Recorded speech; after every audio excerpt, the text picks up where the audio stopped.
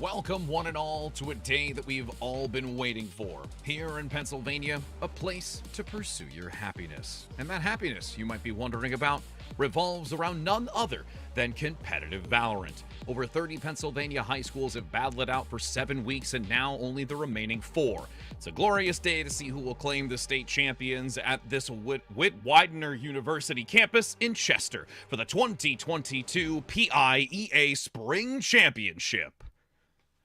Greetings, my friends. I am your caster, Rich Red, here alongside my partner in crime, Pulsable, and we are absolutely elated to be here to bring and see this action unfold.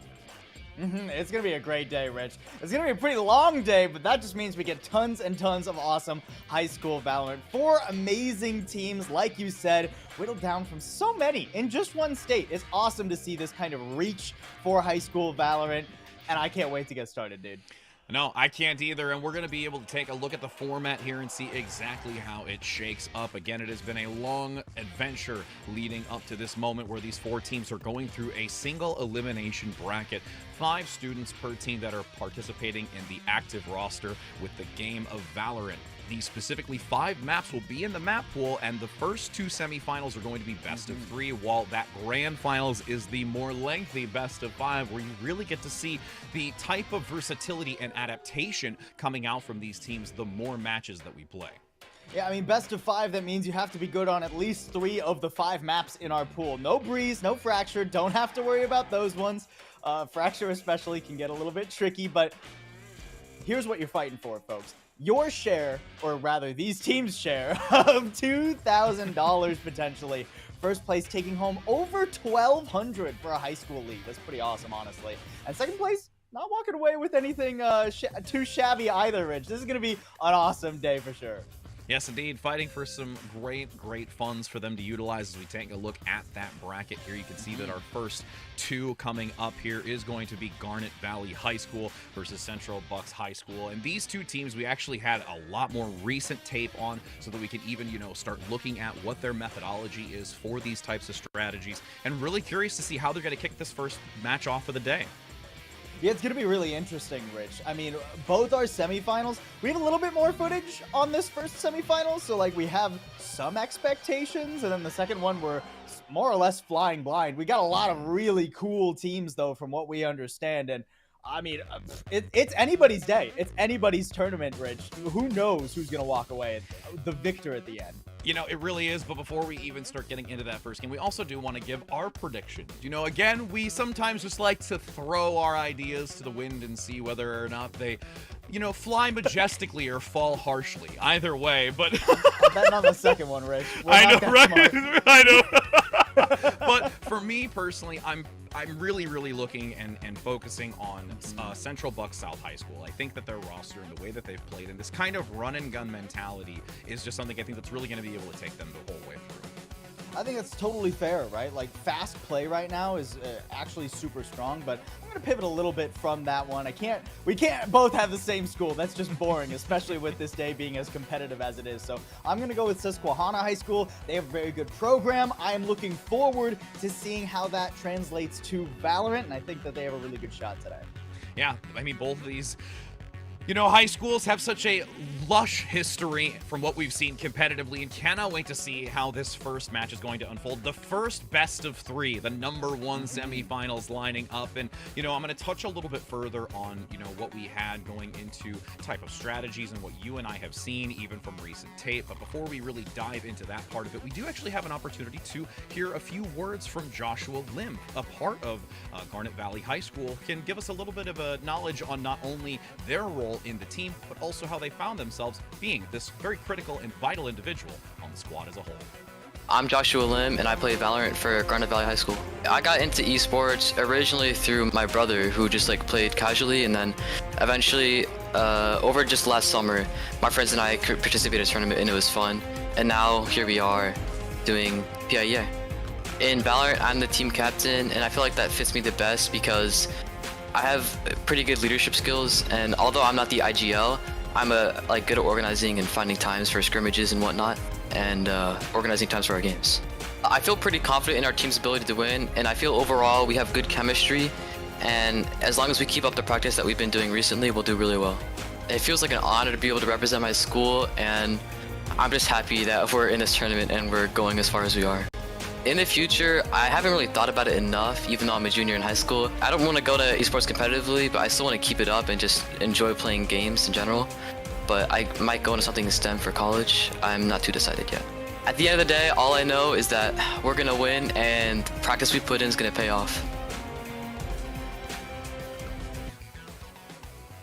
It has been said here and now, they're going to win. That's a lot to ride on the shoulders. And as the captain, you know that it's a confident statement. But as, you know, we mentioned, like, this is just an exciting opportunity for these individuals. Even if it's something where they want to continue playing competitively as a career or just as an opportunity to have this integrated into their scholastics is an amazing opportunity, and to be able to contribute this in towards those degrees, just like they had mentioned, you know, in STEM or any of the sorts, is really just amazing. Like you mentioned with the prize pool. Well, and beyond that too, right? It's good, like, skills a lot of the time. Torque was talking in that video about how, like, he doesn't necessarily call for the team. He's not necessarily looking to become, you know, the next Zekin or anything, right? But he's getting management skills from setting up all their scrims, from organizing practices, right? High school esports goes beyond just learning how to click heads really good a lot of the time. It gives, like, actual tangible life skills to a lot of these dedicated individuals, and it's incalculable how valuable that is. And, you know, we get to go through this whole day getting to see the skill that has continued to amass from all of that preparation.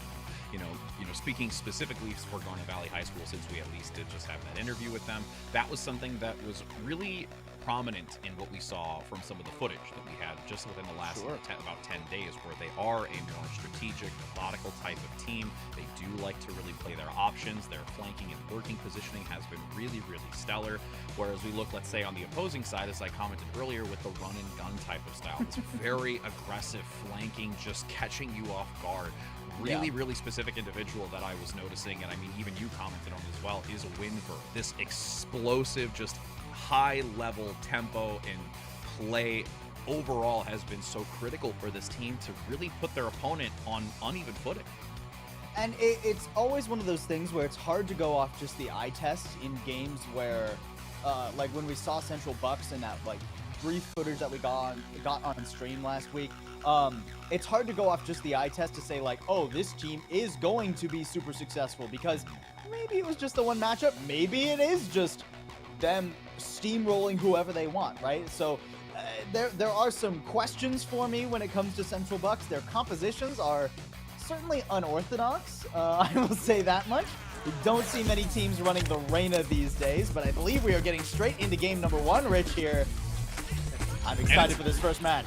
It's going to be a good one, and it really lays the foundation of, you know, what our research has done. Is it going to hold true? Is it consistent? Or are we going to see some variety and variation, especially when it even comes to Fade being in the possible mix here? We haven't seen it too much. I was going to say, even when we look at, you know, competitive, you know, tier 1, it's not as prominent. So here it's most likely going to be those comfort picks, something a little bit more strategic, and they're actually going to be on Ascent again, which they did play previously, but the compositions are different here. Yeah, both comps actually a little bit different from what we've seen beforehand. Actually, I think CB actually running a completely different composition. Yeah, very, very different from what we've seen from them. Curious to see how it's going to be able to fend off here, as they do look to try and pressure towards that A site. 4-1 with the Killjoy, looking for the cross to the center. Torque gets an initial pick up. Again, that captain doing the best that they can easily onto that significant player we commented about. And GBHS is actually moving so quickly into this. I mean, yeah, this has been a kind of a roll on this A site. Sometimes that's how it happens in the pistol, right? It was a good approach from our attacking team. Oh, okay. Classic right click, free gun, by the way. Doing some work. This is vaguely winnable, but you'd have to isolate all of these fights. Okay, actually one more isolated, but the right clicks don't land this time. All right, there we go.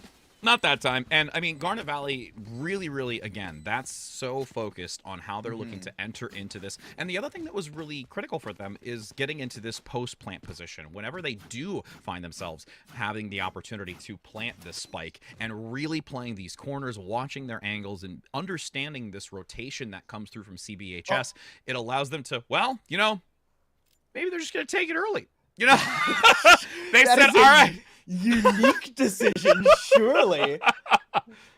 from our defending team of Central Bucks. Oh, wow, losing the pistol and immediately sending it on the defense. All right, we're gonna set up our goal right now for the rest of the game. We're gonna get the timeout out of the way. That's all we need. That's all we need. This break right now after round 1. We're good, friends. We're good. That is such an interesting tactical decision to lose the first round and then go for attack timeout.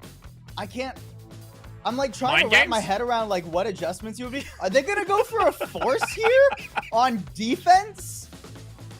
Could be, or they might have used the tactical for you know a technical issue. That could be something as well. You know, that they wanted to just take the time to do that instead versus potentially going into a tech issue. But either way, you know, they'll have the time necessary for them to evaluate this going into it. And again, you really did comment on the significant difference when it comes to the composition by CBHS, and that's something I'm so leaning into and wanting to understand.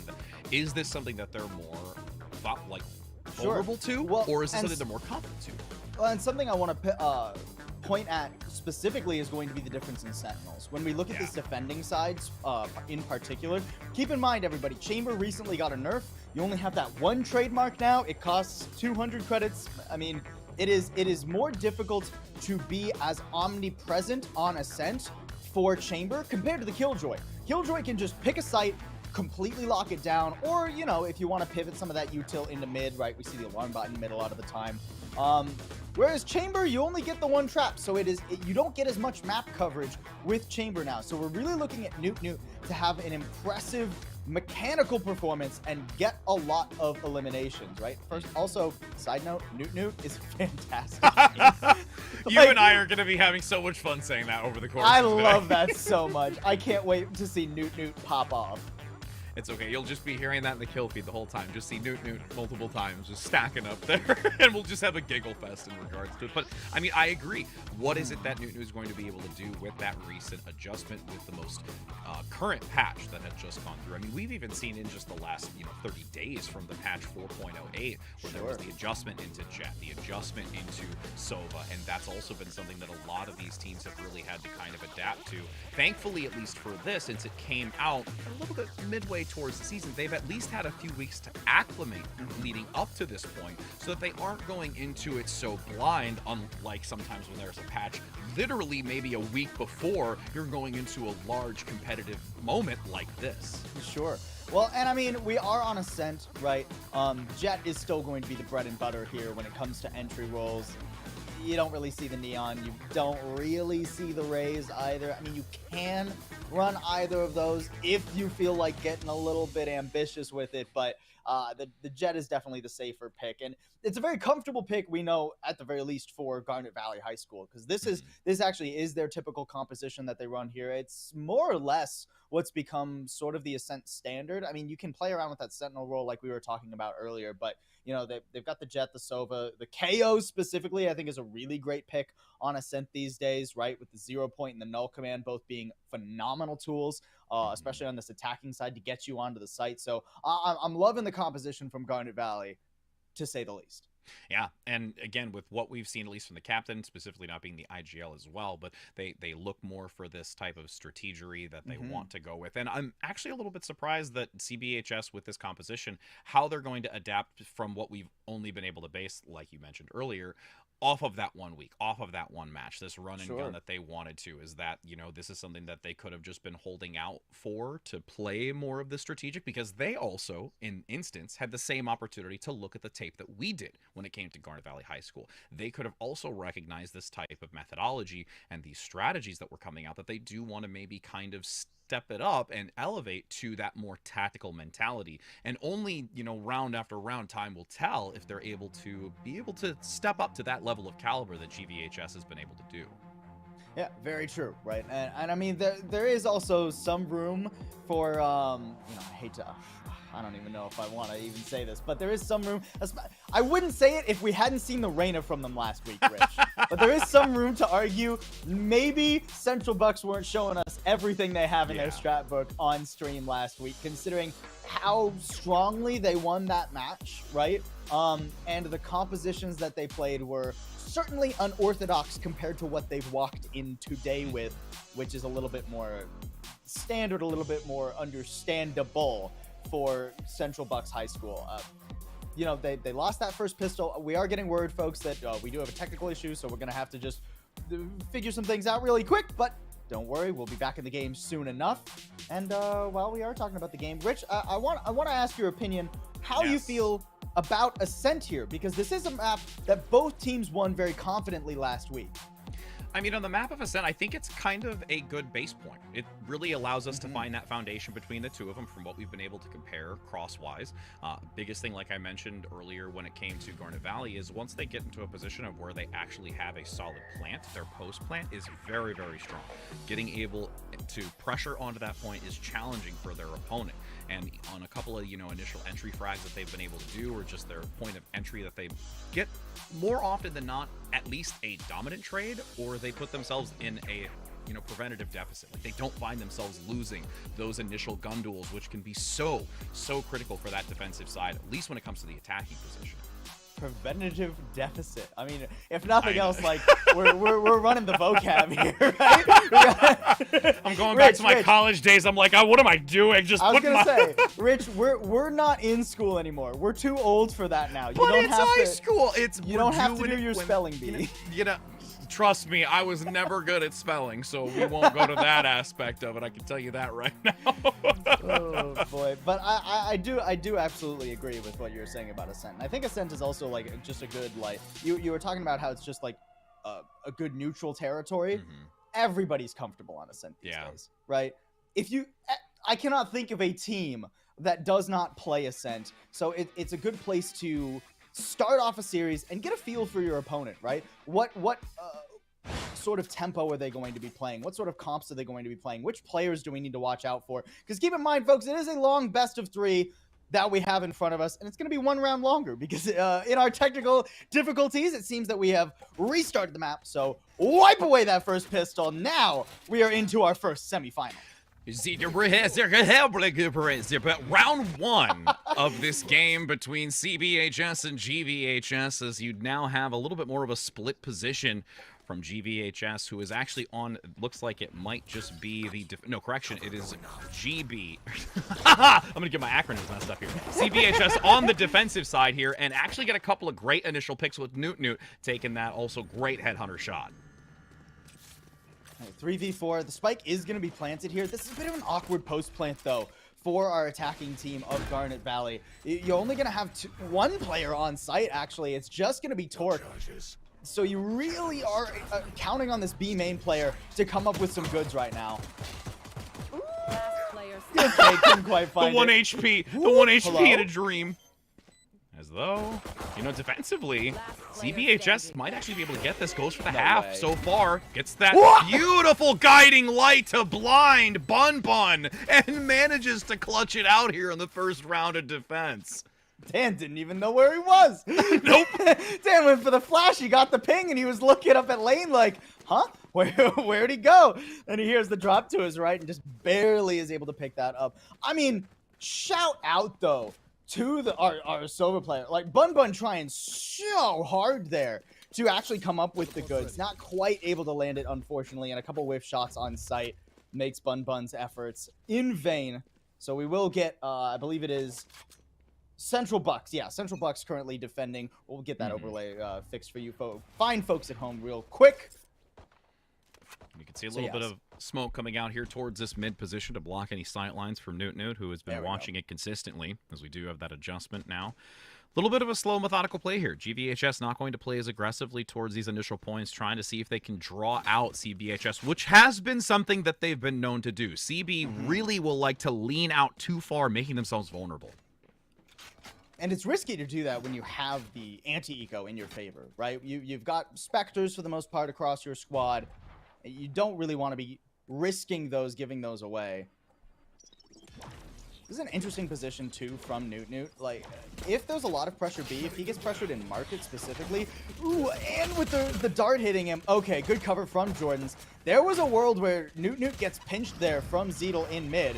Zito's trying to find that pick. Can't great quite shot, lock it though. down, though. And, I mean, this is just, Last yeah. player standing. Garnet Valley are getting blown away here. This is kind of what you expect from an anti-eco, though, Rich.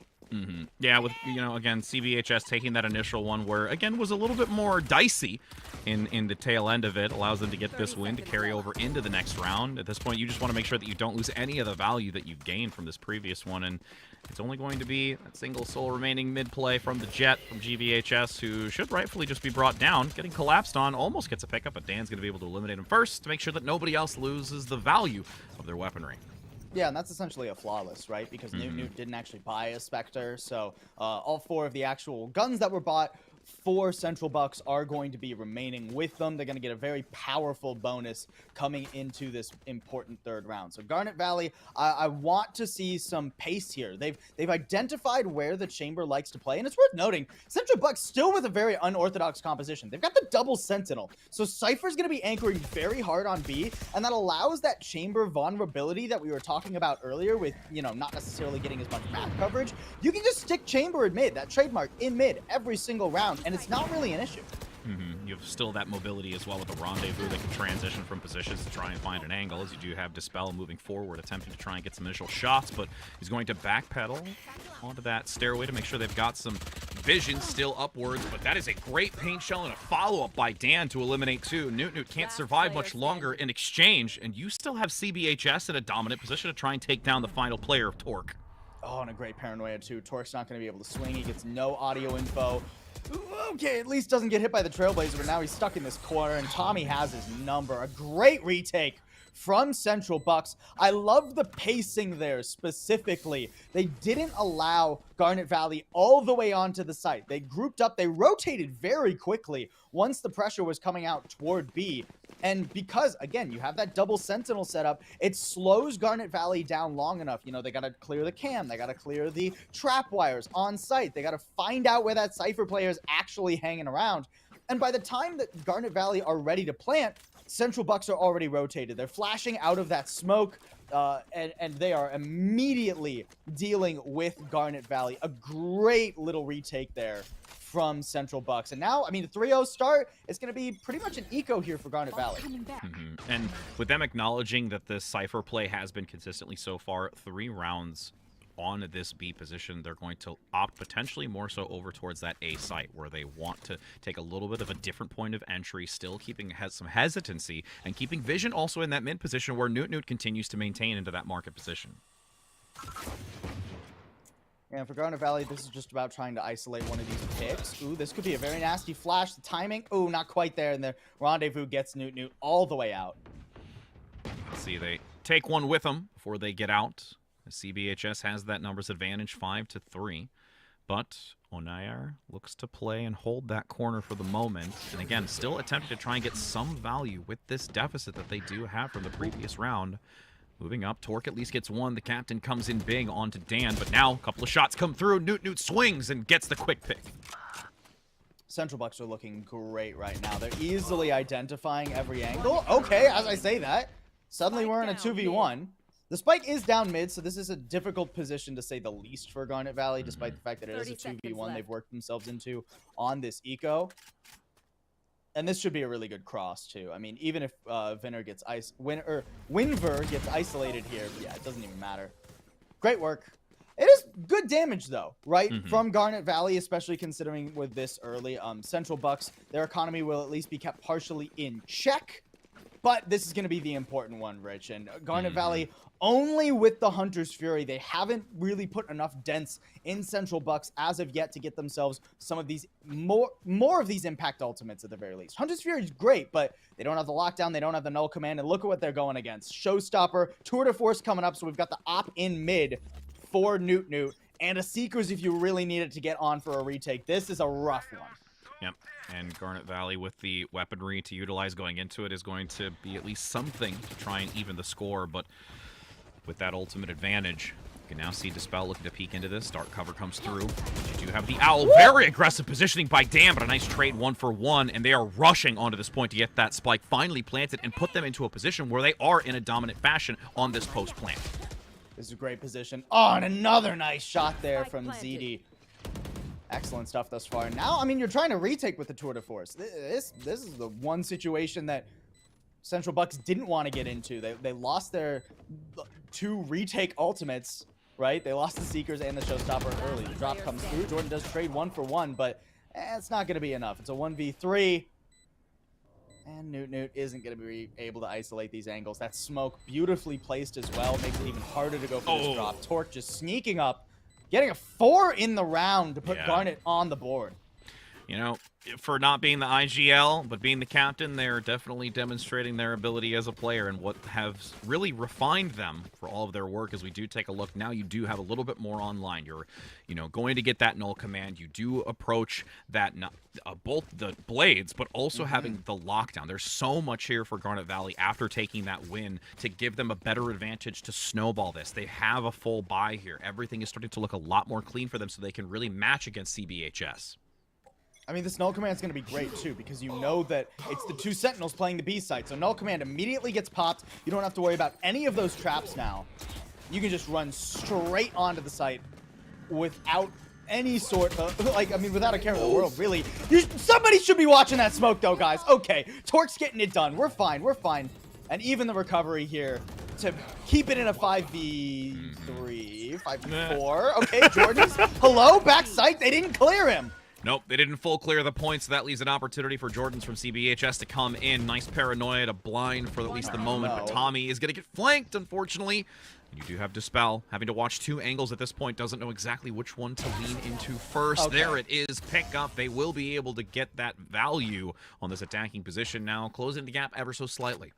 It's a little dicey. It's a little dicey there, but, you know, it all comes out in the wash for Garnet Valley High School. They only used the null command to get that round. It's great stuff from Garnet Valley, despite a little bit of an oversight there. Here comes attack timeout. I think this is well-timed from Central Bucks because they sort of need to figure out how they've been losing these last 2 rounds. And the fact that Central Bucks haven't really had the opportunity either to use this Showstopper or the Seekers, despite the fact that they've had it online for a couple of rounds now, is pretty difficult, especially considering that it's taken enough time to where Garnet have impact ults of their own now, Rich. Yeah, they really do. And I'm looking forward to seeing how they're going to enter in with this Killjoy specifically. That's been something that they've been really, really intelligent on from what we at least saw previously, and how they're looking to place this, putting it into a really clever location to not allow their opponent to get any sort of dominant position, free entry onto this point, and that's where they really can start closing this gap because they've gotten it going into this next round. They'll be able to bring it to that 3-4 if they do take the advantage. They put CBHS into a deficit economically, so then they do have to go potentially into a light buy, so that is a really, really good critical point to try and pivot this back into their favor to gain more value in the long run.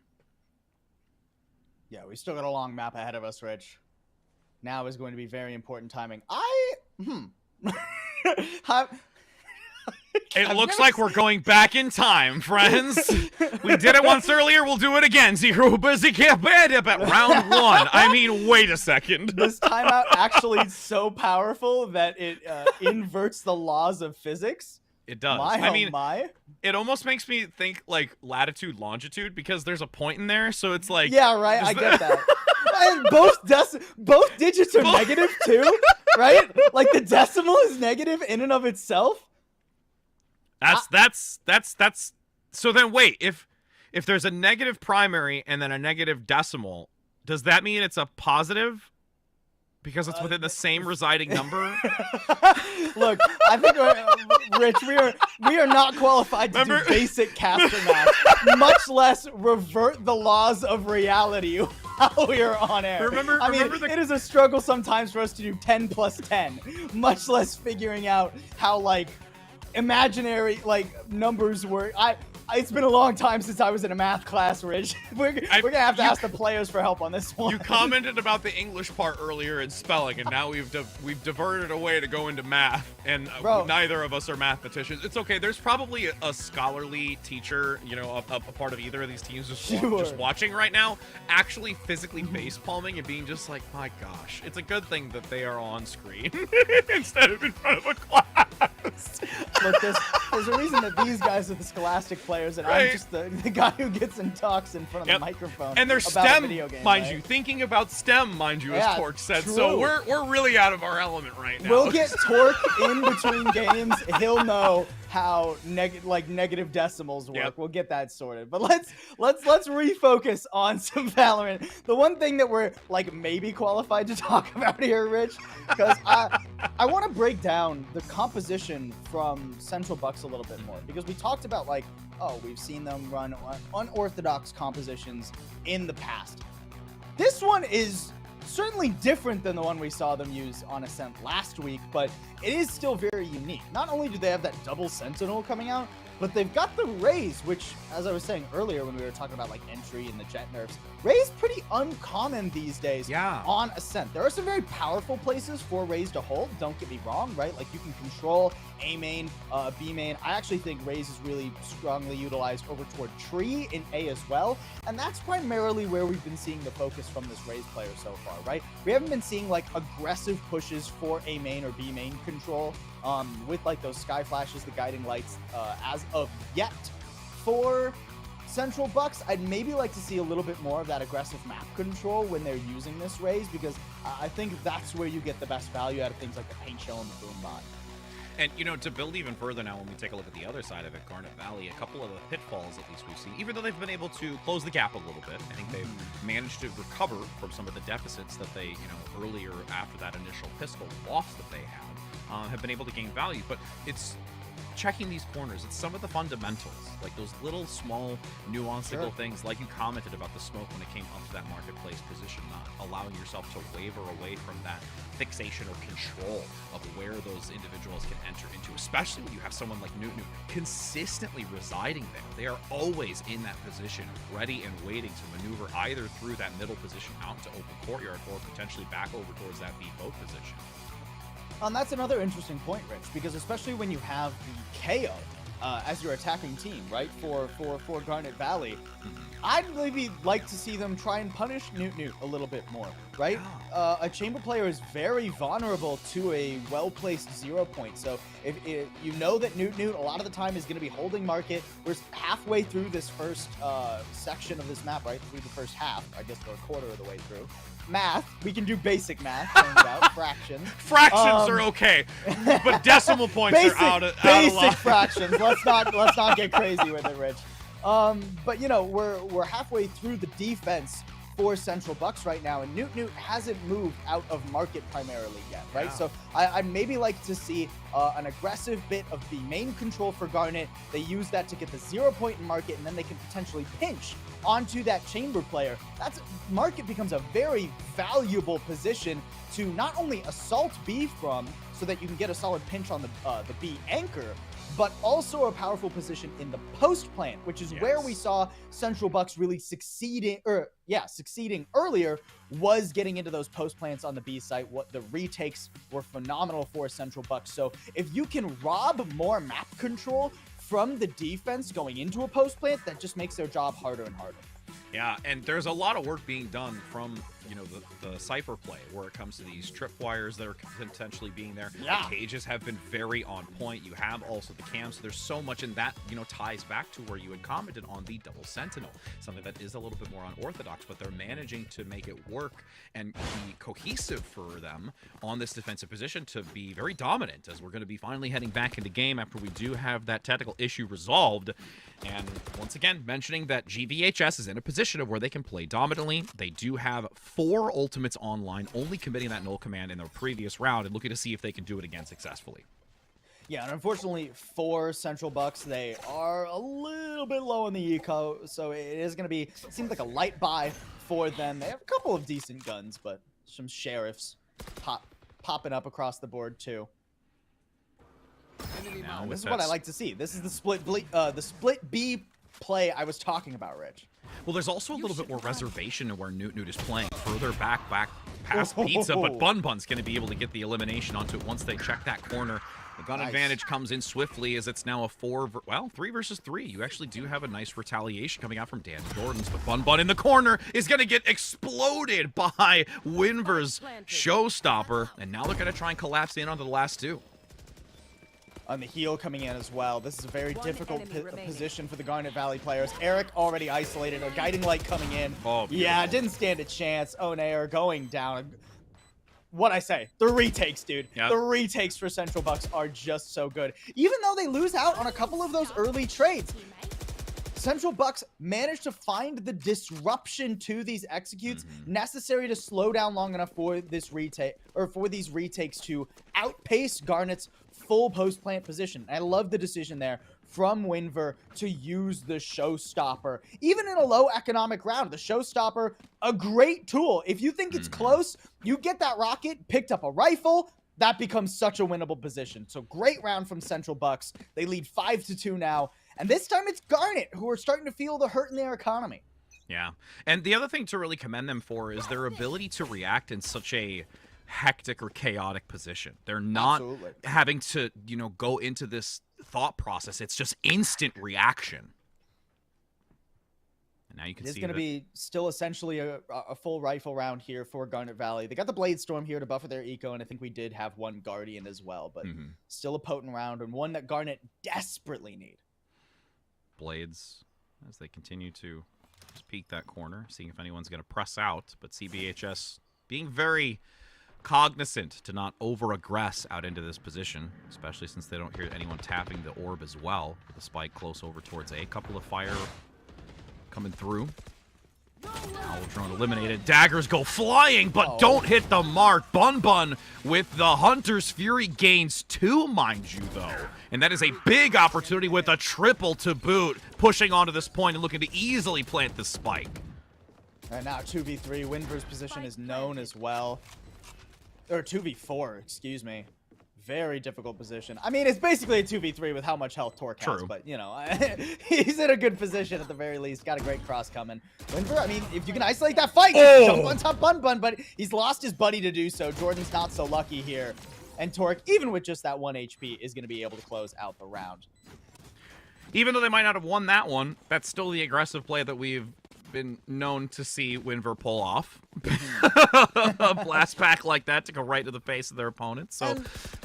real quickly, I just want to give Garnet props. They're cycling their impact ultimates very effectively. One of the great things about their composition is you have the Null Command, the Hunter's Fury, and the Lockdown. Any one of those ultimates used by itself, if used properly, can win you a round.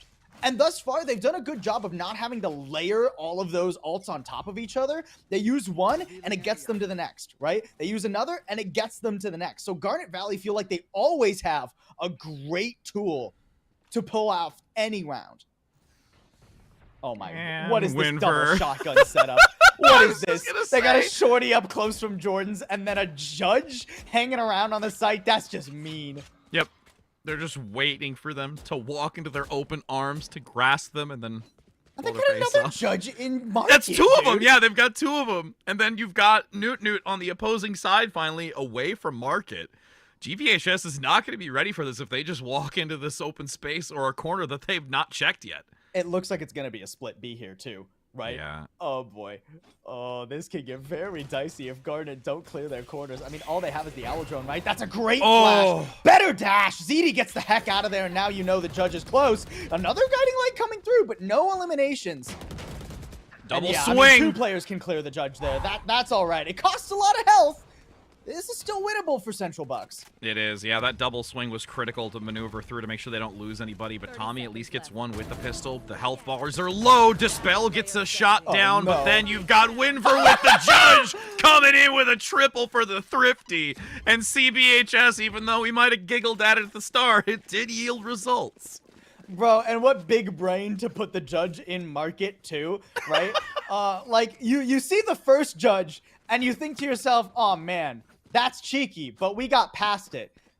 Then there's just another one waiting on the site. Winver does not show his face. He just waits the entire time. And I mean, the time gets so low, actually, because Garnet Valley take quite a bit just flushing out, like, mid and toward that Market position with that judge. Like, it takes so long, you can't, like, just double back to A or, you know, wait for your next rotation of utility to come up on the 0 point or the recon dart, right? You gotta just run into the judge, and that's when Winver just rolls them. Yep. Nice shot. I was going to say, yeah, easy with the Sheriff. They're coming out from Dispel. Really, really quite great with their just sheer skill with the weaponry, as you do have the Boombot coming out to potentially play the corner. We'll reset. And at this point, GVHS is not really looking for a split position. They're going to focus more so on A, moving through tree. Onair hesitating before going in. Does have the drone to move in. Instantly taken out, but then go for a one-for-one trade. Weapon upgrade, at least for the time being, as Onair gets a little overwhelmed, but jumps back into the smoke and gets the counter pick. And now it's a 2 versus 2. Looking to see if they can get value to push forward. Last player standing. Oh, man, the idea there from Onair was perfect with the fragment, but the timing just doesn't quite work out, and Tommy winning that first fight. I mean, Onair's pretty much out of bullets. Had to try to swap to the Sheriff for the 1v1. Can't quite lock it down. Love the attempt there, but it is Central Bucks getting through that round beautifully. A 7-3 lead now. Tons of money for them, too. Garnet Valley, it was just an eco. So, you know, not the end of the world. And again, they've got some good ults coming into this. I'd really love to see them just pop the null command and go back to B. I think that worked so well for them last time. And against this double sentinel, it's so powerful. But it doesn't seem like that's the idea. They might even go for a fake with the null command here. I mean, they might. They could, as we're going to be going initially with some intel. With that bolt towards the center section to see if anybody plays a little bit further forward. But really, that's not where CBHS has been moving out. They've been keeping so much more backline positioning when it comes to market and pizza that at that point, they're really not getting much intel. And I mean, Garnet Valley have actually completely taken control of B main, too. So there is room maybe for a pivot toward B. It doesn't seem like Garnet are really sure of where they want to go. They're hoping someone over on this side of the map will poke their head out. They can maybe get a pick and then pivot into an A take. But after 40 seconds, nothing comes. And I mean, the 1-0 point, just a fake like it's coming toward B, maybe keep players on that side of the map, but they're going to go through mid, try and make it to A. Ooh, or maybe not. Are we going all the way back? They might. With 45 seconds remaining? That's a risky play. The time bank's going to dwindle, and at this point, it might give them an opportunity where they're just going to have to rush into this. But look at how much is there over towards that B position. Still, again, so much from the Cypher that you're going to have to work through, and there's now 3 posturing towards that back position. Paranoia, you can see, swing out towards the outer portion. Oh, but ZD's going to get shut down, unfortunately, trying to cross through tree, and now it's going to be even worse with only 23 seconds left. Yeah, I mean, now you're just hightailing it to the other end of the map, right? This recon dart, I think it goes too high to catch the player on sight. A great swing, but the shots go wide. Wow. Tommy can't find it. Oh, the trap was perfect, but he couldn't quite hit the necessary shots. And now, I mean, somehow Garnet Valley have recovered this. They're in a post-play 4v3. Again, they've got one with such low health. Showstopper now from Winver comes in. Blast pack to reposition. Shoots underneath, but doesn't land the shot. And you've got Garnet Valley coming out on top. You have the Hunter's Fury to line up as well. But Jordan's just evading for the time being until Torque gets the pickup. And that is Garnet Valley coming out of this at the start of it. We might not have actually thought they could. I can't believe that they actually made it all the way over toward A at the very end there, man. That's just crazy. But I really want to shout out Onair there. That position that he took right underneath Heaven. It's so difficult to clear that. It's not a place you necessarily look with the Showstopper, right? As you're flying forward. So he trades really well. He gives time for the rest of the Garnet players to get all the way around through Heaven. So, I mean, then it's just an impossible crossfire for Winver and Jordans. They have so many angles to clear, not nearly enough time. And even with the Neural Theft coming out, there's just nothing Jordans can do there. Already a great pick to start off this round 2. Garnet, they're looking to finish the half strong. And ZD with the blades primed and ready. See who they were able to lodge into the opponent's body.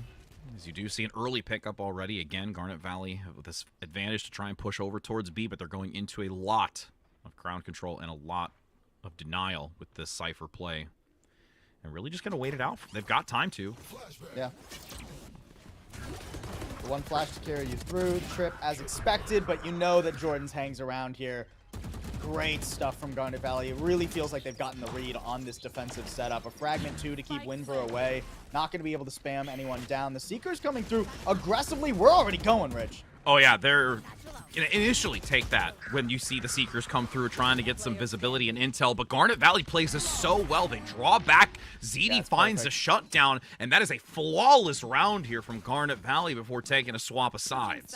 Yeah, I mean, the post plant there is just perfect from Garnet Valley, right? It's everything that you could want. You have one player in market, you have one player in B main, you have 3 holding the site. You're not worried about a market push, right? Because you got that chamber, that market player so early on with the Blade Storm there. So Bun Bun gets into a phenomenal position.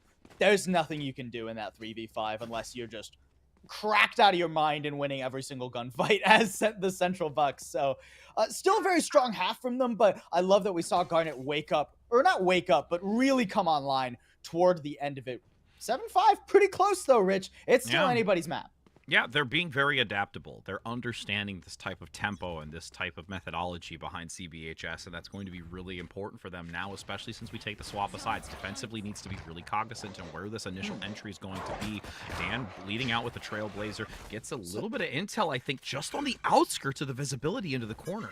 This setup on A is really interesting, actually, for Garnet Valley. Look at how the Killjoy position utility is positioned, right? Yeah. You've got the alarm bot covering the switch, so you can potentially swing out and get that vulnerable player. And then the nano swarms are all the way back in hell, right? To clear for a post plant. It's a full retake setup on A, actually. But the problem is they've already invested so many players over to try and hold on to Tree that B is looking a little bit vulnerable. Unless ZD wins something nasty in mid here with the Ghost, this is about to be pretty dicey for Garnet. Yeah, a lot onto the shoulders of ZD, who's going to rotate now over to B. That weak side needs to be very, very quickly attended to as the smoke comes to prevent them from entering. Now, another dark cover to blind for the moment. Have to risk pushing forward. Winver gets a great pickup. One. Looks to see if the rest are going to move into it. What an aggressive play. Great shutdown to make it an even for the time being. That's going to be ZD now actually coming online, getting 2 with this Ghost. And still having to try and press around both. I mean, 3v3, it's winnable for anyone. The problem is ZD already used, or actually no, is currently sitting onto the second dash. Yeah. But isn't going to be able to actually get on site with a great cyber cage there to completely deny. Oh, can try and crouch under the trap wire, but nah, just going to break it. Give away the position. 2v3. This is really difficult. Yep. Woo, what a shot from ZD. First. That's so well done, but now he's full blind. And it's easy for Tommy. 1v1 though. Right click, only one in the chamber now. Oh, reloading! Reload, and he gets swung by Bun Bun. Woo, that was dicey to say the very least. But again, Garnet just barely getting through it. Dicey would be understated. I mean, that's like full minced kind of thing. I'm hungry. We can tell already, can't we?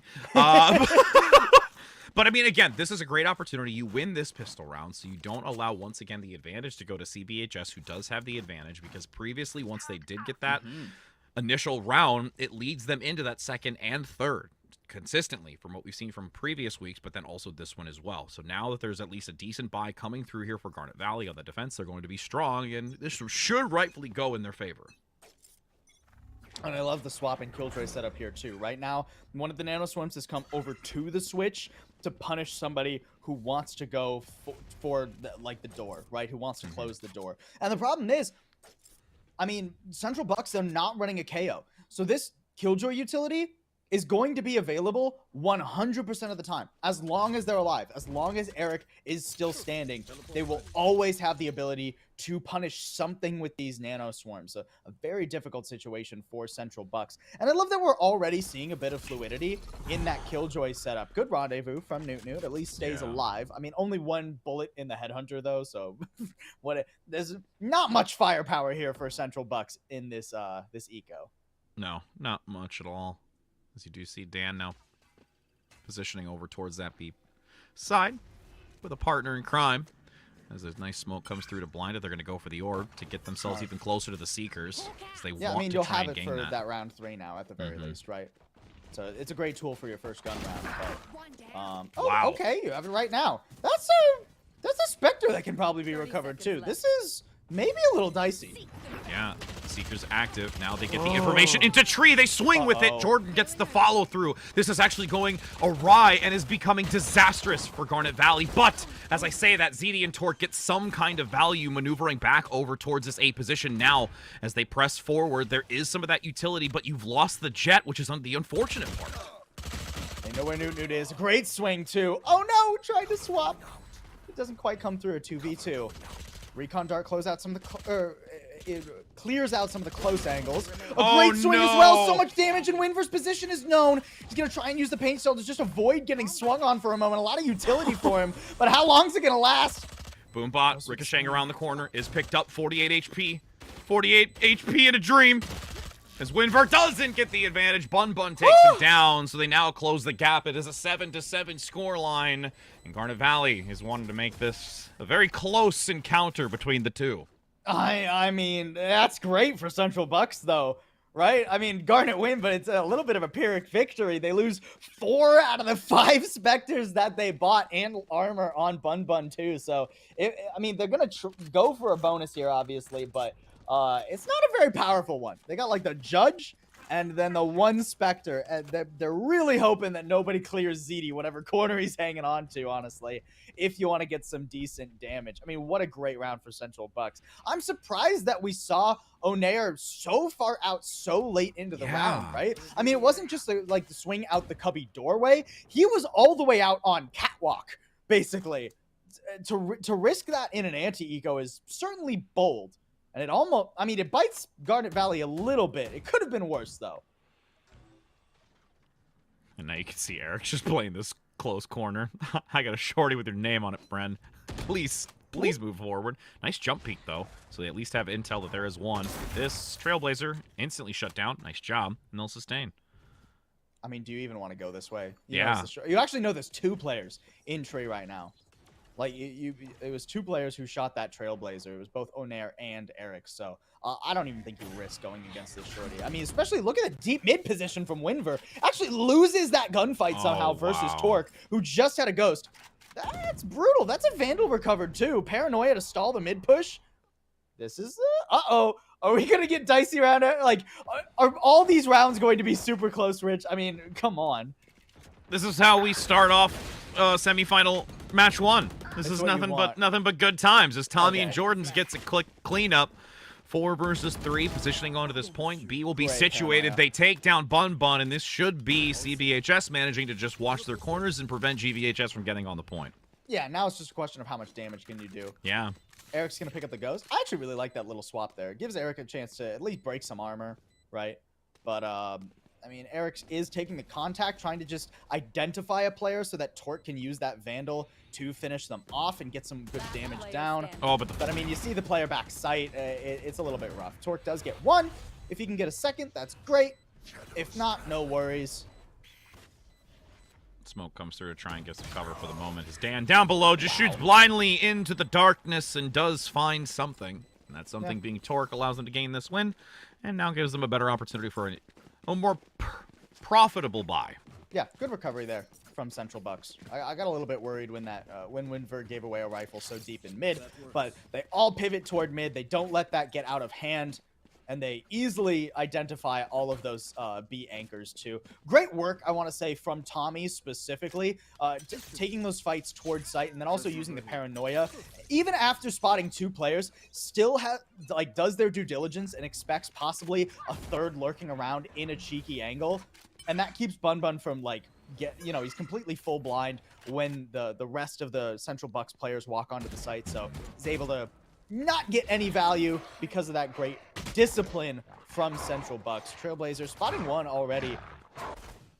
And again, it's another retake setup. Garnet Valley just so determined to hang on to tree when it comes to this like A side of the map. They do not care about sight. They just want tree to stage a retake. I mean, with how CBHS has played, they are more of an aggressive team if they base it off of only that previous footage. But, you know, with what we've talked about in multiple points is that the composition is very different. Maybe that's something that's setting them up not for the best of success. CBHS What they want to do right now? I thought they were just going to go for a full B main pop, but now it's 40 seconds remaining, and the whole team is clearing through mid right now. We're gonna see one more. ZD spotted him. Oh, he knows they're coming A. Still going to keep one over towards that B position to reposition. Nice flash to come through. Showstopper gets one, but there's a wall bang to follow through by Eric's. Now aggressively pushing into the Nano Swarm. Do take some damage when pressing through it, but ZD up top drops the daggers. Can't find value with it. And now has to be careful as that cage gives some protection. Nobody's going to move out into this so they can wait as the Seekers chase them down onto both. They are aware that there is two up top with one on the outskirts. GVHS has to look for an opportunity to retake this, and it's not going to be an easy one. Full catwalk clear. I love the due diligence there. And the TP into Wine, too. I mean, Central Bucks, they're all stuck on site. Jordan in the back, watching the corner. Does get a decent trade here. 2-1. GVHS has a tall task ahead of them. Jordan's going to swing out. Gets the pick up, able to take it. That's a 9-7 scoreline here for CBHS. Woo! Man, these rounds, they're just too close, Rich. It's just too close. Great work there from Jordan's isolating that final gunfight, though. And, I mean, I did like the retake attempt there from Garnet, too. The idea was solid. The only issue was that to get into that position, Torque had to smoke a main, right? To feel confident TPing all the way into Wine and not getting, like, swung the other direction, which makes it hard for Torque to actually support those players coming from Tree. And they didn't have anyone from Tree, right? Just because I think if there was one more player for Garnet there, they easily win that, right? If it was a 4v4 instead of a 3v4, but they just lost a little bit too much on the entry. And now as we enter in to this 18th round. Correction, I can't do math. 16th. Let's just not even try What were we saying earlier, I know. Rich? I tried to redeem myself from those mathematicians out there.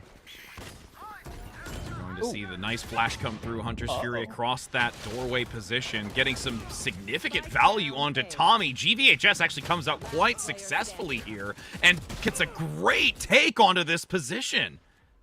I mean, Jordan's trying to do it all, but need the ace and has to reload. Yeah, that's a thrifty if I've ever seen one for Garnet Valley.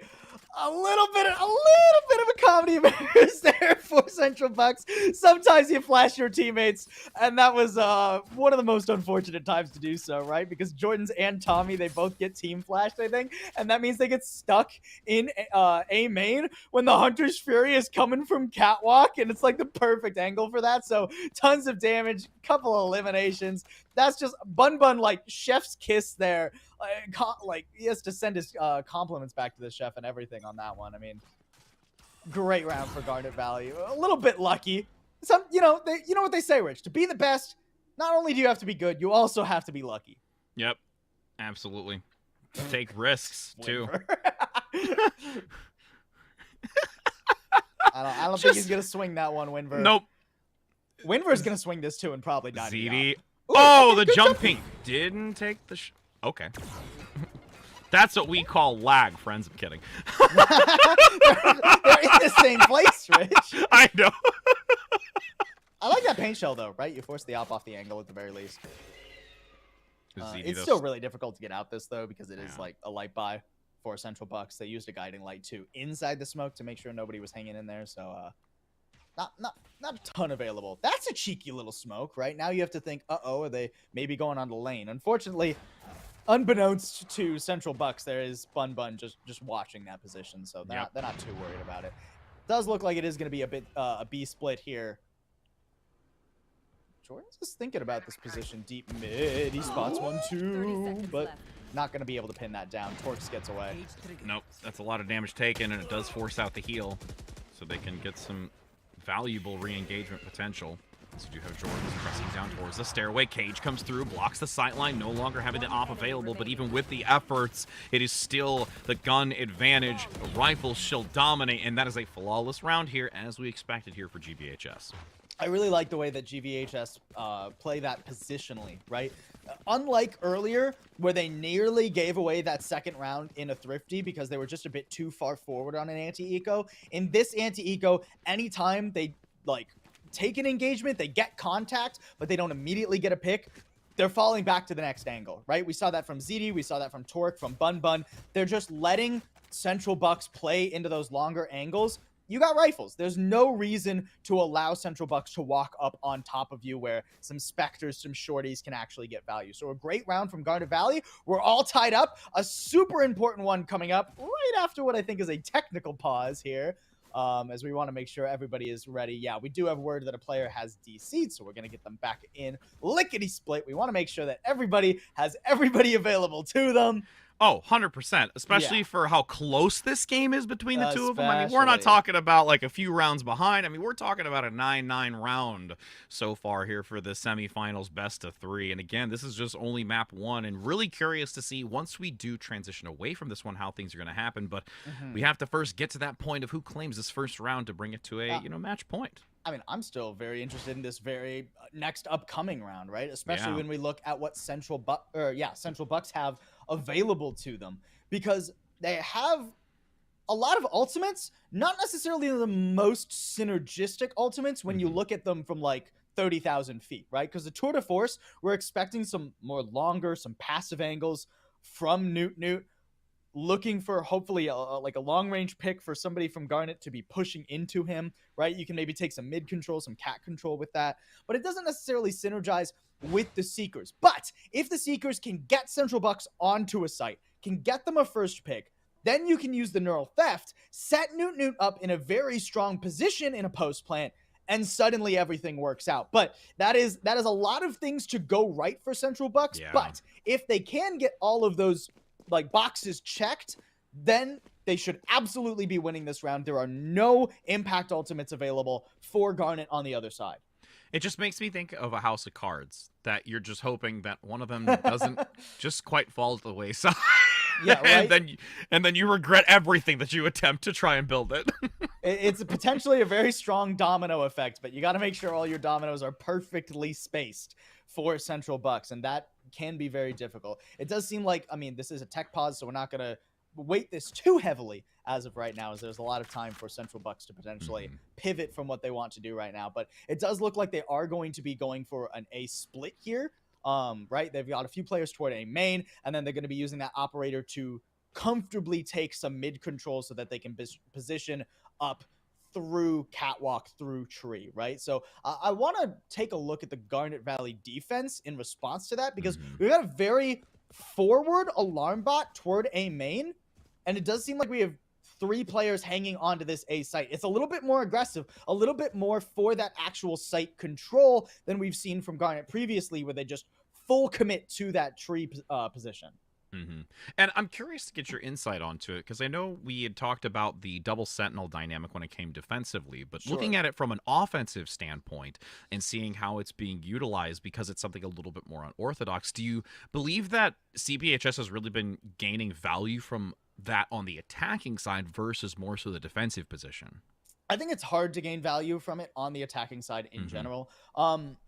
It really comes down to whether or not CBHS are able to get onto the site, because if you can get onto the site, then you have like cam setup, you have trapwire setups, right? Like we saw earlier when Central Bucks got their position on B, when they got an actual plant, when they had players on site, they had traps and cyber cages set up, right? Jordan's has been a very impactful player, right? I am not like Cypher is not a very utilized pick these days for a number of reasons, but I've been loving the Cypher play from Jordan's thus far on both the defense and the attacking side. The problem is getting to that position, and it requires like Winver and Dan to just get a ton of value early on in these rounds. So in this round in particular, where we have the Seekers available, I'm looking forward to that. I think there is a very good chance that Central Bucks can swing the momentum back in their favor right here. Yeah, and I'm going to build on that too, because we talked about Winver being that very aggressive, forward-moving type of person to try and get that early value, which lends into that double sentinel, and that's when Jordan's gets that window of opportunity to make those types of setups. And if Winver can't execute alongside Dan, which, you know, it has really been like a 50-50, I'd say. It's been a hit or miss. It's not as consistent as I think we would like to have seen from CBHS, especially now that we take the reverse side. And, you know, these first initial few rounds have been helpful to them, but GVHS has been very responsive and understanding this type of, you know, positioning that, you know, Central Bucks has been doing. And look, they're so prepared for this A take too, right? Like they've almost completely abandoned B. You have like the way deep anchor on lane from Bun Bun, right? You've got a very passive position in mid from Torque. And then Garnet Valley are fully ready to disrupt this A execute, right? So if the Seekers don't get like immediate tons of value from Dan, it's going to be a very difficult spot for Central Bucks, because Garnet are so aware of what it is Central Bucks want to do a lot of the time. This has been a phenomenal defense thus far from Garnet Valley. We're only halfway through it. Still quite a bit of Valorant to be played here, Rich. Yeah, and I really have to give, you know, Garnet Valley credit for that. They've been, not only just in Valorant, but other game titles as well, this very reactive and able to download their opponent. They can start to learn within the moment, even though I will give credit to CBHS, where in the moment their critical thinking and their ability to act with very lightning fast responses has been very helpful for them in chaotic moments.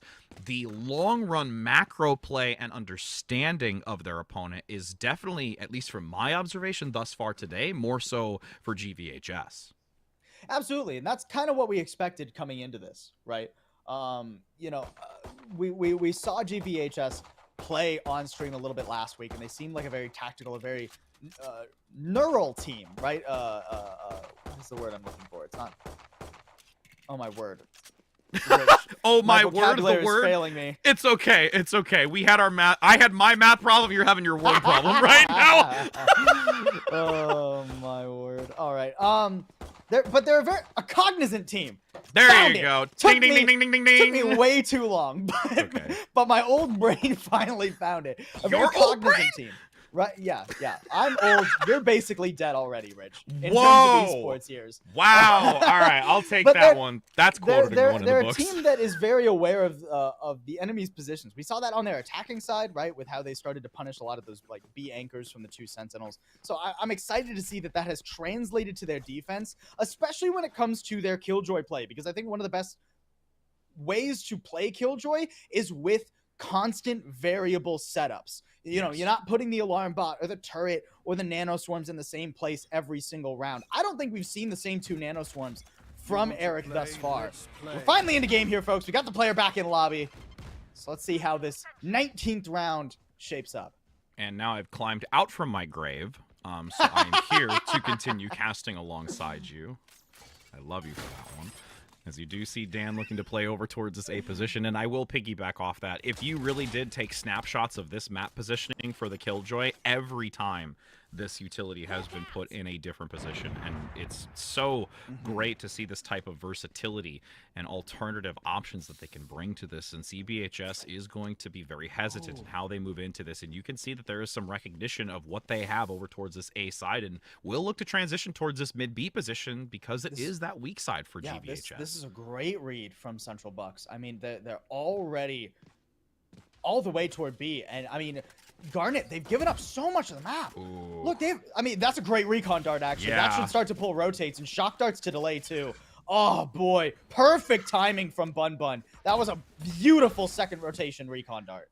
And now they have to put themselves into question. Do they really attempt to move on to this to see if it's going to be GVHS to rotate back? And yeah, 30 seconds. This is going to be really dicey for them, as you do have Onair in that middle position waiting to see if they force up into it. But honestly, CBHS have to commit to this B position, and they're going to lead with the Seekers. They do see Bun Bun drop back. Newt gets one with the Tour de Force onto that middle position to take control of Market. They flank around Bun Bun and eliminate him, even though Winver goes down, and they are able to get this planted before the time dwindles. Dan has been an absolute madman, dude. I cannot believe the way he just flashed that. That looked like something from a TikTok clip. The way Dan just ran in, self-flashing himself right on top of Bun Bun, waiting for his teammate to pick that up. Now we've got a 4v3.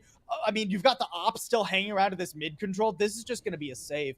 I mean, you've got such low health on Zerdy. He's got an op in hand. There's no way to retake this. Central Bucks, despite kind of floundering around the map for the first minute of this round, just with a beautiful execute, and Onair kind of got caught out a little bit in mid too, right? Those Seekers come through. It gives away his position. Newt is fully aware of where Onair is going to be standing, and he just holds it with the op, waits for Onair to swing, and just shuts him down. Newt, kind of a demon with this operator right now. I mean, that was great value out of the tour de force. Oh, absolutely, and you punish that extra little bit. You just remove that value of that gun rotating into this for Garnet Valley, even though, again, they're still sitting at a decent position. Every little bit counts. And, you know, the other thing to really piggyback off of, you commented on how well and how clean that transition was here for CVHS to move on to B. Even with the Sova from Bun Bun, able to get that huge recon bolt to give the intel for that transition, it still was broken.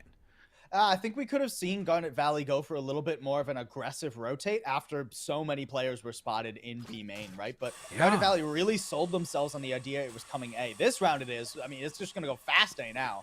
Yeah. Blitzing in, they do get rid of that turret for the time being. They wait for the guiding light to come active. Nice flash drive for the moment to try and prevent them from moving in. You do have Onair eliminating Jordan, so they've brought down that Cypher for the moment. Trap wires and cages no longer accessible as a great nanoswarm forces back Newt, but the spike does go down. Tons of damage there, forces out the heal. You've got the null command and the lockdown. There's no reason that Garnet Valley should be losing this, Rich. They're 100% clearing Cat again, and now they should just have it. Yeah. Okay. They gotta rush in there. They're just sitting in the midst of the dome saying, please let me out. The door goes down and the kills come through. Flawless round here, and you are absolutely correct. GVHS plays that beautifully, utilizing what is necessary to take this and making it an even score. Exactly. They only use what's necessary. A lot of teams right there would panic and say, we need this round. Null command and lockdown. But they just use the lockdown. They don't even bother with the null command. Right? What good discipline from Garnet Valley. So many teams would catch themselves off guard and overinvest in that round. But now we get a second round in a row where Garnet Valley has an ult that can just win them the round potentially if they get into the right scenario for it. We're getting aggressive B main control. This is a great read from Garnet Valley on the map thus far. We've got the deep position on that alarm bot in mid too. This is so well played from Garnet Valley on this defense. And Central only really has, if they can get either elimination or an orb, is the showstopper. That's the closest thing that they're to right now, which, I mean, does yield value if you can get that type of entry onto a position. But at this point, because of how close it is, it's not something that you really want to risk. So with this rotation now, they've got this shotgun to try and play and hold these corners, guiding light, just edging towards us to see if they want to synergize it. Nobody's there in the tree. They've played further back, and now they're suppressed. You've got this control as well as they press moving inward. Onair gets one, gets almost the second, but the null command allows them to be sitting there for the moment until they can get some assistance for the resurrection. The spike's stuck. The spike cannot get to sight. Jordan's is completely isolated there. I mean, Bun Bun even just pushes him. Showstopper! Okay, it doesn't quite land. It's fine. Everything's fine. And Garnet Valley. Everything's fine. Everything's fine. Look. The showstopper and 3 players stacked on top of each other made me a little bit nervous. But Torque with a great shrouded step there, and the showstopper goes a little bit shallow. So it doesn't quite land for Central Bucks, and Garnet Valley just show how cerebral they are. That was another word I was looking for earlier. Ooh, I like that one. That's a good one. That's a zinger. Yeah, right? Yeah. Sometimes my vocab works, and other times I go, what is word for brain usage? Done. Central mind thinking. Done. Either way, Garnet Valley are in a great position now to win this first map. It's an anti-eco for them. Again, a little bit of aggressive B main control, but they're not overextending. They're not... Okay, now they're extending pretty far forward. But either way, it's still really good, too, right? Onair is going to get this... And sometimes my brain can't even find the name for abilities. The knife. 0 point. 0 point. You're good. You're good. Rich, one day my brain will function for more than 2 seconds at a time. The 0 point finds a lot of value, and now, I mean, he swings it, too. He knows that they're all catwalk. Our brains will one day unite as one and become an ultra brain of Valorant. But for the time being, we will get 2 whole brain cells. We'll get 2 whole brain cells. As we've got Newt playing this middle position with that headhunter, multiple shots available. They recognize that there is that defensive positioning. Onair has to flee. Oh no! Peeks back. Jordans takes the advantage, but there's at least an equalizer in the middle position. Garnet Valley really needs to be cautious here. They don't want to overextend into this so that they find themselves making it an even 11-11 to enter into that possible overtime realm. And the gun doesn't get recovered either because of that trade from Eric's. Great stuff. Newt's setting up the full rendezvous just across, but Jordan's not so lucky. Gets himself spammed. At least the Spectre is recovered, but 3v4 into far superior weaponry for Garnet Valley. They should be winning this one without a shadow of a doubt. ZD's just going to slow swing through this. Oh, come on. You can do it. Oh, what? Hello? The frenzy pick in the dark cover. That's an opportunity here, but again, still behind in weaponry. Newt falling back. That did get the upgrade. Oh, into the smoke. That's going to be a repercussion. There's a great takedown, and now they put them onto a match point. Garnet Valley is in a position to close out this map of ascent for the first point of the day, but CBHS, with that eco, is now going to come back in their best and most formidable form to try and bring this into extra innings. There was room for that to potentially swing towards Central Bucks, but Tommy would have had to win a very difficult fight against Eric. I think Tommy just had the classic, so would have had to have had a picture-perfect right-click onto Eric as he dropped, and, you know, you can't really expect that one. So Garnet Valley, they're in a beautiful position. At least it's a gun round for CBHS, but they don't have much to their name. A couple of situational ults for them, but they're missing those impact ones. The Showstopper used just 2 rounds ago. Takes a long time to build back towards. The Seeker's not quite online either. So you're really looking for an early pick, and this B main control has just been so difficult for Central Bucks to get a hold of. Just a little bit of utility invested for Garnet Valley, and you've got the op, you've got the deep position from Torque. And even if you go for this full, like, mid split, it's so difficult to actually isolate those B main players. Cage comes out to try and block into it to see if they can make something work. They find the flank onto ZD, remove the op, but they don't check the second corner. They don't go out as a team. Bun gets a double, and there's the triple coming through, but now it's an even 2 for 2. Winver pressing forward, tosses the paint shell, maneuvers up towards that smoke, but doesn't yet go too far forward to see if they're going to get exploited and draw back onto the point. Winver has to just try and take this contact too, buy enough space for the plant. And already Onair's all the way down. Oh, this is going to be a great flash. Oh, no, too close. They draw back and get both of them. Winver comes out big with a 4-stack in this round, still making an opportunity for CBHS to come out and make it a 12 for 12. Oh, man. Earlier on, we got the team flash from CBHS. Now we get the misposition on the flash from GVHS. Oh, man. That was so close. That was so close for Garnet Valley. Shout out to Bun, dude. Gets more value than anybody should in that market stairs position. I mean, maybe a little bit of a miscommunication, too. I was surprised to see the position from Zeidel after that alarm bot gets broken, right? I mean, nobody's taking that aggressive contact in market, so it's super easy for that op to just get absolutely dominated on that flank. The pinch comes through. Torque not able to get much done to stop Winver in B main either. I mean, that's a brutal round, and now we could potentially see overtime.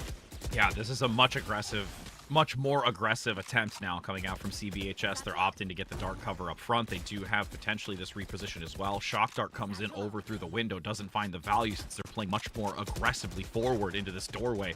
But ZD with the blades ready, holsters them for now, takes a quick look into that middle position for more of that long range opportunity. But Dan, if they peek out into this and there's those blades waiting, actually gets a couple of chip damage onto ZD for the moment though.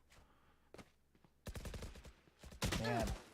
God, it is so surprising to see Central Bucks playing so, like, challenging, right? They're waving the red flag at the bull that is Garnet right now. Just saying, come on, fight me, fight me, fight me. Winver wants it, dude. But the contact actually comes out from Onair on the other side of the map, and that's where the spike is. The plant comes through. This fake completely sold off pretty much just Winver. Dan's already out of there, but Winver does lose his life boy. So it leaves us in a 4v3, but with a couple of low health players. Eric falls too. This is so... Oh my word! Newt comes in with the tour de force to get the pickup, cleaning house, and now it's all onto Bun Bun with only 25 HP. Has the recon bolt available, needs to get much value out of this as the Dark Comer comes through. We'll look to try and find a shot down below, but Tommy gets it, and that means we're going into extra rounds, Paul. Rich, we have potentially 11 maps today. We have potentially 11 maps, and the first one is overtime. Are you kidding me, guys? Are you kidding me? Central Bucks and Garnet. Oh my word, what a great first map we've already had. Bun Bun's already dropped 30. Wow. The dude's already dropped 30, and we're just now getting into overtime. That's insane. That is just wild. Surely. I mean, Bun Bun and Torque have really, really been performing. Like, their ability to find value is unreal between the two. But in that last round, it was that fake, dude. Bro, something about the way Winver played just goaded Garnet into the weirdest fights. Yeah. They were all going, and that's not something we've seen Garnet really do. They've been pretty good on these retake scenarios about like waiting for each other, playing together, clearing catwalk together, right? But in that A retake, they just all challenge individually and get blasted. So now they're going to have to try and play this attacking side. Oh, you're spotted. Dan, you got spotted. Didn't quite get the tag.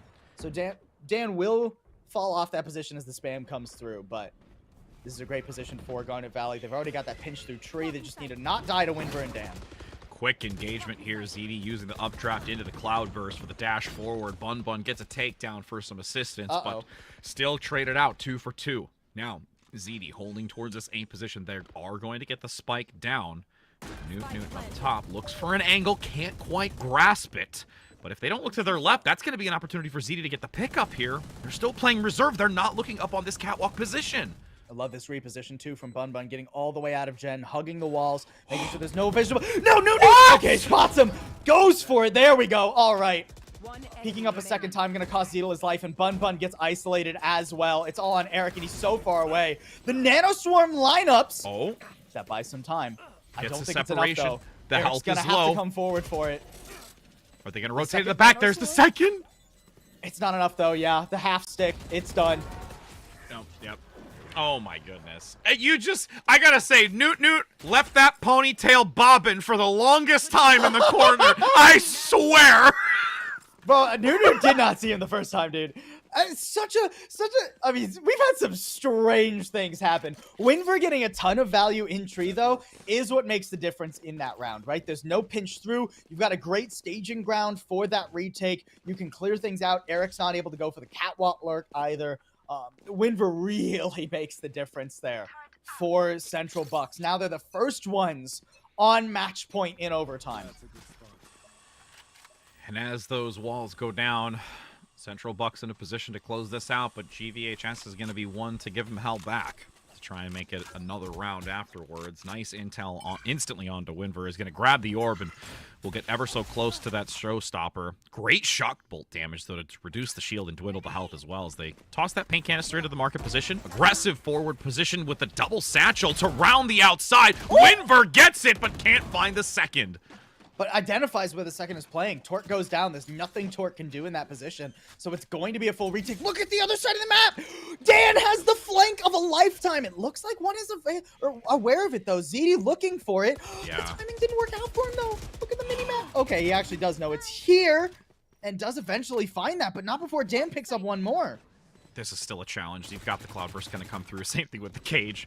A lot of fire coming in from ZD to that choke point towards that right-hand side, but this is such a challenge to move into. It's going to have to be swift, and it's going to have to be precise by ZD to peek this corner. Nice early pickup. They pull it off. Garnet Valley coordinated between the two. Precision with just enough time to get the initial pick onto the backline position, drawing attention away for ZD to move down to get both of those. What a play. Eric, what a hero. Might be bottom of the leaderboard for Garnet Valley, but it's the top of my heart right now, dude. Winning that fight versus Jordan's is the map. Even if he doesn't win the fight, but Jordan's just retreats and gets away, the round is still over, right?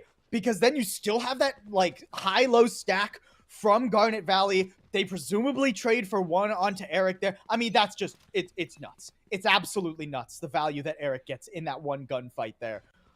Oh my word. This is our first match! Game 1! Oh, I love that shock dart, too. Garnet Yeah. Valley learning from earlier. They know that the trademark goes there a lot of the time. The trademark actually pivots over to tree in this round. So Newt going to be hanging on to deep position here. Actually has the rendezvous set up to take himself into market. That's really risky. You're in a very deep position there. Your rendezvous in market can absolutely be watched by one of the Garnet Valley players by the time you actually go for the teleport.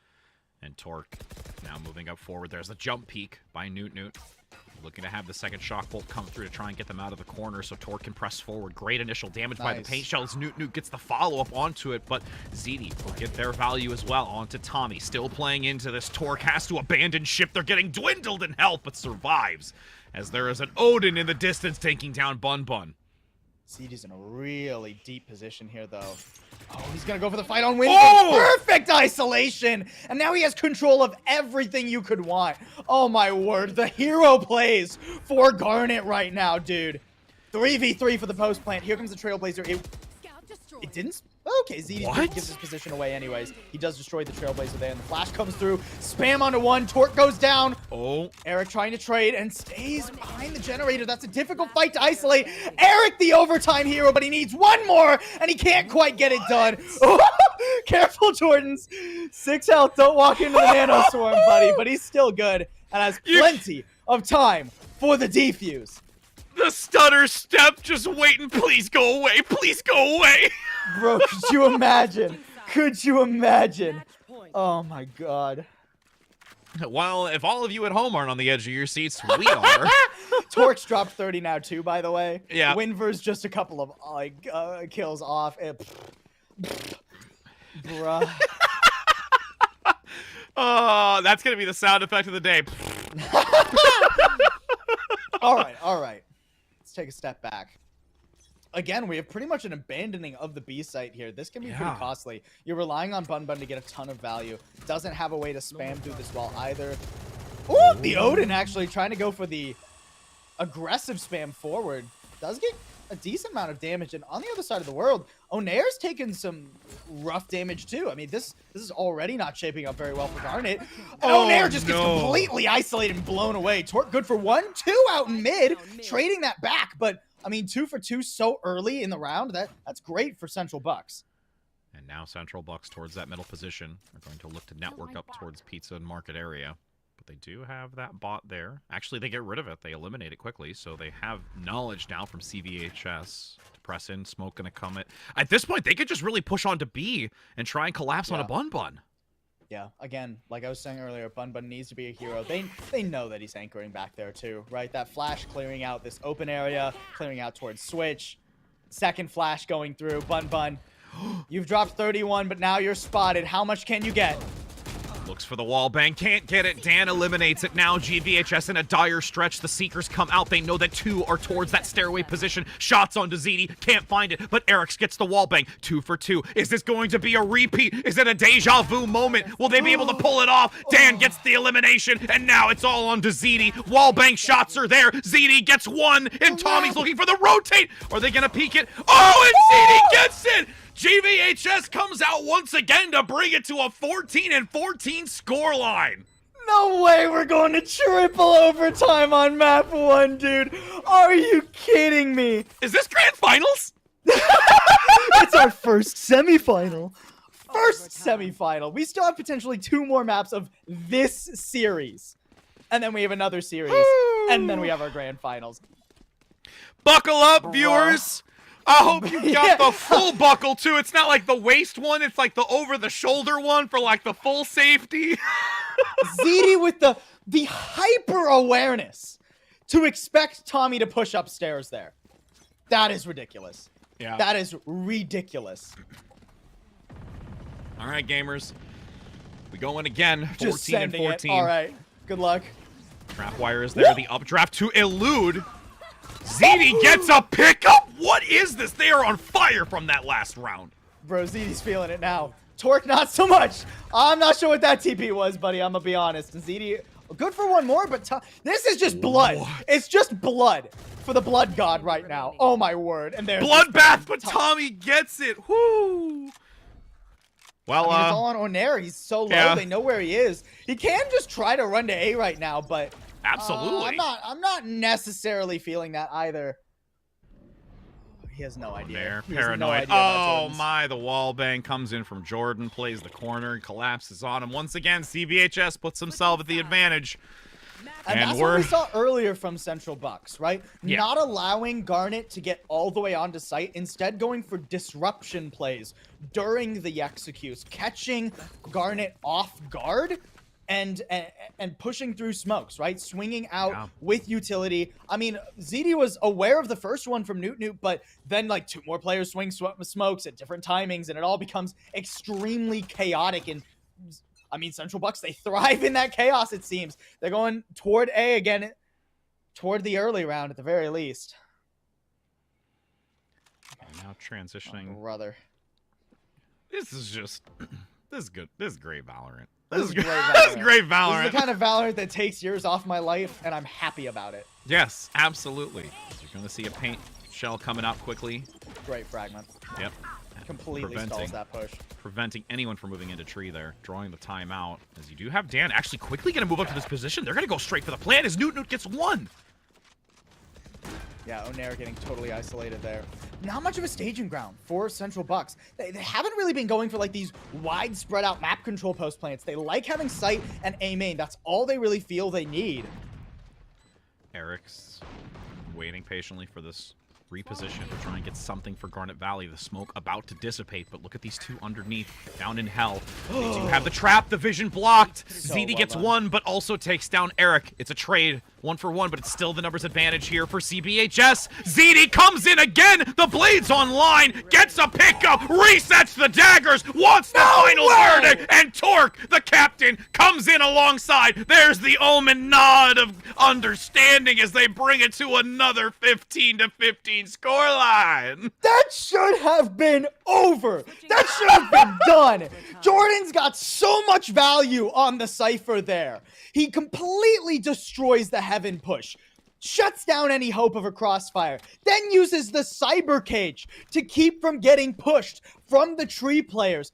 Sets up beautifully, but somehow, some way, ZD, just a monster in overtime, has won so many clutch situations already for Garnet. Resets us again. Quadruple overtime now. Ridiculous.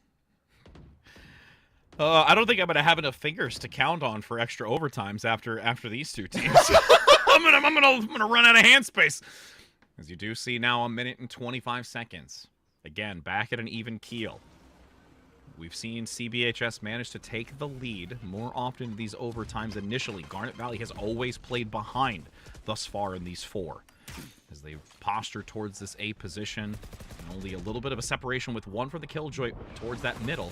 Tommy now holding this angle. Winver gets 2, but then loses 2 themselves. It's a 3v3 with 60 seconds. The problem is the spike is down right now. ZD is nervous about a swing through the smoke because CBHS have done that so many times. He doesn't want to plant. He doesn't want to plant. He's waiting for Eric to clear this tree room out and say, hey, dude, you're good. But Eric, this fight is so important. He can't quite win it. It's all on ZD, who still hasn't been able to plant the spike because he's so nervous, Rich. Oh my, It's a ZD 1v1, gets such low health. Attempts to try and decoy with the drop. The spike, Dan low. The dash to evade the bullets and gets the pickup. Clutch comes through. ZD is literally just crushing it right now. I'm hungry for some baked ZD. And it's all baked ZD. He's dropped 30 now too, by the way. Yeah. I mean, when you get 30 rounds into a game, it makes sense that 4 players in the lobby have dropped 30. That does track to a degree, but I mean, what? 10, 15 of those kills have been in overtime? Like, come on, man. This is ridiculous. ZD is on another plane of existence with his awareness right now. He is and now elevated. For the first time, Garnet have a lead in overtime. Yeah. Now Central Bucks, for the first time on their attack, they're nervous, right? They have to be. Yeah. They can't allow this one to get away from them because every time GVHS steps up and closes the gap again, but now this is the moment for them to be able to take this first map of Ascent. I love the way that CBHS handle that turret. They're worried about a swing on site, so they clear it with 3 people. Then they jiggle peek, they get the paint shell out, and now they can really move on to the site. There's nothing that Garnet can do to stop them.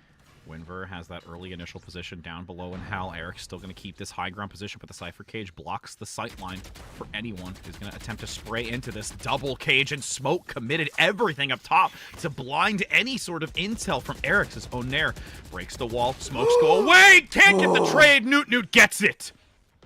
Newt has to pull off the spike plant, though, and ZD getting one. A quick take here from Garnet. They're already back into this, Rich. Oh, Newt goes around the corner, but ZD's there for a second. Now with Torque following up, they are pairing up and ready to unleash hell to claim this victory. Torque gets another, despite you being blind. Torque and Bun work together to get the elimination. And finally, after multiple overtime rounds, you will see Garnet Valley High School take this first map in this semifinals 1 best of 3. I'm just at a loss for words right now, Rich. I am at a loss for words.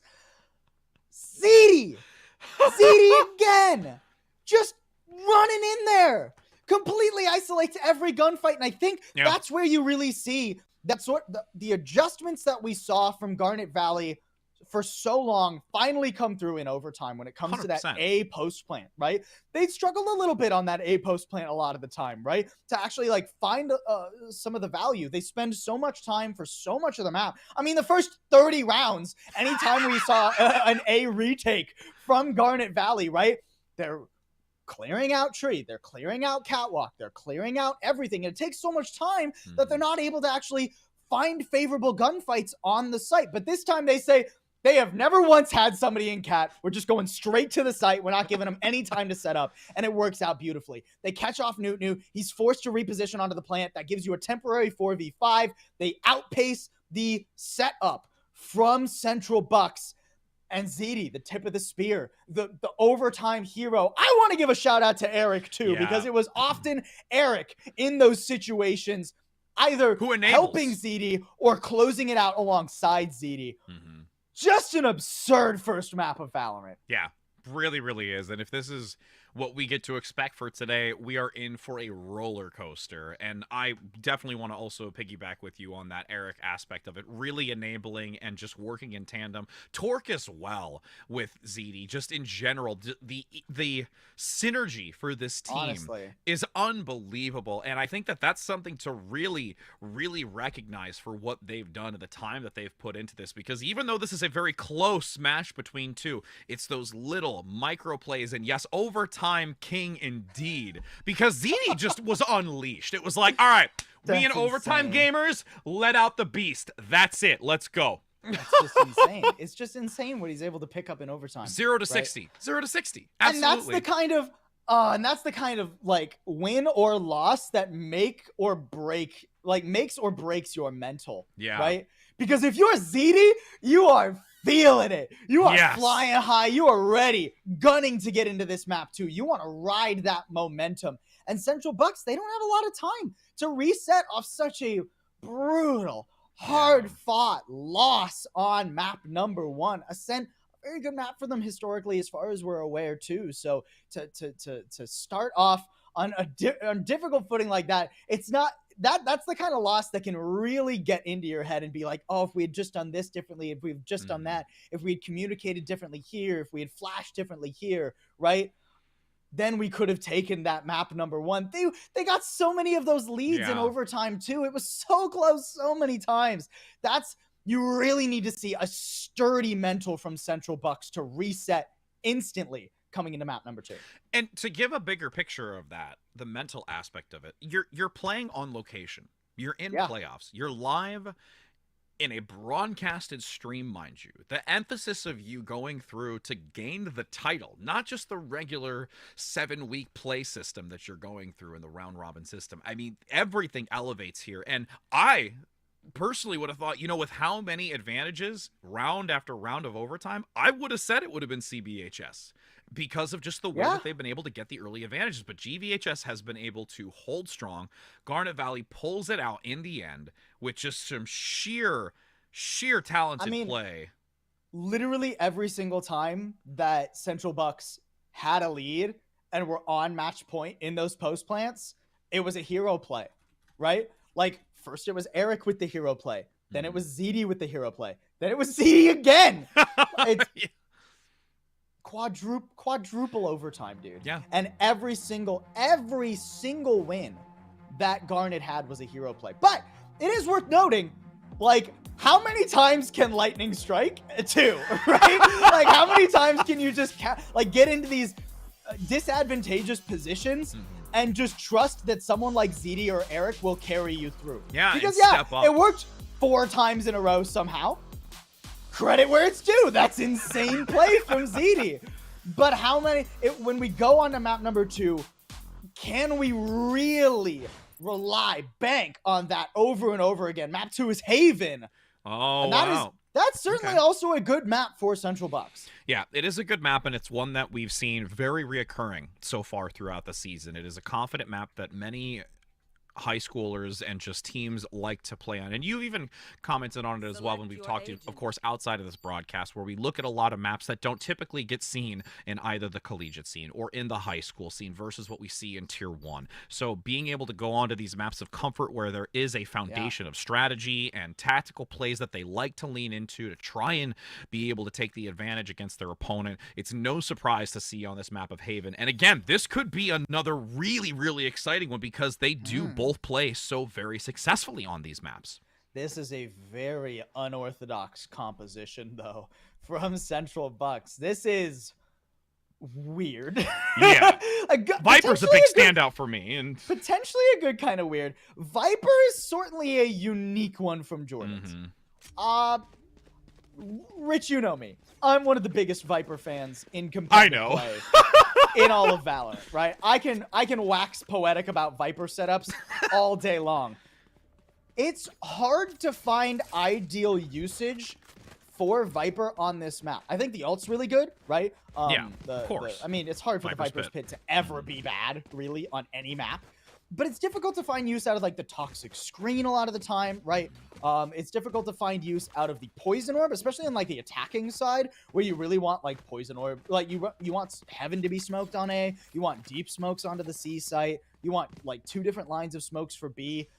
It's difficult to find value there on the attacking side. Defense is a little bit more viable, right? We see this very typical wall stretching from B all the way to A. This is fine for now. But, I mean, already, Garnet, you can tell they're feeling it, dude. They're just all the way up A long, no fear. Yep. No fear at all. And they're going to initially lead in with that Trailblazer. All 5 ready. A couple of shots come through onto ZD, but is topped up from the heel. And now they slow it down a little bit. They tried to aggress, and I think it's a great mind game play because look at how all of CBHS is starting to transition away from this initial A position.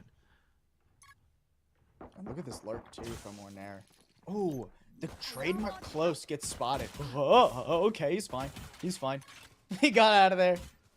All good. And that actually, like, that pulls the rotates, too, right? I mean, CBHS, then they have no idea that this is coming to A. They have, like, one player, Dan, way back on A. There's no way he's going to be able to hold this. No, there's no way. And you've got ZD dashing forward to get that angle, too, if necessary. If anybody pushes out into it, going to have to swing as a unit. Couple of shots go through with the Frenzy, but can't quite get it as the guiding light blinds anyone that opens into that space. Jordan's now sitting alongside with the heel to get topped up for the moment, but walking into that smoke is a dangerous task ahead.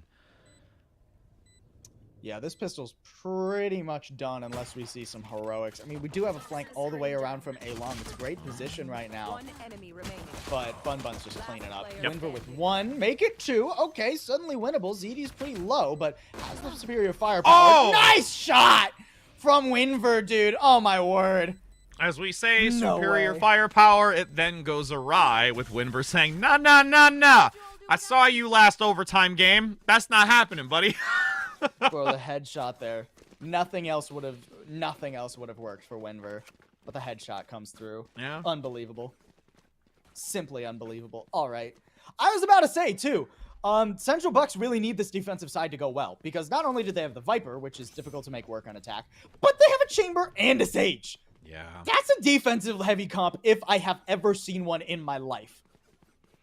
And we'll see if they can hold their head onto it. I mean, again, when you think about some of the attacking dynamics, there is value with some of the composition, but yes, it is more defensively favored for their overall composition, as you do have this aggressive push into B. With really the spike only hesitating towards that outskirts, this Viper wall drops, and that's where ZD takes a quick shot and gets the revenge onto Winver. Man, crispy there. And again, we're seeing Garnet Valley position themselves very aggressively toward one site in the early round, and then in the mid round, they back off. They sort of just play with the rotates to see if they can catch anything, which they do. Bun getting one. Doesn't want to recover the rifle himself, just because he knows that somebody else is going to be watching from B. Newt's here. So the smoke comes out, and a fragment too. That's perfectly played. And now you have that Spectre. And this is just Garnet Valley reading a situation so well, and that's something that we've really highlighted on multiple occasions for them. Newt going to have to play back, not going to push out any further, and that's, again, something I was concerned about. CBHS has been a little bit more hesitant on playing that forward position, as we just saw, but it's moments like those that are easily punished, and hopefully they'll be able to reel that in, because this time, Garnet Valley can push in onto this A position. The smoke is there. They've got the guiding light to block anything out. Now you're going to see if Dan can rotate. Big flash onto 2, gets a double. Torque and ZD gone. Significant players for Garnet Valley, and I'm not sure that they can recover this, especially because they're at the gun disadvantage as they look to swing this corner. There is a pickup through the wall bang, and that's the final member, as that is CBHS taking the second point. Bro, Dan has had some absolutely unhinged swings, and I love it. Yeah.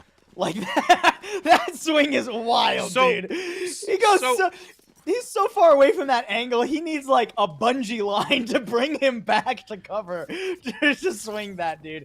That is ridiculous how wide he goes there. But, I mean, great flash, and he gets 2. He isolates a bunch. He buys time for the rotate to come through, stops the plant and everything. So, Garnet Valley, they don't have a ton of... Actually, they have no money buffering their economy. At least they're able to get up to, like, full rifles, full shields, but... Pretty solid bonus coming through for Central Bucks. So if they swing like a door that's unhinged, are they throwing the door? Yeah, pretty much. I had to look at that analogy, and I'm like, let's see about that one. I'm curious. Or it's a revolving door. Ooh, that's a good one. Because I don't think it counts as a. I don't think it counts as a hinge. The center of the revolving door. It's like a Lazy Susan kind of thing. I get like. You probably know what that is. No Anyways, command. no command absolutely leads into this, and GBHS is going to take full advantage as we transition onto this C point. Yeah, I mean, great isolation of that crossfire, right, from GBHS. They just do a really good job clearing their... that's very disciplined Valorant that they have right there. They expect something cheeky. They expect some close players from Central Bucks, and it works out beautifully for them. Nice. Okay, this is a nice little lurk here from Winver, potentially. Can deal a little bit of damage. Winver doesn't have a lot of health, though, so I'm not giving him too much on these exits. Yeah, at this point, going to be able to get one, though. That's an opportunity. Cloudburst comes through so they can block the vision for the moment, but this is still going to be a tall task for them to be able to take down 3. But Winver's been able to take some crazy opportunities, but once they see that gun barrel, that's an easy takedown as GVHS manages to get 1 on the board. 3 alive, 2 for Garnet, so they're feeling pretty great. Used the null command in that round, but it's well worth it just to make sure that they have another gun round coming up behind them. They're going to have the Blade Storm to buffer their economy too, and they're just a couple off these lockdowns. I have loved in these first 2 maps how Garnet has so effectively cycled their ultimates, Rich. Like the fact that it just always feels like they have exactly what they need available to them. It's phenomenal. No shortage of good ults on the other side too. We're going to have the anime battle, both Blade Storms out, as well as Seekers potentially if Dan needs them in a retake. Oopsie. That's okay. Just gonna drop back. But the other part of it is too is if you have such great control of this ultimate economy, it really just relies on the fundamentals and just that engagement. What a flash for the moment. Dashes in, can't get the execution though, and then gets blown to bits shortly after. A worthwhile attempt. Now Winver gets an elimination with their blades. The anime battle goes heavily in favor of CBHS, but as I say that, they get domed by Onair, who comes in with a double and attempts to turn this back around. Dan alone left to try and defuse it, and these health values are not quite plentiful for GV. These are great angles that Dan is trying to hold, but it's just so little time. Oh, yeah. there we I mean, go. Dan played that about as well as you could have.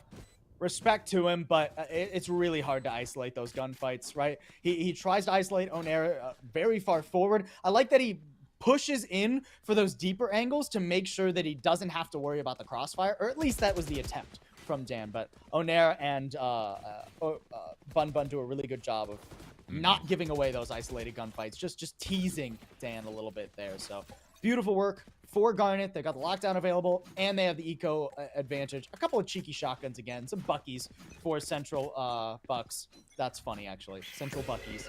Central Buckies. I like it. Because you do see ZD leading in forward. I'm surprised they aren't going to go for more of their traditional positioning with the lockdown over towards A, where they get it in that narrow position, but they're just actually going to rush. They're not even going to need to use it, but as they go for the drop, they can't get it fast enough, and that's going to be Dan instantly up front with that shotgun to get the shutdown. Is Newt round themselves, looks for a double tap, but can't get the second. Torque responds, and GVHS come out with the numbers advantage. Don't go anywhere near B. Stop it. Leave. Yeah, Leave. Okay. This is a good call. I mean, good read though, right? Too from Central Bucks. They're anticipating this A push. I doubt there's gonna be a ton they can do here. There's one Phantom available for Jordan that he has been able to recover, but yeah, the one more Bucky kill. Still 3 alive. Still plenty of economy for Garnet Valley. So despite that getting a little dicey, thanks to the Bucky work of Dan. Still good work from Garnet, and I mean now they have everything they could want. Absolutely. Seekers and the lockdown available for such a pivotal gun round. Tour de Force is up at least, so you're gonna have to avoid this operator. But as long as you can do that, Garnet are in a great spot to start snowballing this half. And if they really need to utilize something, and Tommy is able to get some kind of value in this round, they do have the Resurrection available so that they can potentially equalize. It is going to be a challenge, though. It could, yeah. I've got your trail. I'm thinking they're going to use the lockdown here. Yeah, it's going to be a super aggressive A take here. Fragment to clear out that close corner, buy space for this lockdown. Yep. They're outpacing the lockdown, though. Bun Bun goes way too far forward, way too quickly, and it cost him his life. Jordans does get isolated on the site, too, but yeah, okay, this lockdown is now going to force players off. You're going to be able to plant the spike, but that wasn't as clean as it could have been. Now with the Trailblazer coming through, Torque just able to get theirs to find 2. But the Tour de Force, Newt up top, finds an angle, flash onto Torque in the corner. Dan gets him as a drop from on high comes in with Winver following through. It's now all on the shoulders of one. ZD, we've seen you pop off, but that is far too high of a mountain to climb in one stent, and that's going to be an even 3-3 round score. Yeah, so, Garnet get a little bit ahead of themselves there, right? Bun Bun goes forward a little bit too fast, and then you don't have the smoke for Heaven. A lot going wrong there for Garnet, but a great retake as well from Central Bucks. Like, I don't want to take that away from them. They absolutely earned that, especially the flash from Dan was just like perfectly placed. That's exactly what you need from your Sky player, is to know where each guiding light needs to land in these retake scenarios. And Central Bucks once again proved to us that they have very good retakes. Haven is a map where that's super important. So no surprise we're tied up 3-3. Now as they maneuver over towards that A long position, getting some initial intel. Doesn't find anybody. They could look to transition towards a different outlook. I mean, we've seen them consistently towards this B and A position. I wouldn't be surprised if they want to adjust over to the C section, since there hasn't really been too much in that area. But Jordan's going to still hold this angle to see if they aggress forward, and a little bit more hesitancy here from GVHS. Yeah, they're waiting to see if they can catch anyone rotating from C toward A. But I mean, it's hard to do that when Jordan has the toxic screen, because even if somebody wanted to rotate, it would just keep the toxic screen up. Wow, they just run him down. The second they know he's there, they just explode onto the B site. Now out into A-Link too. Great pick from Torque. Second guiding light coming around, ready. Oh, that's just perfect. Ooh, the little bit of a spray, teasing him a little bit. Gotta make sure you win the mental game too. Newt not doing bad, but doesn't expect Eric on that angle. I mean, the guiding lights have been really on point for Torque this time around. And, I mean, honestly, to be fair, just the Sky play in general when it comes to those guiding lights have been significant all around. Ooh, a couple of shots, though, from Tommy. Despite them being low, we'll be able to get the resurrection like we talked about to get Dan online to potentially recontest this. Tommy's still low, though. They do get that healing up. Can't get the damage onto Bun Bun fast enough. And unfortunately, you do have Dan walking into the winking arms of Onair. That makes it now finally a round advantage for GVHS. Yeah, respect the effort there from Central Bucks, but Garnet doing a really good job, especially the last 2 players. Onair and Bun Bun, I love how they played that cross. The second that Eric gets isolated, Bun and Onair just play back. They say, hey, we've got a 180-degree crossfire on this spike if we want it. There's no reason for us to go forward and challenge this 2v2. So yeah, they let the res go through, but it's more important to play time there, especially considering how late into the post plant that resurrection was coming anyways. Jordan's been getting bullied a little bit too. I feel bad for him. The way that Garnet exploded onto B there's no way you can counter that.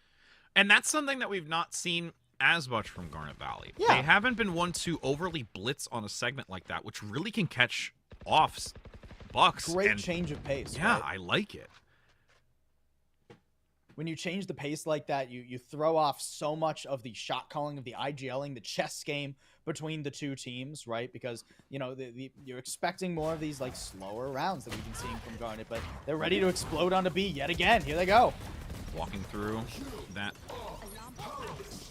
Bro, the on the faith ground. that Onair had there, that just waltzes through the snake bite with Jordan right to his left. Doesn't even look at him. Just trusts that the rest of Garnet is going to blow up that Viper player. That's absurd. Oh, and ZD waits for the dash in, gets the pickup, swings for another as they get an assistance from that back position. And you will have Garnet Valley playing this so well, and their synergy has really started to snowball here. They're getting so comfortable in these rounds. Dan at least eliminates one, but it's still a tall task to eliminate more as they get a triple. I say that and things get a little more dangerous. What? Oh no! Dan gets it! And now it's That's all so on funny.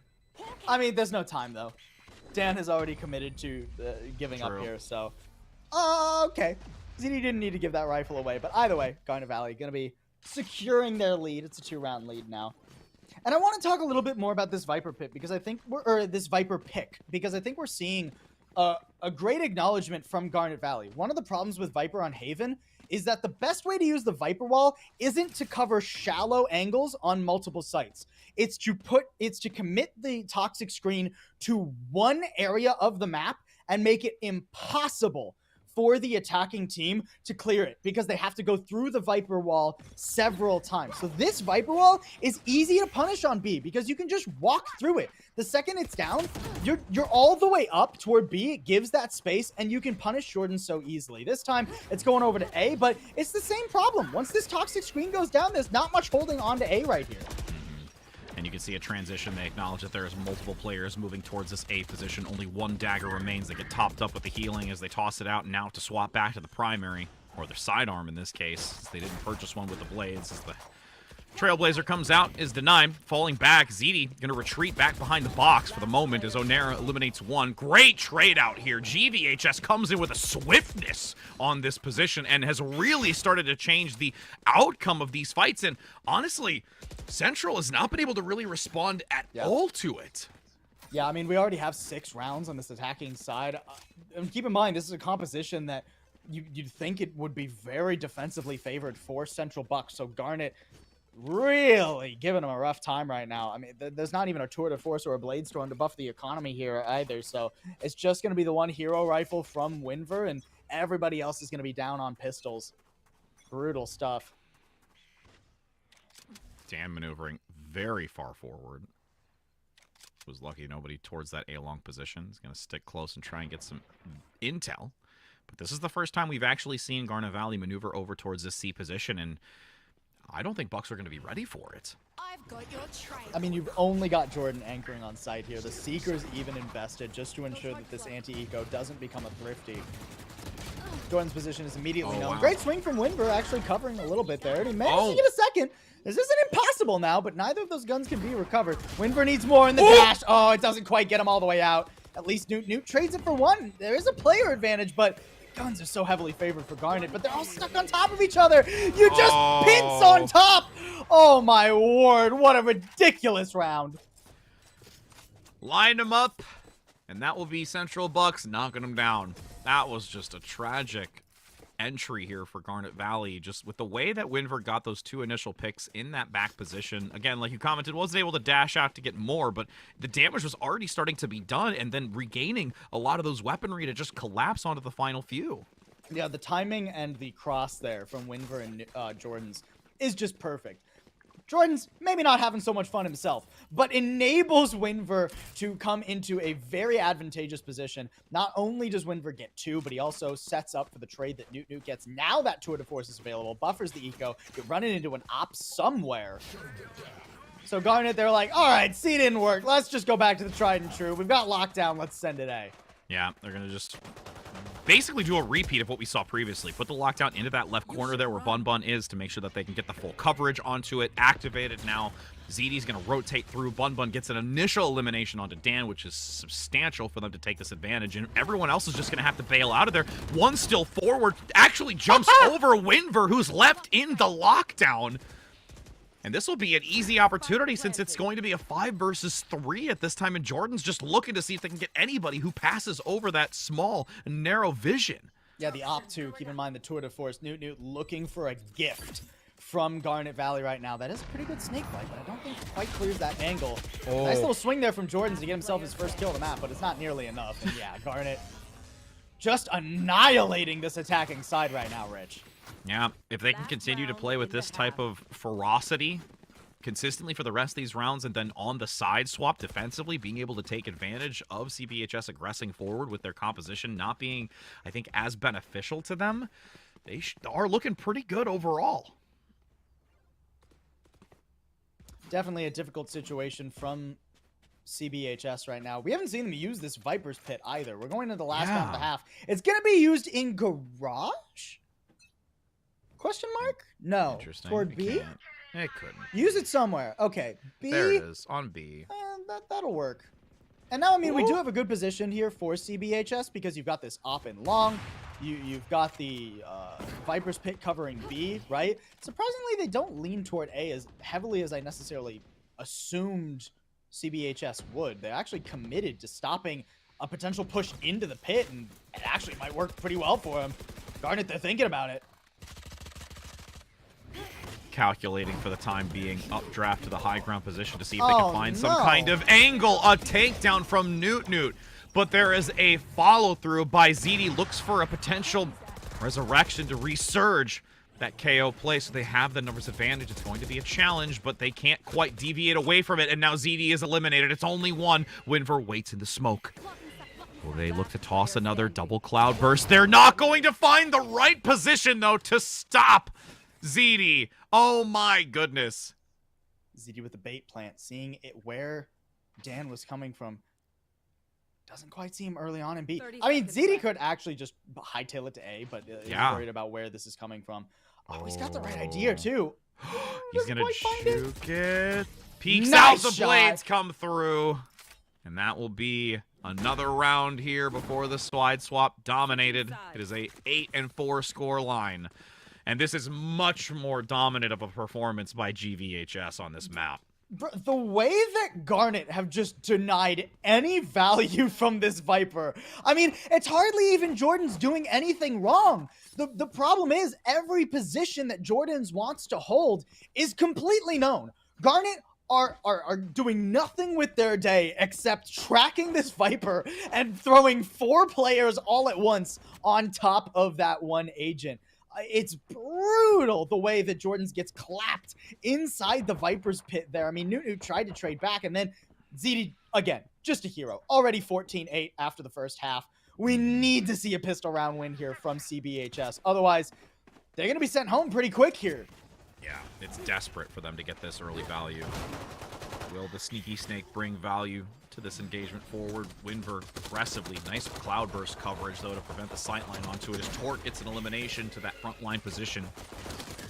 Ghost follows through. Bun Bun coming in big, as we've seen before in the pistol rounds, and that will be an easy cleanup for Garnet Valley over towards this C position. Garnet Valley are energized, dude. That overtime map win, the momentum has come through. They are full sail right now for Garnet Valley. It's insane. I mean, the way they hold back sight control on that C pistol, right? Really well done. I love the position from Torque, the jiggle from ZD back and forth around, and then when Bun Bun gets there, covering additional angles too. It's just picture perfect. Garnet, they are not doing a single thing wrong right now. And they need to carry that through the rest of this round and even further if they find themselves in that grand final position, because again, this is match point for them. They are closing it out with a high value number, but you know, with Central Bucks, they have a chance to retaliate on this attacking side. Tommy moving up close with, again, this eco round. It's going to be a challenge for them to counteract the value that GV has gotten from this previous round. Wall going to come out, giving him a chance to plant, but they've been blinded for the moment. That's going to be a great collapse onto this. Not going to worry too much, as Garnet Valley's going to be able to pick this up. Newt eliminates one, something for depleting the economics for GV, but now it is a 10-4 scoreline, and this is the chance now for Central Bucks to be able to come back in strong. Yeah, but I mean, Garnet have a really healthy bonus here too, right? Yeah. I mean, that's 4 Spectres already coming through. CBHS, it's not enough to win this round, Rich. They need to win it very, very cleanly. We're looking at 0 credits for most of the team. Yeah. They need, I mean, nothing short of 4 rifles standing at the end of this round. I'm very interested too, because one of the additional problems, I mean, like I said, I love the Viper. I hate to pick on Jordans because I think they're actually playing like as well as you can on Viper right now, but it's just like somewhat of a fundamental issue with the agent is that when you put the toxic screen down on a map like Haven, you telegraph where you are going pretty clearly. It's a nice first pickup from Dan. That'll apply a good amount of map pressure toward Garnet. Or Torque if he gets even one. Okay, nice. Ooh. Good stuff. Good stuff. This is big. You have, again, now only one being lost. You can't lose any further for Central Bucks pushing in onto this position. Nice attempt to draw back Dan for the moment as they push back in. Looking for the pickup. Can't find the trade, though, onto Onair. Attackers win this by picking up the last few. They've lost just one more than your anticipation was. And hopefully it's going to be enough for them to be able to move forward with a little bit more of an advantageous outcome. Yeah, I mean, 3 will be acceptable, right? It's not a perfect gun round going forward, but they're going to be able to at least bite back versus Garnet. The problem is they're running into an op now. ZD's got that operator. I'm wondering where he's going to set up. It looks like B to start off, so hoping for a little bit more of that pressure toward mid. That does make A rather vulnerable. Omen and Sky, not the ideal characters to try and hold on to A unless we see some stellar flashes. Oh, boy. Oh, this cross. great early pickup. Gets a full blind. They actually work through it. Torque goes down. Trailblazer up front. Attempts to get the intel into bunt. What is happening? Dan is just spraying and praying and hoping for joy. Actually got the kill with the Trailblazer there. Yeah. 30 damage from the Trailblazer, finishing off, oh my word. It's not Torque who's playing the Omen this time. Finishing off Omen. Mm-hmm. Like, Grounded. ooh, crisp. All right. All right, Yeah. we're not done quite yet. That was spicy. I like it. Winver going to hold this angle now. It's going to be a risk for Bun Bun to press in and try and compete against it. Does get quite a bit of shots and actually eliminates Winver with the wallbang and still is quite healthy here. No, It's command is up. They could use it if they want to secure this, as there is some recognition of the wall being placed for the time being. Onair swings and gets one, but now it's a 2 versus 2. Goes down by Newt. Bun Bun has to be super precise on this. Watching into the window, there's still one to the right. As there's a flash, a full blind comes in, has to drop back, but can't get out of it fast enough, and you will have Central managing to tank this one. Yeah, great timing there from Dan at the very end on that flash, and good positioning too from him and Newt. Just playing far back. Again, playing time on that B post plant is so beneficial because it's so hard to clear out all of B, especially as a solo player for Bun Bun. I did like the attempt from Bun Bun and Onair. Bun Bun actually breaking the Sage Wall so they didn't know Onair was on the other side of it. He swings through and gets Tommy. But the crossfire is, I mean, it's a 180 between Tommy and Newt. So good setup from Central. Keeps them in it for now. Still a ways to go, though. Close the gap by every round. It's a good round for Central Bucks as they do find an actually early pick again. They've been doing really, really well at gaining value out the gate more often, and Garnet Valley is being punished for it. Another takedown onto Onair, who is very far forward, and Garnet Valley is actually kind of giving up quite a bit. Bun Bun's going to play aggressive and look for a flank. They don't even see it. Oh, the trade. Oh, there's the... Oh my, dodges that op shot, though. Eric gets one, too. I mean, the spike will get planted C. It will be at least one rifle recoverable out toward mid, right? So, a winnable round for Garnet Valley in theory. And you They can can just get see into garage, Winver too. waiting. The problem is that Garnet Valley are going to have to try and dislodge Winver from long. Like, even if they get these 2 site players without dropping anyone, it's still really difficult to just rake Winver out of that position so deep in long.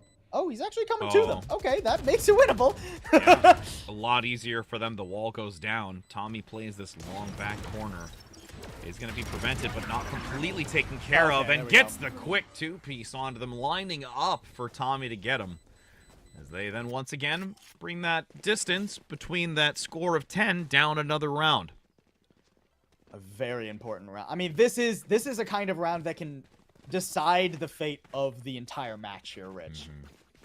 Low eco, but guns available for Garnet. They need to win this. If Garnet win this, they're suddenly playing back, and they've got ultimates to work with too, right? But there's great ults on both sides. A very heavy A lean for Central. Garnet cannot lose in this first engagement if they want to shut Central down here and now.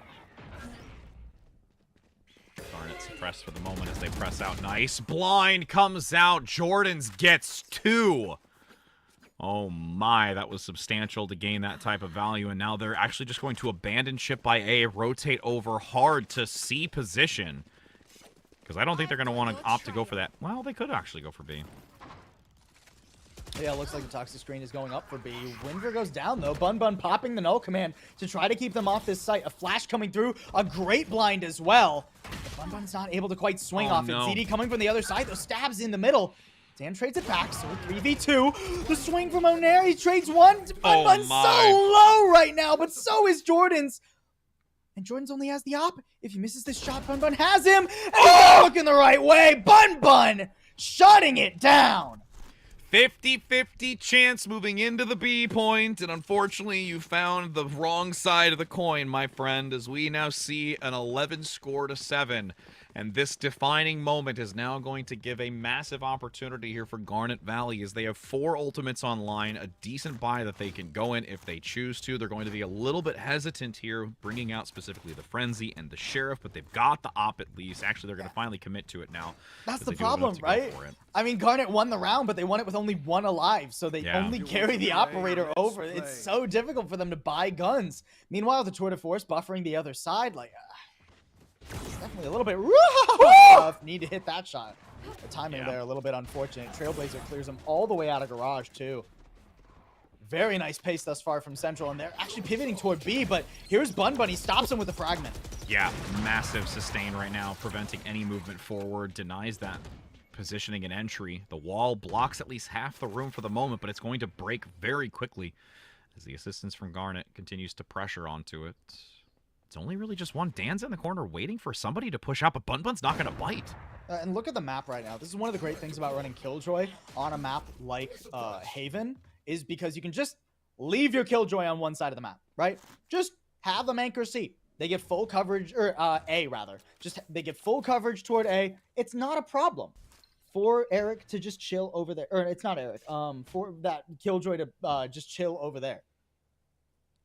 You can see now Torque waiting for someone to push forward, and I like this patience from Garnet Valley. They're just waiting for Central Bucks to move in because they have to. It's only 25 seconds remaining. Eric's holding this corner with that shotgun as well. Onair just jumping for joy to try and get some insight and knowing that they're there, and they do find it with the alarm bot triggered. Both nano swarms active. It's going to be assistance needed. Great rotation, and gets the... oh, but there's a Viper Spit. That's going to give some coverage for the time being. Plant this. Can they get it in time? Oh, they do.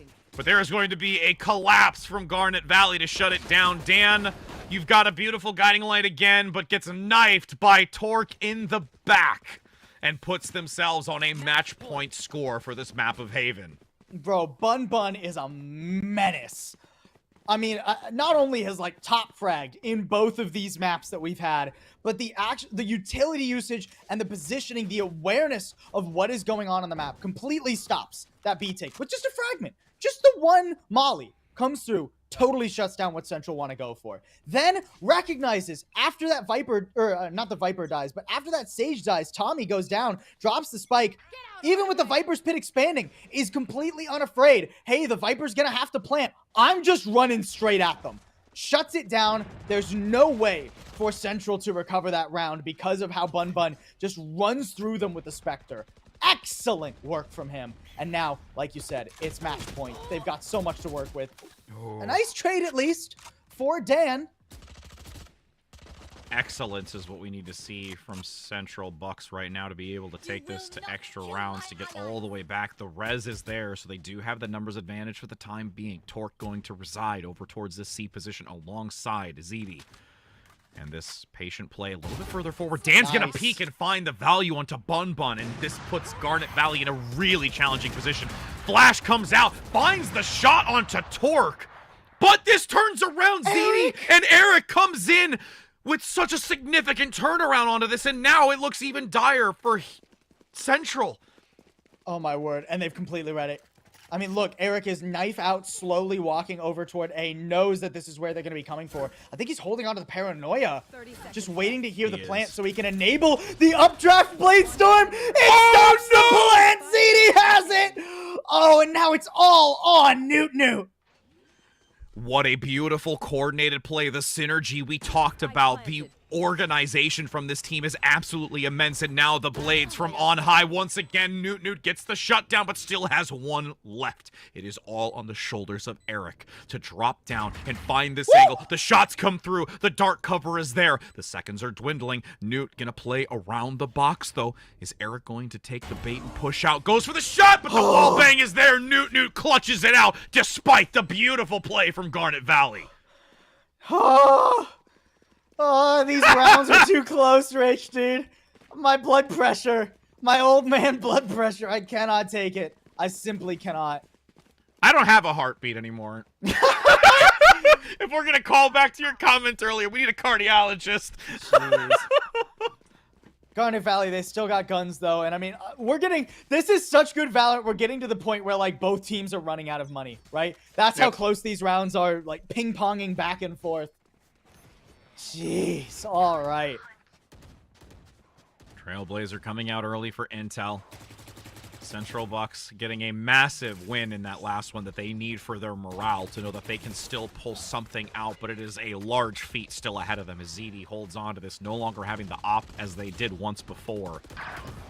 A very heavy commitment here, too, towards C. They lose Dan into Garage. It is a trade 1-for-1, flashes for flashes. Not the worst thing in the world, especially since Central, they had already given up on C. They're all the way across back toward A. The alarm bot is going to spot this, and you do have the lockdown for the retake. Winver's hoping for a cheeky timing here. If you can get one, maybe even two, knows that the player's there. Keeps him there. The reload comes out with a wall bang, and that's Central Bucks being able to take advantage of this, and this is the momentum, that snowball. They have to keep this right now.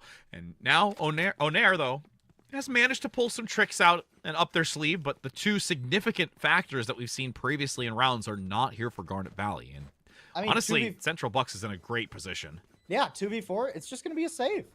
It's just going to be a save. Garnet were set up so well for a potential retake situation. Keep in mind, there's not really any mollies that can shut down a lockdown. There's no 0 point. There's no breach aftershock, right? Like, Central Bucks composition is not well prepared. Even a 3v4 would have been a super winnable round for Garnet, but the fact that Winver finds both of those players in Garage completely ends the round. Completely ends it, right? Then you have to go for a save because Garnet Valley's economy is not in a position where they can gamble these rifles on a 2v4, even with the lockdown available. Seekers has come up for Central Bucks.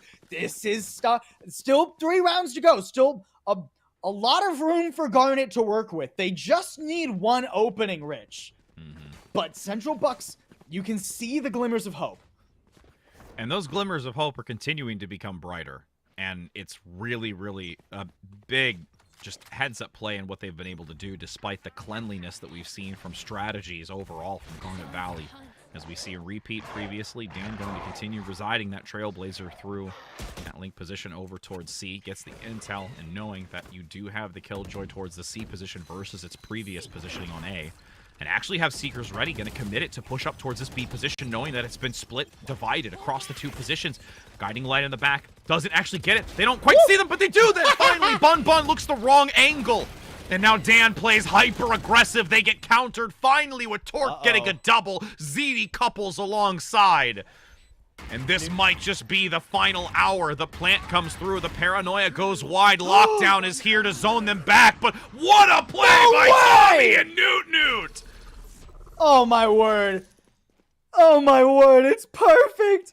It's perfect for Central Bucks.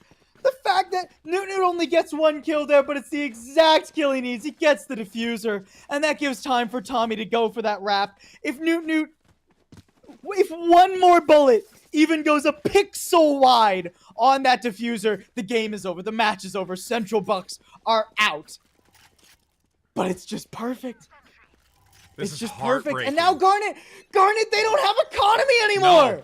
No, they don't. This is devastating. They're playing forward. They get Newt. That's an opportunity to get the pick up. You see the Marshall now waiting before they peek back out. Looks for the second. The dash comes through. Doesn't land the shot.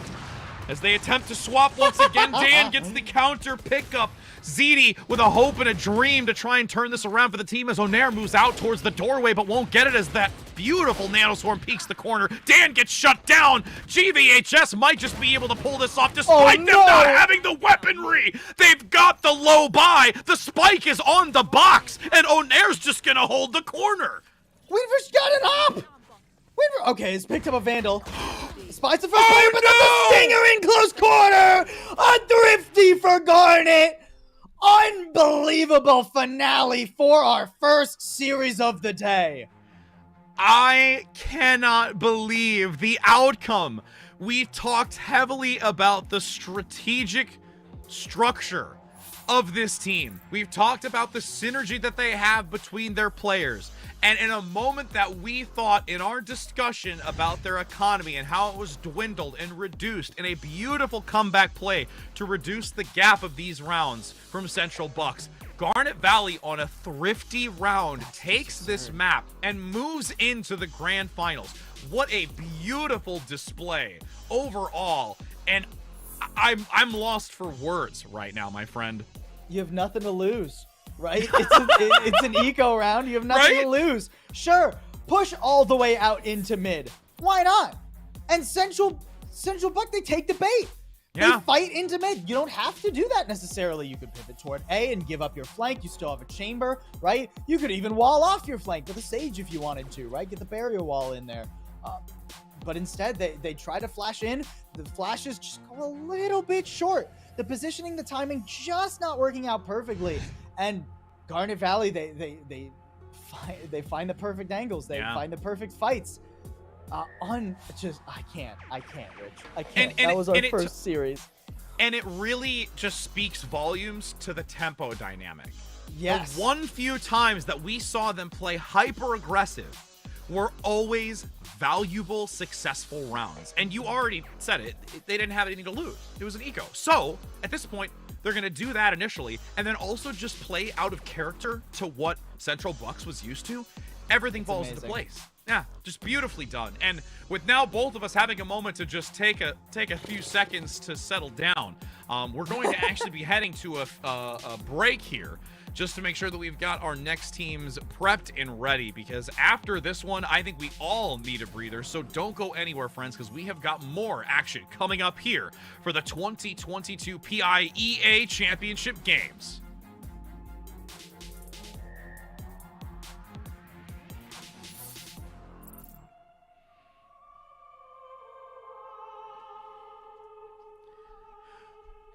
Oh my God!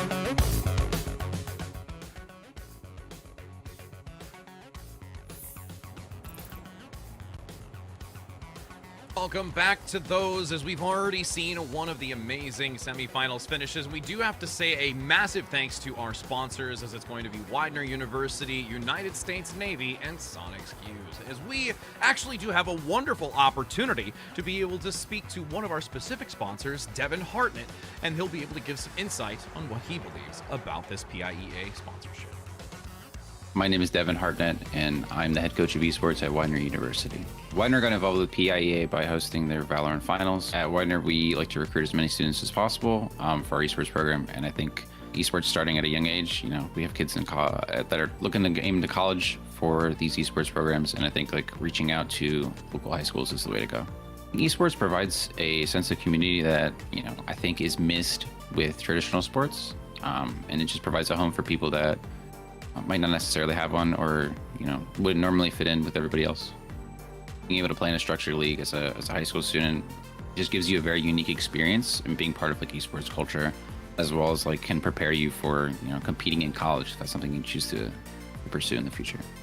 Widener's honored to be able to host the VALORANT finals for PIEA. Good luck to everybody competing. I look forward to watching you all perform, and looking forward to hopefully recruiting some of you myself. Amazing opportunity to see the support for all of these individuals as they continue to play in competitive scenes just like this. Again, we continue on after seeing our first semifinals go quite the distance, at least for game one, and a little bit more of a still exciting but convincing game from Garnet Valley High School earlier. And possible, I am looking forward to seeing our next semifinal between these two.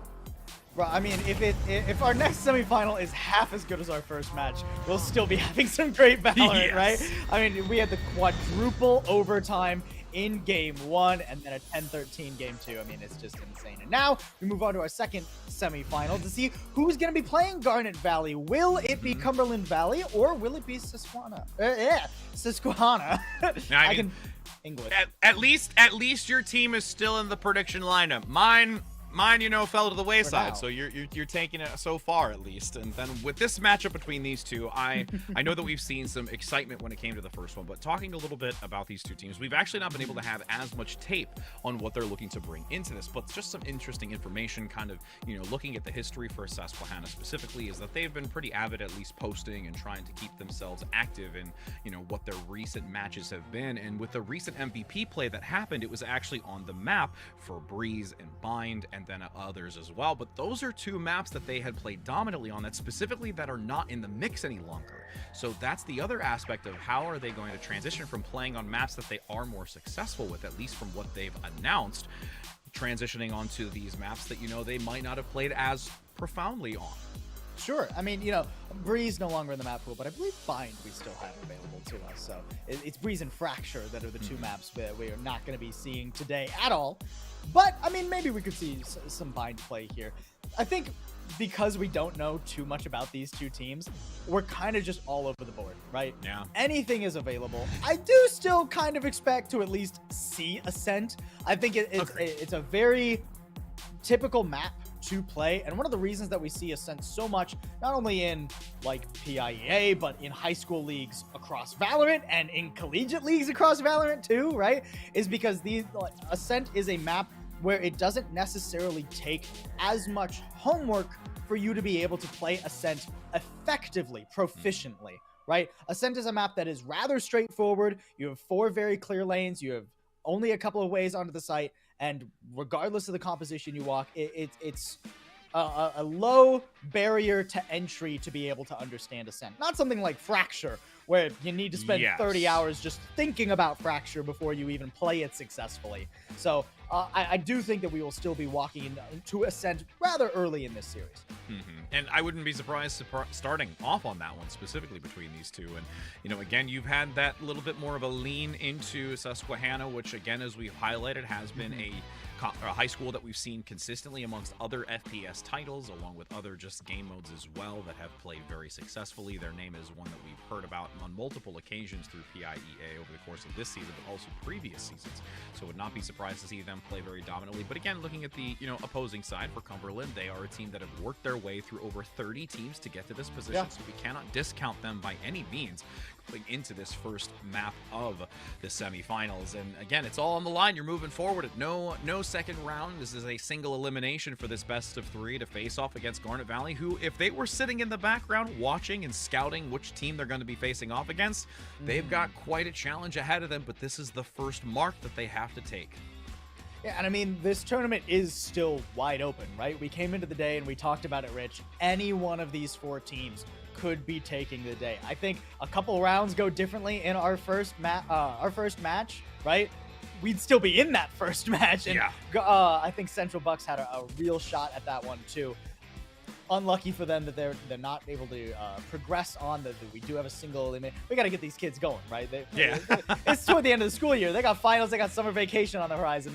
We gotta get this tournament moving. But like, I think either Cumberland Valley or Susquehanna, as far as we know right now, there's no reason to expect that we won't get a close game here and then a close final later. And as we just talked a little bit on to Susquehanna, we actually do have an opportunity to be able to speak with some of the members from that Cumberland Valley High School. So we'll get a few words from their side of it and how they feel about this overall tournament in PIEA. I'm Jug. I'm captain of the Valorant team. Hi, I'm Joyboy, and I play Valorant. I'm Sofa, and I play Valorant. I'm Box, and I play Valorant for the Cumberland Valley High School. I got into esports back when I was very younger. I used to play a lot of Minecraft, and I used to play a lot of like Wii games and stuff. I started playing video games super young with my brother, played Call of Duty, and then I got my own Xbox, started playing from there. I got into esports like a couple years ago when I got my first computer. I played like CS, Minecraft, stuff like that, and then I got into Valorant when the game came out. I haven't really ever competed in esports before, but I've been playing video games since I was like 5 years old, starting with like Call of Duty, played a lot of Minecraft, Counter-Strike, games like that. And ever since Valorant came out, I just kind of been playing. The role I play is mostly a flex role, so anything the team really needs me to play, but majority of the maps I play a sentinel role where I kind of sit back and wait for people to push me. So in Valorant, I play as the initiator and the IGL of the team, so I just kind of call the shots before the round, mostly on offense, so I'll call the plays. 100%, 100% Cooper, 100%. Always clutches, always count on him. He just knows what to do in the right time. It's just like he has 1v5, 1v5, I don't even break a sweat. I've seen him do it all. He wins any situation. Smartest player on the team. Makes me feel great. I'd personally like to be the guy clutching a lot, so I guess you could say it's just me because I'm in clutch like scenarios a lot more than other people. It's great to represent the school because we were all friends before this, and then we decided like we should play together as a team for the school, and it came kind of natural, and it feels great. So it feels great to represent my school. The guys I play with here, Jug, Tyler, Cooper, and the others who couldn't be here today, it's just they make it such a good environment to play, and I see them every day, so it's just like overall a great experience, and most of all I have fun playing with these guys. Oh yeah. Oh hell yeah. For sure. I love these guys to death. Yeah. Like, I just can't imagine not talking to these guys. Yeah, we were friends before, we'll be friends after. Honestly, when it comes to teams we're worried about, there really aren't any. So far in the season, we've swept every team. Haven't really lost a match or dropped a map. And I think, honestly, we would be the answer for a lot of other teams if you were to interview them. I think we're the team to worry about. We are Cumberland Valley, and I think we're going to destroy everyone at this LAN this weekend. I really doubt we'll even break a sweat there. It's just where I believe we're on a different level. We scrim pro teams all the time. Like it comes easy to us. Yeah, good luck everybody. You guys don't want the smoke. That's all I'm gonna say. Listen, go Eagles. We know what we got to do. Shout out, cash out, Mike.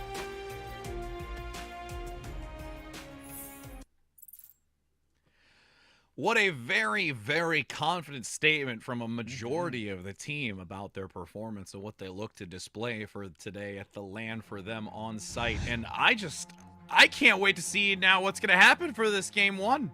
I mean, It's going to be very exciting. Yeah. I mean, undefeated, 0 map drops. Is it too late to change my prediction? Is it too late to get in under the gun there? Oh boy, Cumberland Valley certainly sound like quite the team. And I love that they talked about how close they all are, right? Yes. These guys have been friends before they were a Valorant team. They move that synergy out of the map into game. And that kind of cohesion in a Valorant team especially, it makes for great communication. It makes for team play all on the same page all the time, right? There's very rarely going to be any sort of disjointed plays where, you know, half the team thinks this, half the team thinks that, because these guys have been playing together so long and they're so comfortable with each other. And there's also just that added level of comfort too, because when we talk a lot about, you know, the mental factor of things, and when you're with a team competitively, sometimes you don't have that friendship level or that long run bond between your, you know, fellow players. But when you do, there's just that different type of jargon or understanding, or like, you know, where that line is of like communication is like, hey, like, you need, like, I really need your help on this, or like, I really need you to step up here, like, and not taking it in, you know, such a light to potentially break that type of mental. And there's so much revolved around this, and that's also one of the things I think that why Garnet Valley had did so well when it came to our first semifinal matches. Their synergy was very on point. They were very understanding of how to play around one another, and I think that's going to be a very telling tale for this team as well, and seeing if Susquehanna is going to be able to do that same type of synergistic competitive play against a team like this who feels so confident going into this weekend. Yeah, absolutely. And confidence is another thing, right? Yeah. It's not just the synergy, but the confidence, right? You walk in, you stunt on that pistol round, suddenly you have the momentum and you just carry it forward. You know, it's the idea of these win more kind of teams. It's been scientifically proven that players in any game, in any sport, anywhere, if you are on a win streak, you play better. You like win more on a win streak than you do just playing normally, or if you have like close competitive games. Even if the records are the same, playing on a win streak actually helps your performance. So for them to be undefeated this whole season, not drop a map this whole season, you can bet that they are not looking to end that streak today. No, they are not wanting to end it at all, and that would be such a way to end it too. And that's probably also something in their minds, like, you know, we're not only just going to look to win, we're going to look to win undefeated in every aspect of this tournament over the course of these 7 weeks. And this final weekend is a way to be able to make their name be known amongst the high schools. Again, over 30 high schools that are participating, and being able to say that you're #1 with such a high level of performance is something to really recognize, especially when you now look to advance into a collegiate scene, or entering into more professional Valorant play, which is, again, a great foundation for these individuals, and also to contribute that money towards their own education. Yeah, I mean, they were saying that they scrim pro teams. I wonder how. I saw the look on that one player's face after he said that. He said, "We scrim pro teams." so I wonder how they're defining pro. But, you know, that's a question we can ask them later. What is for certain is that this game one is going to be awesome. We're going into our second semifinal, folks. It's Cumberland Valley versus Susquehanna.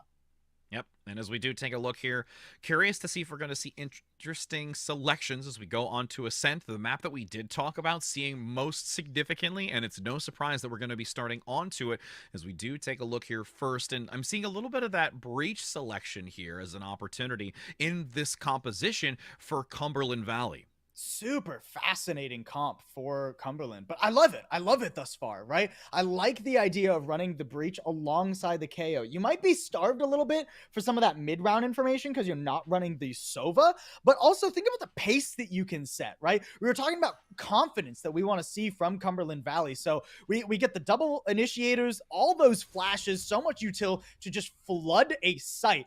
And then you've got, of course, things like the Omen and the Killjoy, which can help you set up really nice in a post plant. Omni-Man obviously going to be super enabled should all of this utility land coordinated. It's definitely going to be a difficult start here. A much more typical composition. I mean, it's just the one pivot, right? The breach versus the Sova between these two teams. I'm loving these comps so far. How they interact is going to be fascinating. Yes, and as we are getting ready to go into this, I believe there is just a subtle technical issue entering in onto it, but we will be keeping you informed as we are about to go into it. But again, yes, the selection when it comes to composition is definitely going to be interesting when we do get into this map, since it's especially also going to be CVHS on the defense first with this breach. So holding those angles, being able to make sure of how they're going to enter in onto this. I'm going to be looking a lot onto Tennis Bot specifically with this Jet and how they're going to enter into it. Also, with the same amount of information that can be gained by Kank on this Sova, who is really, really still a very high pick selection, even though there has been some adjustments on the kit in most recent patches, and still has so much value to be brought in onto a map like this in Ascent. And you even further discussed it when it came to this is a map where it's like a baseline, it's a foundation, it's where it's much easier to build out strategies and to be effective on this map, and who can really be the one to demonstrate that highest level of comprehension and elevation in gameplay. Sure, and Sova is a really good example of that, right? Because Sova is a pick, even after the nerfs, right? You still are going to see Sova on Ascent very frequently because the walls on Ascent are paper thin, and the hard information that Sova can get you off of the Recon Dart, off of the Owl Drone, even potentially off the Hunter's Fury, make for a lot of advantageous scenarios where on defense you can wall bang somebody, on offense you can completely isolate a site anchor, right, and swarm them with a nice pinch. Sova is definitely still going to be extremely viable here on Ascent. And you know, with the viability being really, really still something, I mean, there's even discussions where we actually might have a few more seconds here, I think, until we're going to get into this game. You can see that we're starting to load in, making sure that all connections are completely secure for this, as we do look for, you know, a few moments until they're going to potentially buy into something. And overall, I'm just looking forward to seeing how out the gate CVHS is going to play, because definitely with them having such a record, that's going to be explosive. And them having this comp, that's also explosive, right? You're running the KO and the Breach alongside a Jet. I want to see some aggressive A main and B main control, right? I want to see some like old school Korean Jet moves up mid where you're deep flashing with the Breach into like that mid link, and you're sending your Jet all the way forward to catch the attacking team off guard. I want to see CVHS take map control. Right now, they're actually setting up pretty passively for this pistol round, right? I mean, you know, we have some time here. We do have a tech issue, as Rich was saying earlier. I believe we have one player who is not quite in the game as of yet, so we're going to resume shortly. But I'd like to see Cumberland Valley really play forward on this defense. And again, with them playing aggressively, as we've, you know, seen that it can in some tempo cases, with Garnet Valley as a perfect example, if you can kind of utilize that out the gate and gain that early advantage in this pistol round, you can snowball to get that advantage, tying back to the statistics like you've mentioned, where when you do get those multiple round advantages and being able to take them, it can lean into that just sheer synergy and build even further on the confidence level for these teams. Sure, and I mean, Ascent can often be a win more map, right? Like, if you win early, you can potentially set your Jet up with an op, you can potentially set, your KO or somebody else, whoever you want holding, like, B main, you can set them up with an Odin, and meanwhile, there won't be the same sort of firepower for a very long time if Susquehanna lose the pistol round. Now, that's a pretty big if. Pistol, pretty even. We're not giving advantages to either team, but I do like the setup that we're already seeing from Cumberland Valley. They've moved, and they do have the alarm bot, so it's going to be a trap play off the alarm bot in mid, and then the more passive positioning with the rest of the Killjoy utility over toward B to deny access to site. Making sure that you have those nano swarms over towards that narrow passageway just past boat to drop down from the high ground, so it can try and slow any rotations that come through to take advantages, as we've seen previously. And, you know, with these seconds dwindling, the blockade's about to fade, and we'll see, as there's a couple of little light armors going to sacrifice more for the gun to keep that survival to push in forward with both the Killjoy and also the Sova play on this aggressive position. And I'm curious where they're going to finally make that full decision, and it might be actually B, as you can see the spikes dropped a little bit more towards that angle. Yeah, interesting to see such a passive setup here for Susquehanna. Gonna be looking for a little bit of A main. You can tell that they're expecting a little bit of an aggressive play. Ooh, look out in mid. Yeah. That's the Jet, just holding on to that angle. Gets one, immediately dashes out. Great pick from Omni-Man. Will they get away though? Yeah, not even damaged. Wow. Yeah, they have the dark cover to make sure that there's nobody going to be able to get those shots, so they're free firing through it to see if they can even get some damage onto it. Joy also going to get another onto that Sova, the initiator, unable to do anything with that information gathering. As Zeitz looks to take a wide angle back over to B. This is a very dominant early round for this pistol so that they can start out strong and carry it into the second. Well, I mean, now where do you even go, right? It's right. 2v5. He got low health on Vin. This is a struggle. surely. Ooh, one player spotted. Go for the jumping right click. I believe in you, Vin. Jumping right click. I believe. I don't even know box there still. Oh, this is a nice little stun too. It's actually going for like the mid player, but like that will land. I mean, CVHS seems super aware of they where can just these wait. players are. They're just gonna wait it out, of course. They own the map right now too, dude. Oof. Vin still down below, looking to try and maneuver away as they will draw back up towards tree. Fox is just going to keep spamming away until somebody moves into it. Vin finally pushes through with the reload there. Get a nice opportunity to get the blind as Sofa gets the shutdown. The IGL coming in big with a two-piece here towards the end of it, making it a flawless round for CVHS.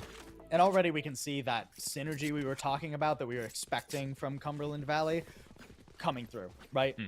Bach nearly getting caught out with the flash there, but Sofa comes over. Sofa on one side and like the agent Sova on the other. Just know that we're calling everybody by their player names, guys. So Sofa for Cumberland Valley coming over and already covering Bach. They had great crossfires on A as well, right? When players were going out early like 2. So great stuff from Cumberland Valley to start. They're going to be buying pretty intensely into this anti-eco. That just shows the shoulder. And Omni just fired away. This is a little bit dangerous for Sofa here. You can potentially get flashed and swarmed here. Or just swarmed, honestly. There's a lot of players right there. Grabs 2, but does eventually die and give that Spectre over. Oh, nice pickup here coming out from Joy Boy. Additionally, as now it's only 2 remaining here for Susquehanna. Zeet's going to now find their ally of 2 eliminated, and now it's solely on them, just spraying damage through the smoke, and that's going to be a second round win. But again, as we typically see when it comes to more of that eco round, that they look to be a little bit more reserved, and this is now the chance of where we can see Susquehanna try and compete against this. But as we've seen already, Cumberland is a very aggressive but precise team. I'm loving the lack of there's absolutely no hesitation for Cumberland Valley to shut down the minor advantages that Susquehanna have been mounting, right? Like the second that Sofa dies in Catwalk, immediately the fault line comes through. Immediately Joy Boy is going to swing that and get rid of the one Spectre that could have been recovered, right? Like just great work. Marshall here, nice shot too from Omni-Man. Dashing all the way out, repositioning. This is great stuff. Couple of possible shots to come through by Omni, but Vin gets the better exchange of it. And Vin actually very low from that defensive nano swarm that has come through, but plays aggressively back onto the site. Do you see Jug now? Waiting for these nano swarms to fade. This is a challenge for Susquehanna. They're at least going to be able to get that plant for the time being. As Tennis goes down, because Box finds the rotation. I mean, the utility usage is just perfect from Cumberland. There's a nice paranoia. At least a good kill from 2 to stop that push coming through. And now a flash to delay as well, but it doesn't quite land on those lane players. A 2v1, and yeah, Vin not quite able to get it done. I mean, everything, literally everything is just like textbook perfection from Cumberland thus far. I love the way that the fault line came through to stall that push on lane right as the nano swarms hit. That's why Vin takes so much damage trying to cross onto the site. Not just Vin, but the Jet as well. Tennis Ball. Yeah. Both taking just chunks out of their health bar because of the nano swarm fault line combination. That stalls the plant, that allows for some spam, that allows for some setup, right? And then just completely aware somebody is going to be holding on the market stairs. They annihilate him with a flash and 4 players swinging him. Nobody in B main. Cumberland just know where everything is right now. And now is the 3 advantage for rounds. Feeling pretty confident, but Susquehanna looking to enter back into this. Needs to be cautious since there is a suppression for the time being as the 0 point lands. Just going to dwindle some time, force a relocation on this, and Conk is actually going to try and just continue, actually going to go maybe all the way wide through their spawn to go back. Yeah, at this point, it looks like Susquehanna really just want to try and catch somebody off, maybe pick up a pick, get a rifle. Oh, almost. Chasing for it, but Jug's got the better gun. Yeah, Jug going to take full advantage of that at that point, knowing that they have the advantage.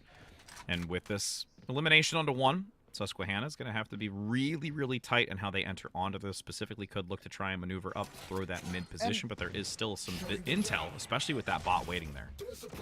Okay, they're finally going to figure out that the alarm bot is up in mid. That was something I was a little bit nervous about. I like to see teams punish that mid alarm bot early in the half rather than late, right? If you're the attacking team and the Killjoy has the tendency to just keep that alarm bot in the middle of the map. I mean, Omni-Man's hitting some nice shots, but it's, it's an anti-eco. Yeah. We expect him to kind of roll over these.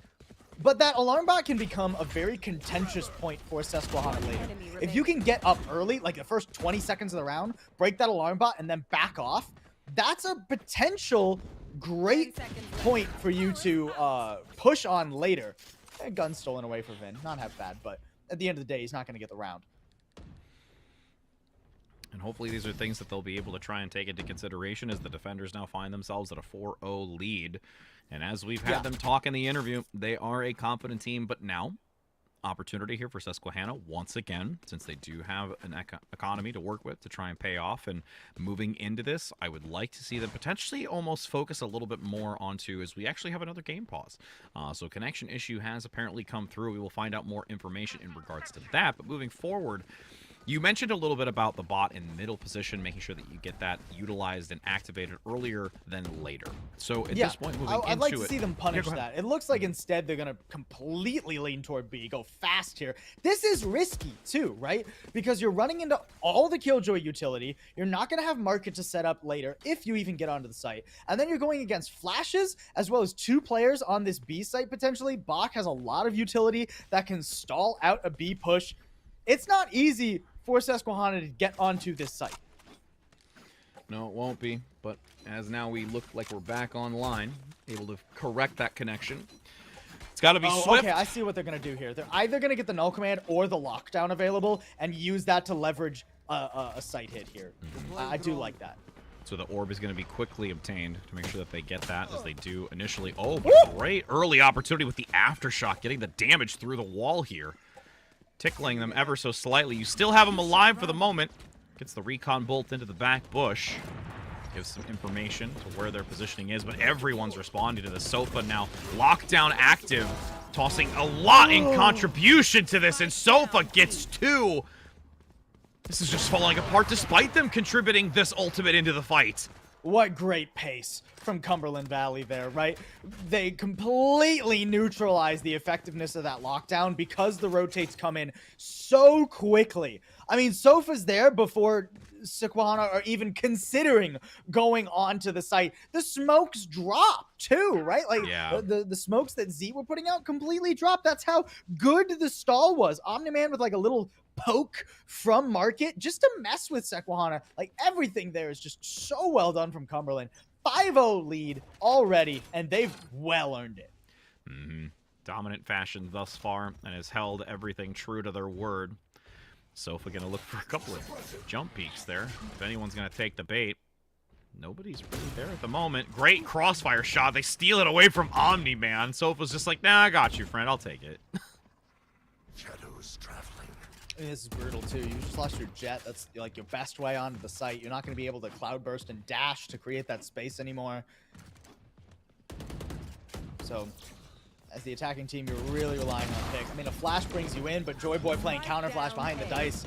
I mean, it looks so easy for Cumberland right now. They are on the ball. Yep, Spike left out into the open space. Now Joy Boy can play aggressively. They get the flash. A little bit of a flanking play, though, from that aggression of Susquehanna, but it's going to be cleaned up by the remaining 2.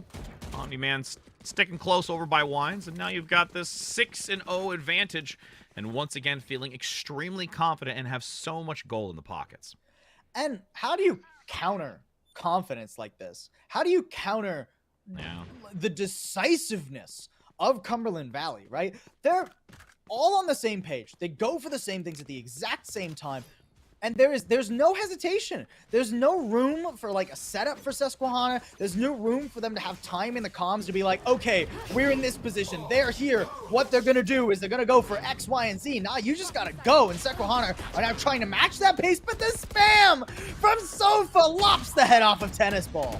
And Joy Boy underneath from Hell manages to get 2, shuts down the null command. Nobody close enough to get that revitalization. The pick comes in, flawless round, and this is just clean and precise.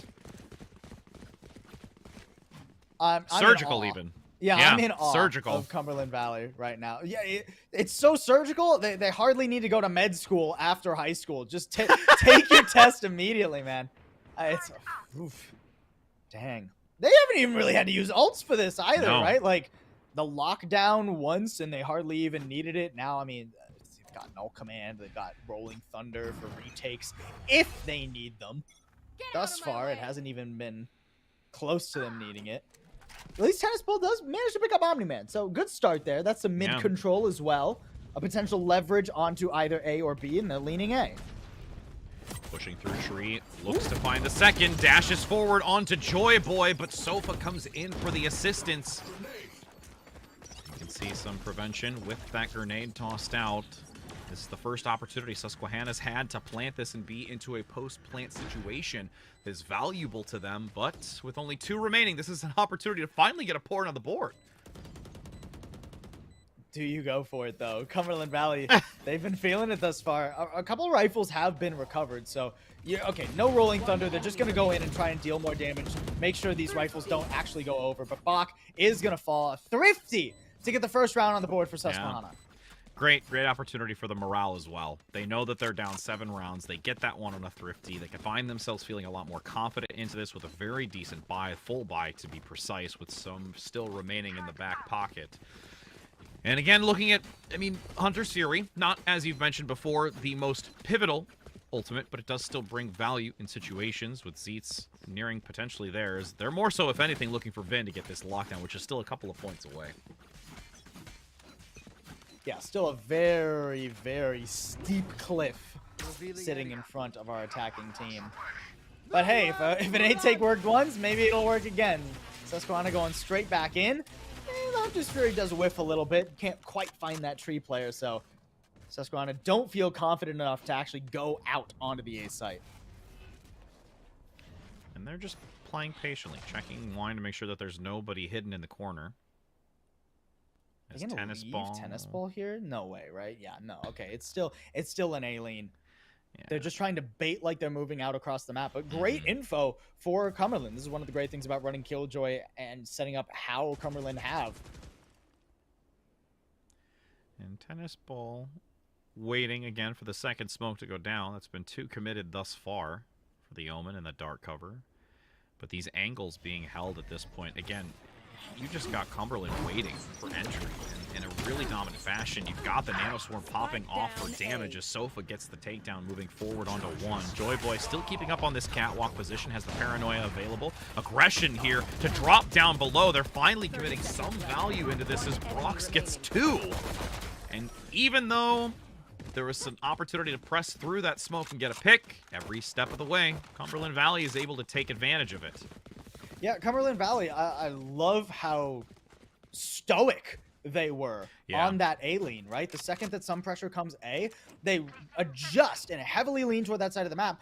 And there's never anything, there's no util, there's no lurk, there's no reason that Cumberland feel they have to pull off of that position. They haven't seen really heavy adjustments from Susquehanna thus far, so they're still pretty confident that it was going toward A, and Bach was in the perfect position for that Rolling Thunder to get max value and destroy the attempted plant from Susquehanna.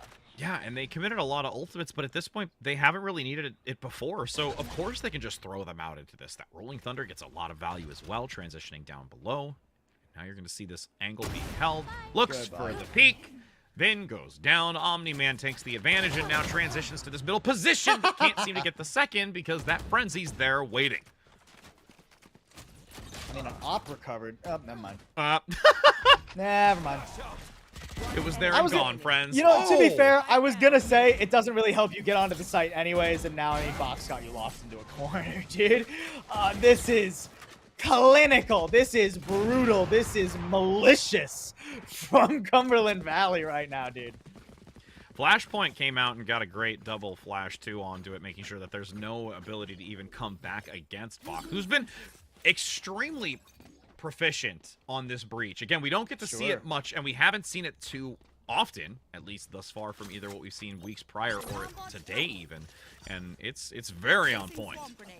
Hey, so by the way, Sofa, if I'm doing my Castro math correctly, has more kills than Sequana does right now. Sofa's on a tear, dude. Him and Bach, the initiators, just undefeatable, indomitable. A force to be reckoned with, indeed.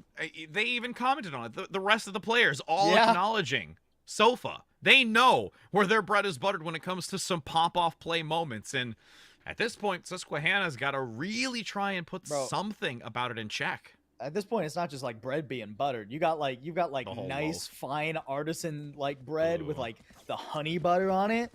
That's what's going on why here, did dude. you do that? That just, for whatever to make reason, you and everybody watching as hungry as I am. Either that or it's like the Texas Roadhouse buns. Yeah, that's what I was thinking of, dude. Yeah. Oh, so good. So good. All right. Sequana, they're not out of this yet. They do have a lockdown and a null command at the ready for this B take. It didn't go well last time, though. Cumberland Valley, they were set up to disrupt. They're set up again to get the same sort of punish. Info attempting to be gathered. Not quite valuable as a lockdown placed. Deja vu moment, hoping to have a different outcome. 30 seconds left. There's already 1-for-1 trade. Box goes down, which is significant because they've been quite a player, but Sofa still reigns supreme. Zeets drops below to get the plant onto the site. We'll be able to feel confident that they've gotten it, but it's still a 4 versus 3 for CVHS.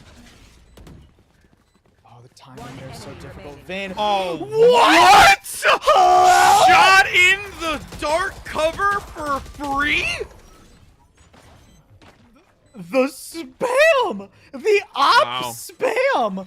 Just gets the perfect position. I mean, that's exactly where you expect a player to be, though, right? Like, that's where Vin should be standing. And Omniman is aware that's where you should be standing because you want, you want to be close to the cover. You want to be in a position where you can see someone walking into the smoke and have a better fight. And you want to be close to the edge of it so that you can swing out at a moment's notice. So there's no sound cue advantage to the players that you're swinging on. And Omniman is completely, has like, Omni-Man with the omnipotence right now just sees through the Matrix to find out where I'm Vin sorry, is. there was a smoke there? Oh, I didn't notice it.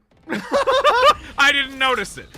You have now an aggressive you're just rolling thunder. What is through this? The stars. I mean, this is the confidence we Wow.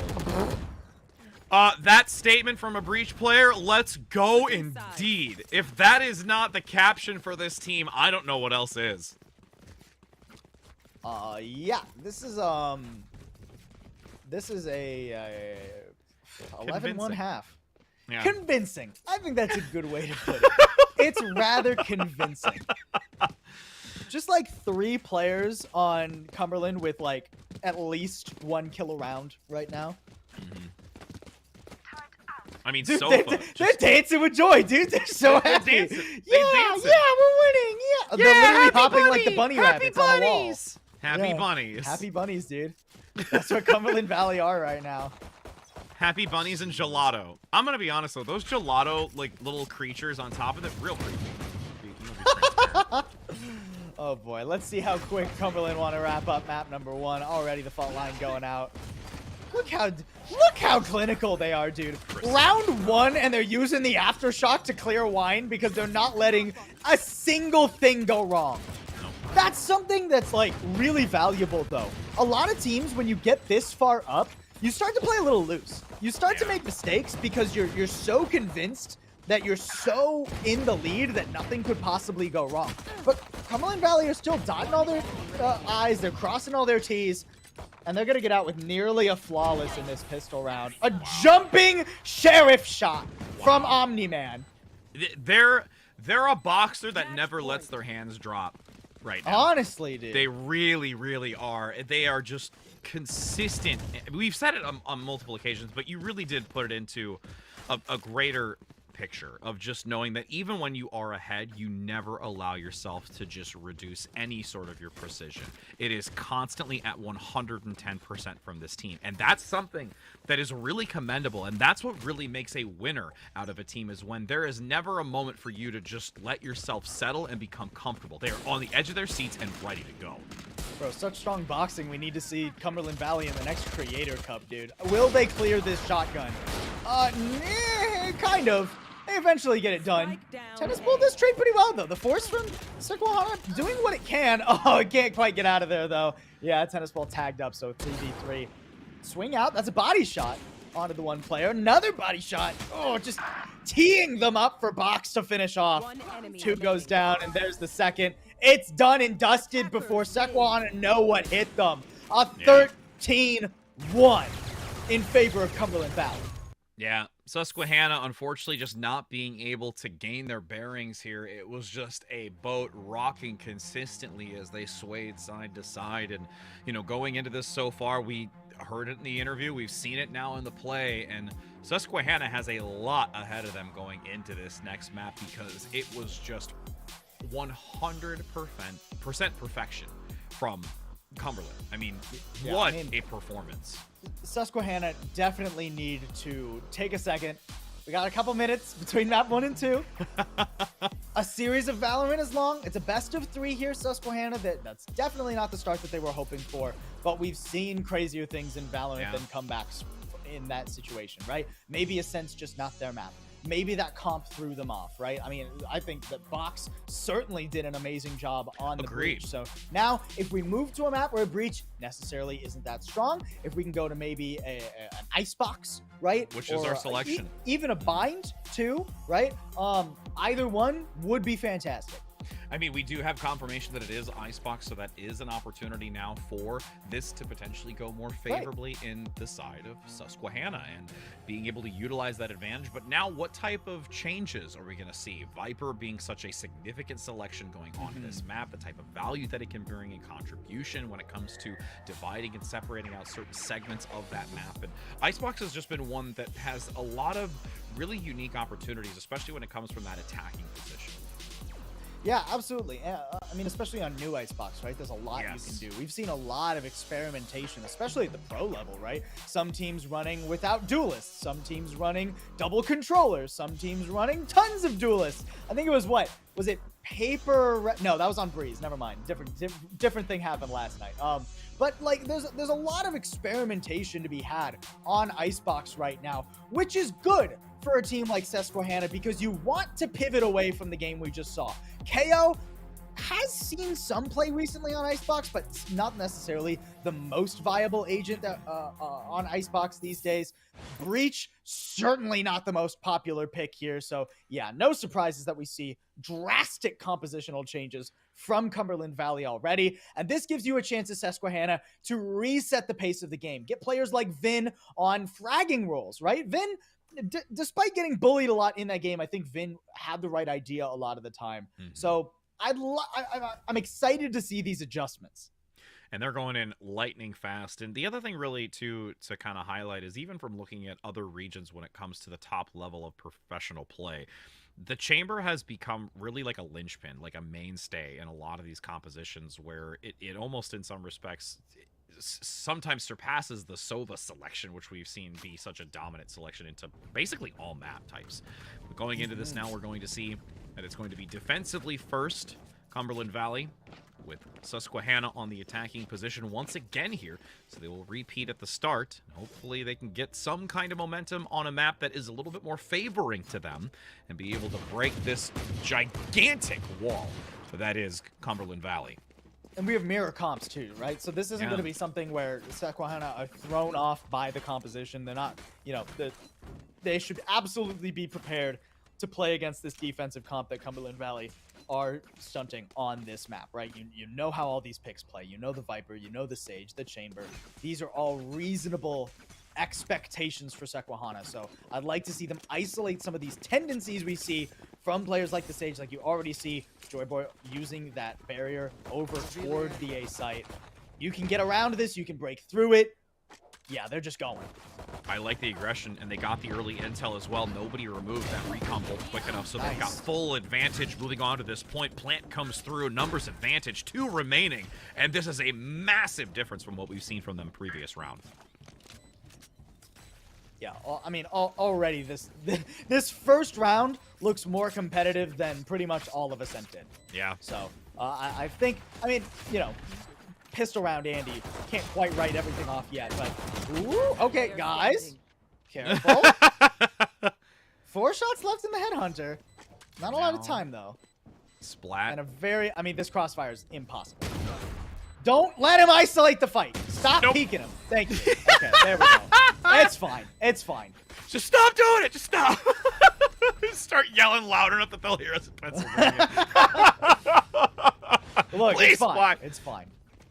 Yes, indeed. There was the comment we were just about to make as well. Splat going to be replacing Jug, who we did have in earlier. And, you know, having that versatility in players as well can also be a unique factor into this of knowing different play styles and different wheelhouses in compositions, which, again, bringing this chamber in, maybe opting to give Pox onto this chance of, you know, playing a Viper and the adjustments, which is really nice for them to try and utilize going into this, and still also give some play time for those in the wings. Ooh. This is a cheeky position from Omni-Man. They're not clearing him. They have no idea Omni-Man's behind them right now. He gets 1. Spike down. Yeah, that's all you can really expect with the classic there. As long as nobody else falls here for Susquehanna, I think they're going to be fine. Yeah, Susquehanna's going to take it. Managing to get 2. Vin comes out with the chamber play. Guns advantage. Box goes down as well. That's for the triple. Splat with 2 HP in a dream. Looks for a peek. Can't quite find it.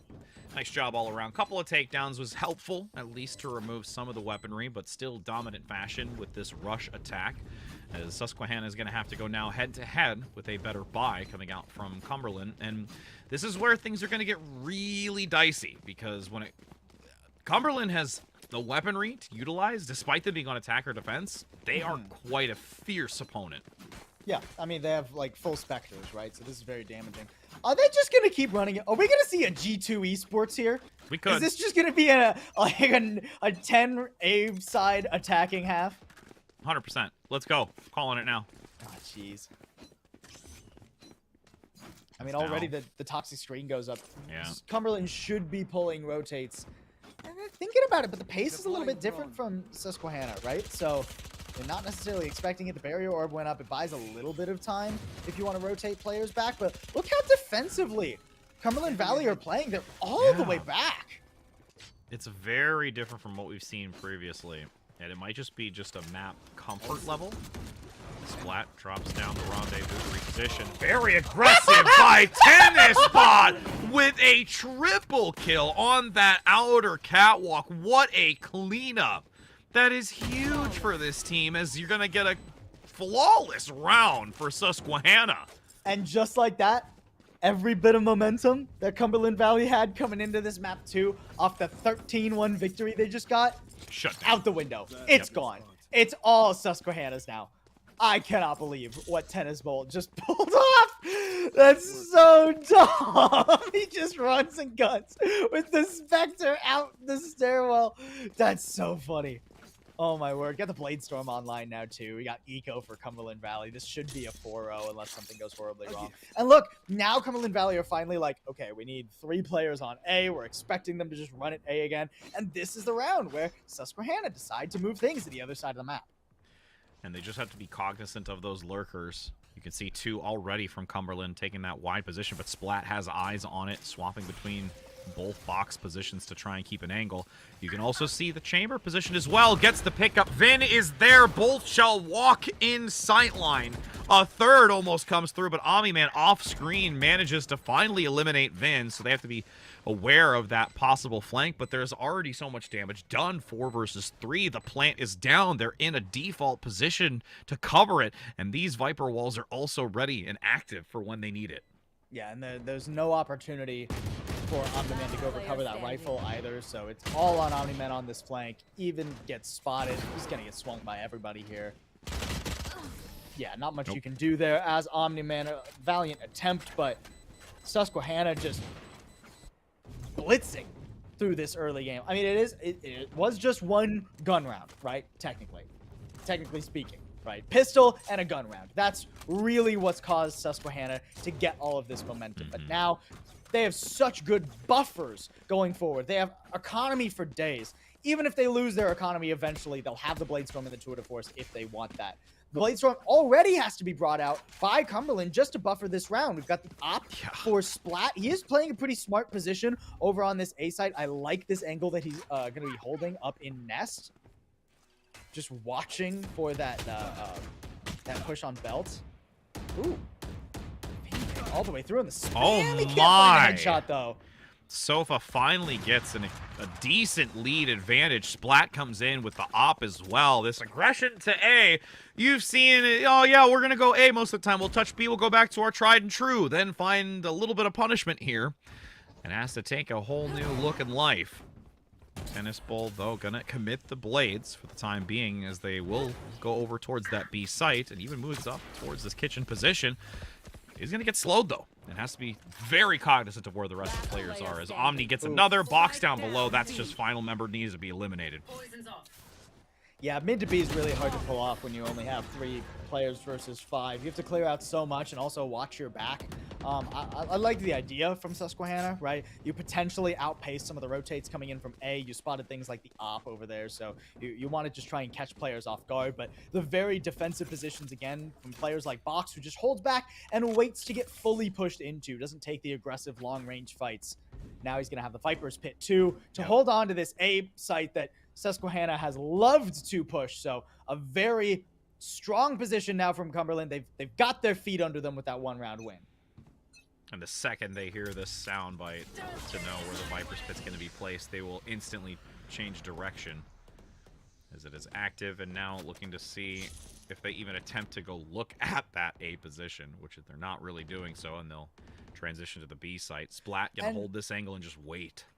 This is one of those classic conundrums for an attacking team. You've got Viper's Pit on one site, you've got the op on the other. It's already taken one player away from you, so you know where Splat is hanging around. I believe he actually got that from the top yellow box, the cheeky chamber TP that we've been seeing recently. So where do you even go? Do you try and force this mid position? Sure, you can attempt it, but you know the trademark's going to be hanging around in kitchen. The second you go right here, the second you pop this corner, everybody has to let go of their shift button and just run down the defenders. And you can see it. Conk waiting. If somebody's even going to move. They've got 40 seconds now to go. The time is just vanishing in front of their eyes. Sofa might move into it. Goes for it. That's a great pickup into it. Now going to try to move out. But Omni-Man gets 2 when they turn. Yeah, that's brutal. The fact that Omni-Man is picking up 2. He's still hanging around, too. He's a thorn in the side of this attacking push. I mean, 2 will eventually get boxed, but even 2v3, we're down to 15 seconds. They're going to have to use the Viper's Pit to try and secure a plant here, but Splat's already inside of it. Okay, good cover from Zeets, expecting that lurk coming around. And now with the heal and everything, this is suddenly a winnable round. How will Cumberland enter into this Viper's Pit? It is going to be a challenge. Omni-Man playing the high ground does get... Oh, actually doesn't see it. I thought that they were going to be able to see Joy Boy. But no, Zeets get the elimination. It's only 1 remaining. Omni-Man has to make something happen here. We've got the snake bite coming in from the side angle. The decay is just far too much, so it's an easy pickup, and that will be another round win here for Susquehanna.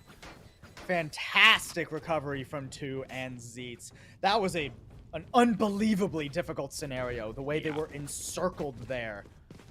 But Zeets being able to pop that Viper's Pit just gives them room to breathe. It chokes the other team, but your own teammates can breathe inside your Viper's Pit, so good stuff from Zeets. I mean, if Splat was able to get inside that Viper's Pit and take Zeets down, if Zeets wasn't so aware of where Splat was coming from, that round never happens, and suddenly Cumberland are within at least spitting distance of this round differential, but instead now it's 5-1. Cumberland back on eco. They've got no money for them. A tour de force to attempt to get something.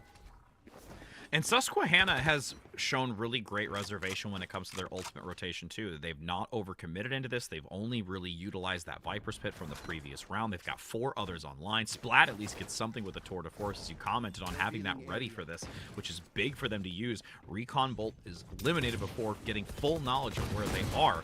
Dropping down below, the dash comes in to try and elude. His Omni-Man takes down one, but trades out another. Cock goes down. Oh my goodness. We'll be able to reposition Joy Boy down below. Not gonna get that trade though.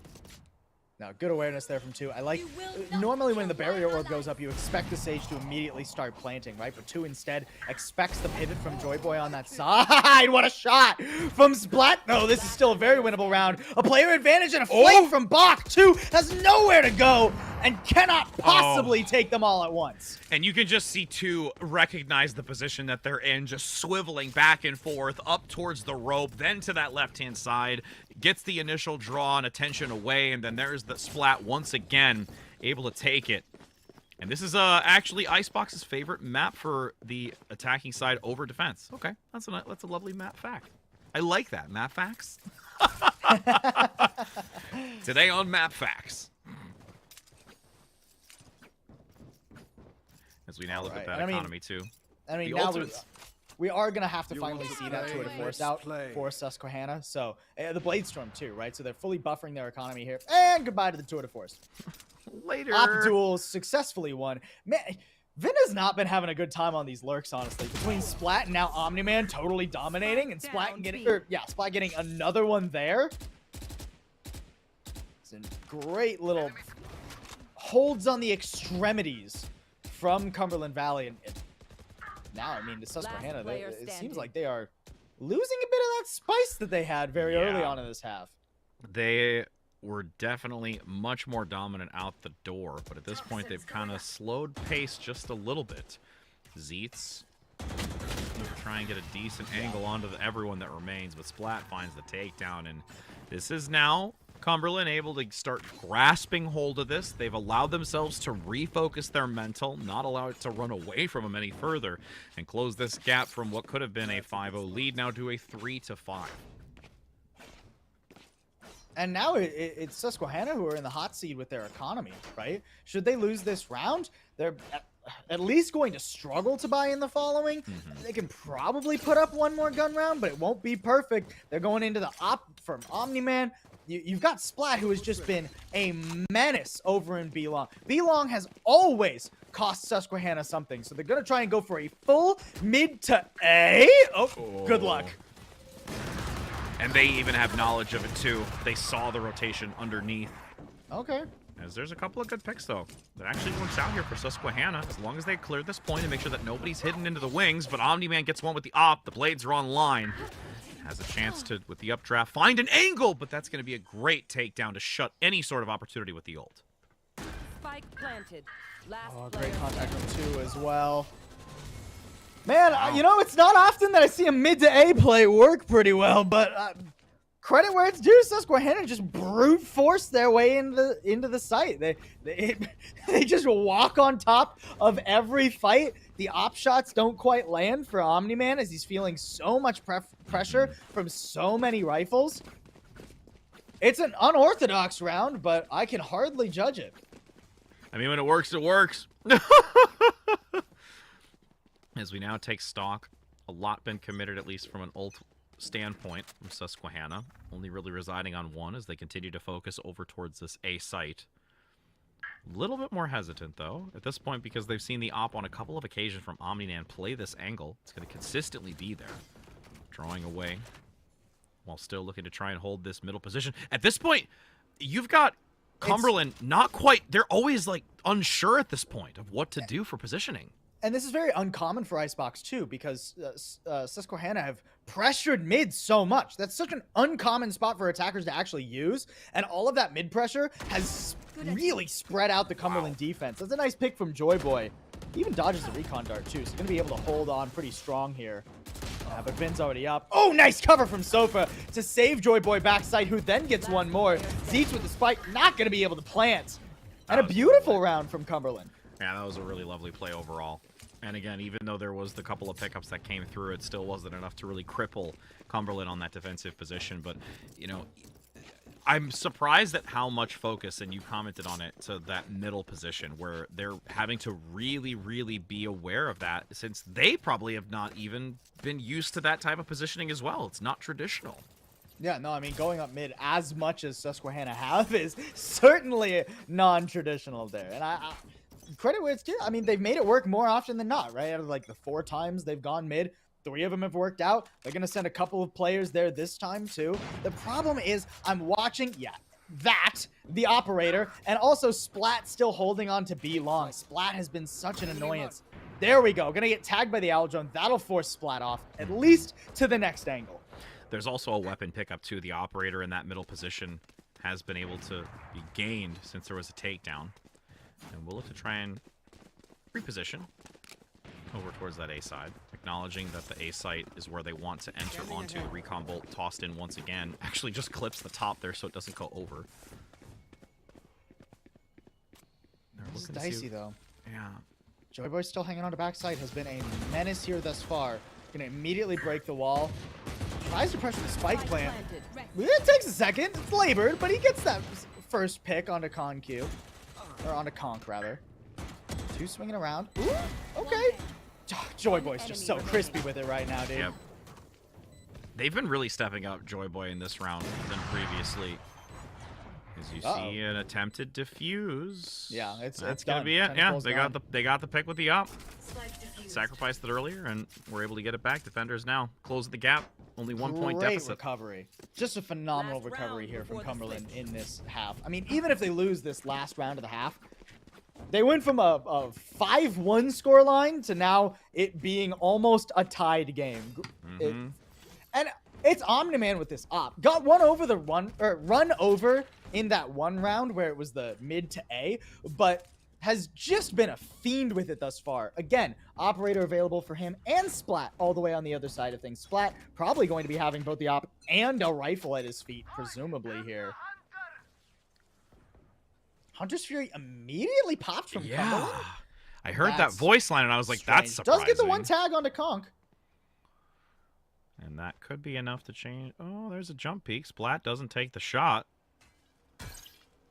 There's the Owl Drone, though, to give some information in where Splat's position. Looks for a shot, but has to rendezvous out back to their traditional area. I love how long Splat holds on to that, though, right? Buys time for the rotates. And look, Susquehanna, even though they forced Splat out of that B long position, they can't go B because they know the rotates will have come in. So instead, they decide to go for a quick pivot towards A, but they're so nervous. They have to clear out so much of the map. And those nerves can take hold sometimes. As this attempt over to A site again. And most of Cumberland are towards that B site. So they're going to have to walk back towards spawn. As the recon bolt comes out, nobody's there, and they will instantly aggress. Hunter's Fury looks for some shots into those prime positions of where somebody could be hidden, but don't get anything. Plant comes through by Zeets, and the Viper's Pit committed. Difficult retake. 5v5, though, and a res available for both sides. Tennis ball immediately spotted. Oh, boy, if he traded one, it'd be a miracle. Oh, no, and Zeets falls. 2 stands in the snake bite. 2 trying to do it all, but eventually found by Omni-Man. 1v1, the tour de force up. Just ring around the Rosie. How much time can Vin buy? Omni-Man up top looking to drop down using the rope for the time being. They saw the barrel of the gun. Done. They're going to peek the corner. Look for the body shot onto it. There's the wall bang. Omni-Man gets the advantage. Vin, unfortunately, left alone, waiting for someone to show their face, but you give up your positioning by the tip of the barrel, and you find yourself laying to rest. Man, the fact that Zeets dies to the snake bite there, dude.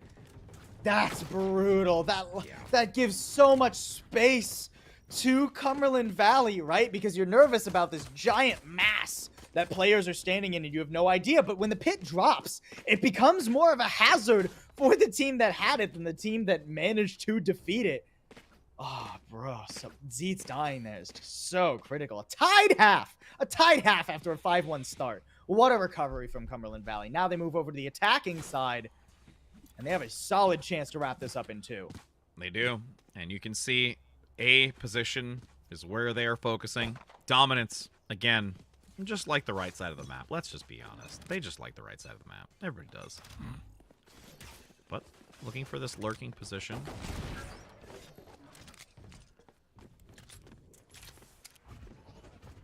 Yeah, already the one pick there. I love this position from box 2. Ooh, careful. Okay, the dash takes Tennis Ball out, and actually a very favorable trade, too. Box going down. Box is critical. Keep in mind, your Viper is always going to be critical to executes on the Icebox when you're on the attacking side. You need that toxic strain up.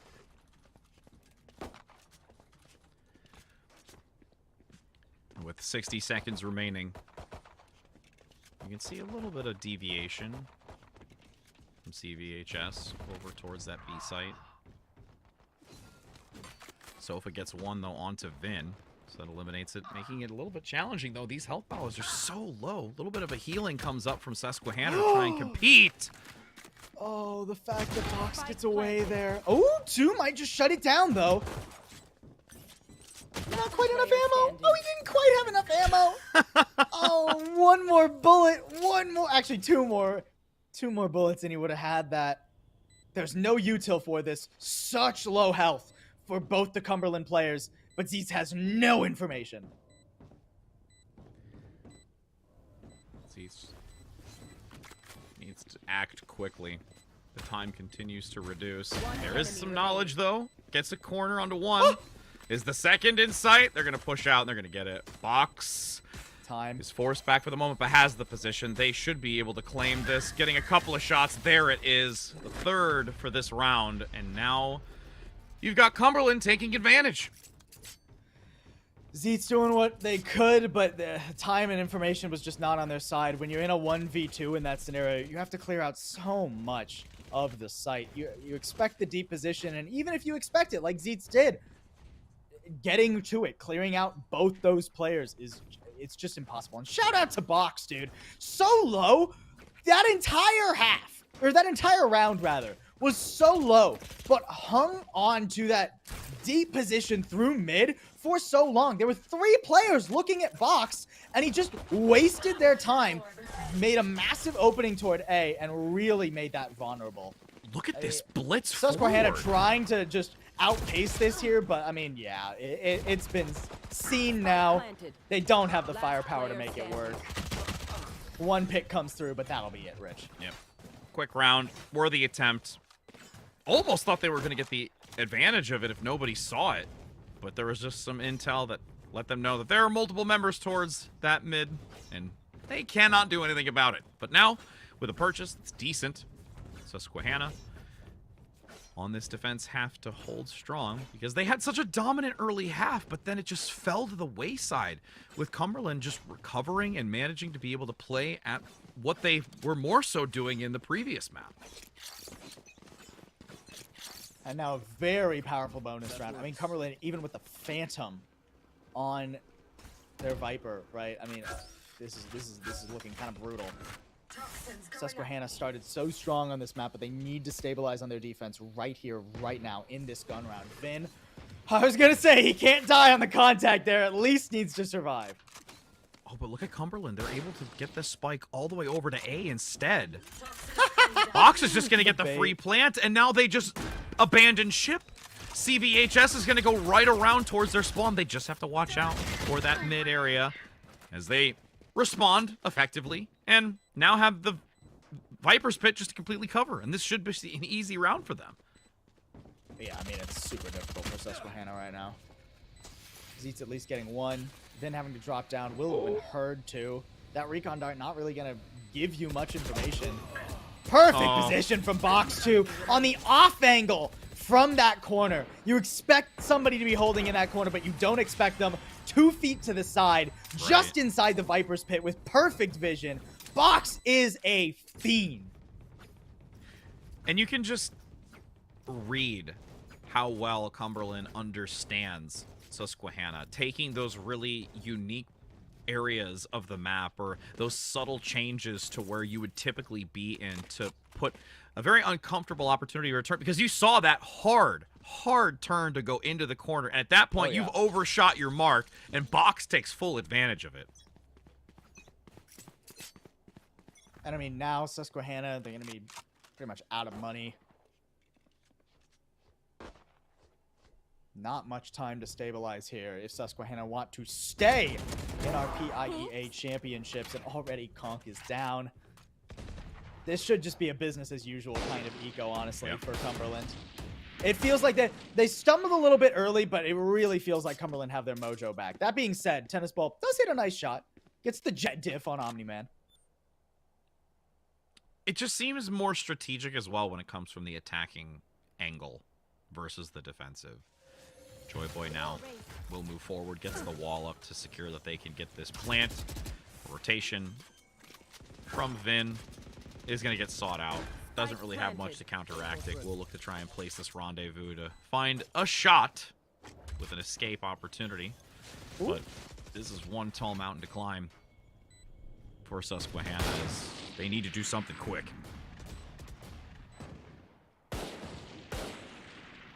A couple shots come through by the Marshal. Doesn't find anything. Sofa holding this angle out in the open. Actually gets picked up, but Box says otherwise and gets two. Splat with a headhunter. Looks for a second, but can't get it. Loses. I believe that was the op, it seemed. Is Box gonna aggress? Wait, no way. Are they gonna? Okay. Oh, okay. Yeah, I was gonna say that was a little worrisome. That was a little worrisome. A little bit, but it's fine. Bach even gonna be able to live. Nice position in the corner there to avoid the spike at the very end. But either way, I mean, it's a very strong position for Cumberland Valley right now. Yeah, fun fact, in case you didn't know, in case you've been living under a Valorant rock a couple months ago, we did get that box change, and that becomes a very solid position to stage post plants from, and you saw that from Cumberland Valley, and it makes it less difficult to actually get onto the B site. So great stuff thus far from Cumberland. They've still got the Hunter Sphere that they're just hanging on to. Sofa just waiting for an opportune moment to use that. A tag onto Tennis Ball. That's going to be a great moment for it. Yep. Wants to reduce the health value to the best of their ability.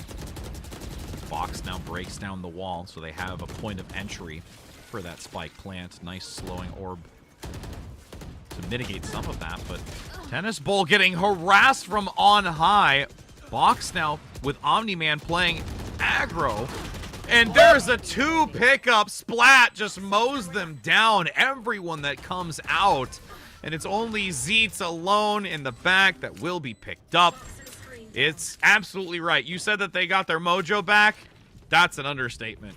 Cumberland Valley are back to doing what they did on Ascent, which was anticipating exactly where Susquehanna want to be pushing and beating them there. Right? Splat swinging out at just the right moment, right when Susquehanna want to try and swing and pinch with their player who's up on rafters, but they don't allow it. Splat doesn't allow it, and then the cross comes in from Nest. I mean, there's just so many angles.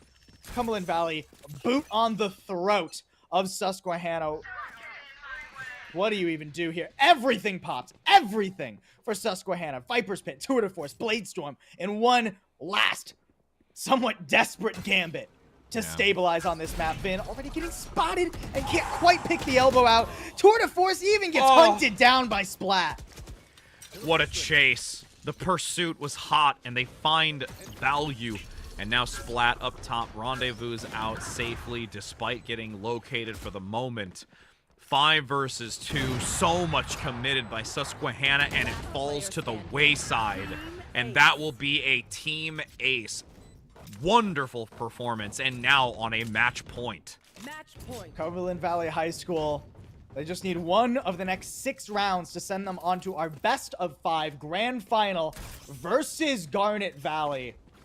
What a display they have put on. That's 9 rounds in a row they've won here, Rich, between this half and the last. They're looking to make it 10. And I mean, they even have the res to buffer this too, right? Like Susquehanna, they're forcing into this one. Of course they are. They have to. But it's not a very strong force. Bulldog Spectres littering their economy.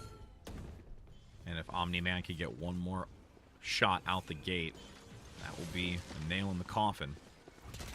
As They're holding that angle. Intel with the Owl drone now taking the rope. Does get a shot. It goes wide, but Splat comes in for the assistance. Both Splat and Sofa make this a round-winning engagement. They pick up Zeets, and it's only Vin remaining. Look, with a lurking position. This is unfortunately going to fall out of the grasp of Susquehanna. A nice wall bang, though. And the spike is actually still chilling in the back there. Yeah, only 30 health, though, for Vin. Yeah. Getting pinched by 2 players. Actually did get a good amount of damage there. Yeah. I mean, it's all 1 on Vin's health shoulders. on Sofa. No way he gets it with the right click at that distance. Don't you dare. He thinks that Vin is pushed up, too. The shock dart not quite landing. But, I mean, with Vin being spotted in min, that means the spike can be recovered. Omni-Man can go toward A. And all Sofa has to do is play this back deep angle. Unless Vin has the perfect swing here, it's over. Goes for it. The wall bang doesn't go through, and Vin gets it.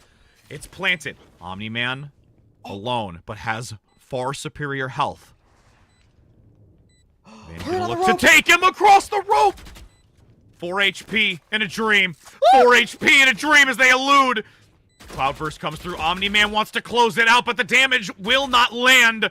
Vin chasing, has to go back for the spike at this point. It's not planted for him! Oh no! It's not in the open position, so now you're going to have Omni-Man address forward, attempting to hold on to it. He stops and gets shut down. Oh, that was a clutch moment to see if Susquehanna was going to hold on to another round, but it falls short. And that will be a wonderful demonstration here from Cumberland Valley High School, now moving on to the grand finals to face off against Garnet Valley High School. Bro, Omni-Man just toying with them at the end there, dude. I thought he could do it, but Omni-Man sprints to the spike the second it gets tapped, dude. Not wasting any time, flies around the corner with the right click. Great recovery there from Omni-Man to stop the 1v4 clutch that would have kept Susquehanna in it. I mean, shout out to Vin. What a valiant effort in that last round. But at the end of the day, Cumberland Valley, it's just too clean. The way that they are constantly swarming around the map, playing off of each other, never letting anyone on the enemy team isolate those fights or those angles. It is so strong.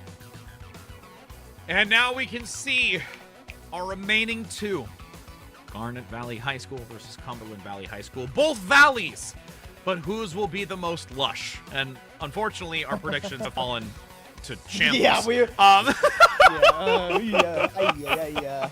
Don't worry about it. Don't worry about it. Look, we said coming into the day, despite whatever predictions we might have had. Oh, thank you, production, for just rubbing salt in our wound right there. Those are wrong. We said at the beginning of the day, this really could be anyone's tournament, right? I think actually there's room to argue that Susquehanna, if they had started on the other side of the bracket, if they had faced either of the other members, they might have had a more competitive semifinal. I think they definitely looked more comfortable on Icebox comparatively, but then, I mean, there was just so much time for Cumberland Valley to get back into the swing of things, and the way that Cumberland Valley swarmed and were constantly going for 3v1s, 2v1s, 4v1s, really played against the style of the individual gunfights that Susquehanna wanted to take, right? They wanted individual fights. They wanted those 1v1s, those lurks a lot of the time, and Cumberland Valley just didn't let them have them. Not at all.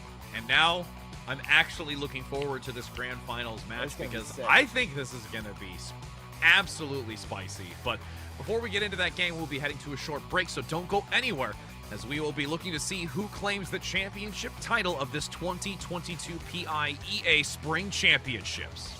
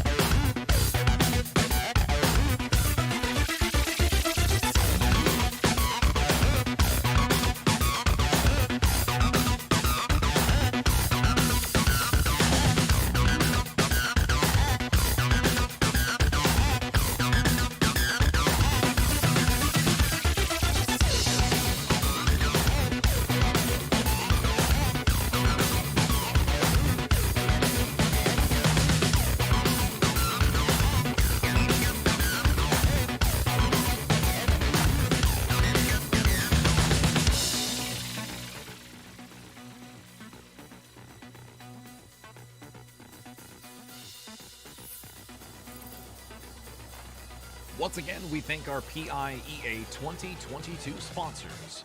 Widener University. We also have United States Navy and Sonics. And now let's take a listen from another one of our sponsors with Likens from Sonics. Hi there, I'm Trey Likens, and I'm the community manager of Sonics Esports. The reason Sonics Esports wanted to be involved with PIEA is we're really trying to give back to the community. Something that we really like that PIEA does is it gives high schoolers a taste of what it's like to be in the esports environment. I think that the Sonics will support esports by continuing to bring it to the East Coast. That's been our goal since the beginning. Working with PIEA is really just the next step in that. Community growth and continuing to, well, I mean, obviously just doing what we do as an esports org, bringing it to a wider audience as much as we can. Sonics are really happy to be working with PIEA. We're very proud of the work that they do, and we hope to give more to it in the future. If you're interested in helping out as well, you should really check out their website, especially if you're a school or if you're connected to someone in the industry. Being a part of it is how this grows. So go check them out. Thank you to Sonics and all of our sponsors for putting on this amazing tournament here at the state championship for PIEA Spring. We've already had 2 great semifinals, folks, and now we get to go on into our best of 5 grand finals between Garnet Valley High School and Cumberland Valley High School. A battle for the lowland to see who stands on top. It's myself, Possible, alongside Rich Rad, who hopefully is recovering. You're doing good, buddy. I believe in you. I need you for this. Yeah, no, I'm doing good, my friend. A little bit of a throat moment there as we're entering into the finals right now. Again, as you had mentioned, a major shout out to our sponsors, and we greatly appreciate them for bringing this opportunity for a grand finals moment just like this. These two teams have really battled it out to get here, and we almost have, I would almost say that it is still both strategic teams, but there's a little bit more of this wildness to Cumberland Valley High School versus Garnet Valley, who is that very well-structured and tactical thinking type of squad. Cumberland Valley definitely have that calculated chaos, right? They go in quickly. It's a flurry, but one that they are fully present for, one that they are cognizant of every single moving piece in that maelstrom as they head into post plants, retakes, any gunfights, honestly. Whereas Garnet looked a little bit more controlled, a little bit more reserved when we saw them in that first semifinal. And Garnet also had a much more labored path to get here compared to Cumberland Valley, who pretty much stomped their semifinal. Yeah, it was quite close. I mean, we went into overtime rounds that you and I were both just completely mesmerized by. We're entering now onto Bind first. We get to see a little bit more variety here for this first map as we take a look at the compositions, and you can see that from Cumberland Valley, they're going to opt into the new agent Fade to see what that can bring to this competition between these two. Fade on Bind. I love this this Fade pick on Bind. We saw Fade a little bit yesterday in NAVCT. I forget exactly which team was running her, but there are so many cool Fade lineups that you can get with the Haunt here specifically. There's one like from Sand that goes all the way onto like the middle of the B site. It gets on top of a box, so you get like total vision of the site. There's another one on A, right? There are so many cool things that you can do with Fade if you are prepared and have like those like kind of nerdy lineups available to you. There we go. I found it eventually, Rich.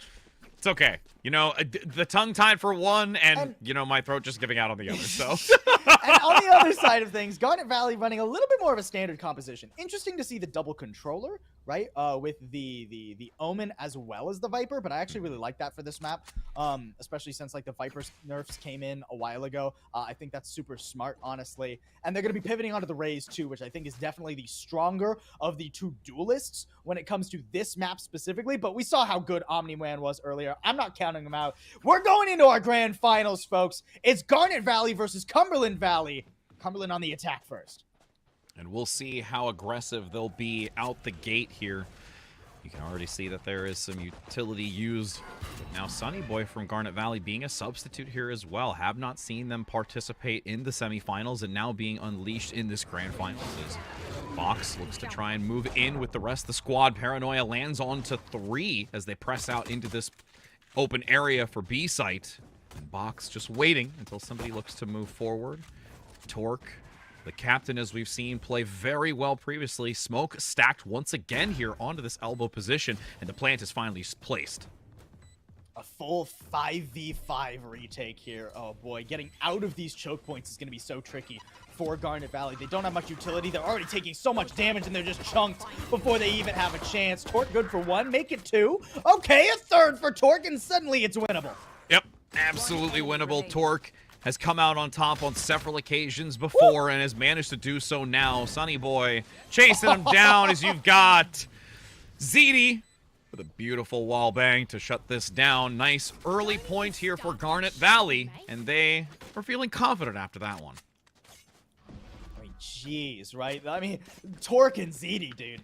Torque and ZD. I mean, ZD was definitely the name of the game earlier, right? We saw so many clutch rounds from ZD beforehand, so good to see already a nice start there. I mean, that was a crispy shot to come out of backside. Excellent work to actually get out there. If ZD doesn't win that fight, it becomes much more difficult for Garnet Valley. Now, they're off to a strong start, despite the fact that they fully gave up that B site. They were willing to play the retake, prepared to do so. And now they get themselves a very comfortable anti-eco, full Spectres and heavy armor, as expected. Holding over by Showers for the moment, playing very far forward to capitalize on this orb to prevent anyone from getting it from Omni-Man. Looking to actually dash out of that for a couple of bullets. ZD doesn't actually commit with the paint shell. Holds on to this here with the snake bite going to make sure there's nobody can move forward. I mean, this is just a great setup, right? The 2 players holding strong onto Showers. You have the trademark over in short to make sure that nobody is lurking up behind them. So they can just confidently hold this position all day long. And meanwhile, you have a 3 stack on B. So prepared, Garnet Valley, for any scenario. Box doesn't have anything to use, though, outside of its signature. We'll toss it out for the moment to get intel onto Torque, who is in Cubby. We'll reposition, though, shortly after, and there is that trail left, so they have knowledge of what angle they had moved to. But it's still a very slow, methodical play. Splat looking for a couple of headhunter shots, finally gets it onto Torque, but still sacrifices quite a bit of health in the meantime, and still holds that window. I mean, they have no idea about the player in elbow either, so that smoke is going to have to isolate Sunny Boy. Can still just flash out of that smoke, immediately swing. They're ready for it, though. Splat, another head to his name. And suddenly a very winnable round. That's a Spectre recovered, presumably, too, for Box. This is very difficult retake now for Garnet Valley. Yeah, ZD has been resting for the time being, keeping warm until this moment, and now we'll transition just across this point, seeing if anyone can get him in the octagon. Rotating into the corner, gets a few shots. Great engagement. ZD continuing to follow up. And now it's only ZD. You've got that paint shell tossed into the corner, drawing them back. Attempts for the half defuse, drawing them out into the open. Puka, oh, can't manage to do so. Thrifty comes through, and that's going to be Cumberland able to take this one and make it a 1-1. Yeah, Cumberland flipping the anti-eco on its head. Great discipline from Cumberland Valley. They took control of so much of the map very early, right? Like, we saw that Showers fight for so long, and that was like the only place on the entire map that Cumberland Valley weren't confident that they could fight. They had Hookah, they had Garden for so long. They just had to wait for Garnet Valley to get a little bit antsy, get a little bit nervous. That A pressure really a thorn in Garnet Valley's side on the defense, it turns out. So as those rotates thought about coming through, it was a massive punish that Cumberland were able to find. And now, I mean, they can basically just waltz on top of ZD the second that paint shell expires. There's not much really holding on to this site here. Interestingly enough, Onair doesn't get spotted by the Prowler. Able to take them both! Oh my word! That's such a cheeky, ratty angle off the back of that Toxic screen. The Prowlers both went past him. Sunny Boy 2 now on the flank. Are we just gonna get a reflip?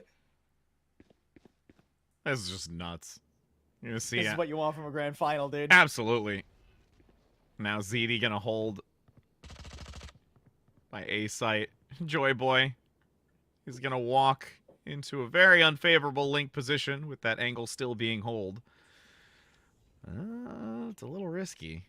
And Joy Boy's just holding. They're just going to wait to see if anybody pushes forward from Garnet Valley, because they have to at this point. I mean, you're so nervous now, right? You have no map control. You have no information. You've given guns to the other side. You just have to try and waltz up short and pray you get some favorable gunfights. A Paranoia going to completely deny it. Joy Boy forced into the corner.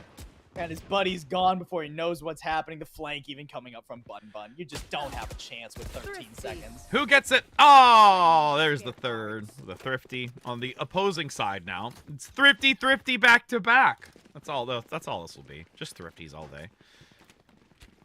Don't have guns challenge. Yep, agreed. That's what this is. Both teams going to be buying this time around, though.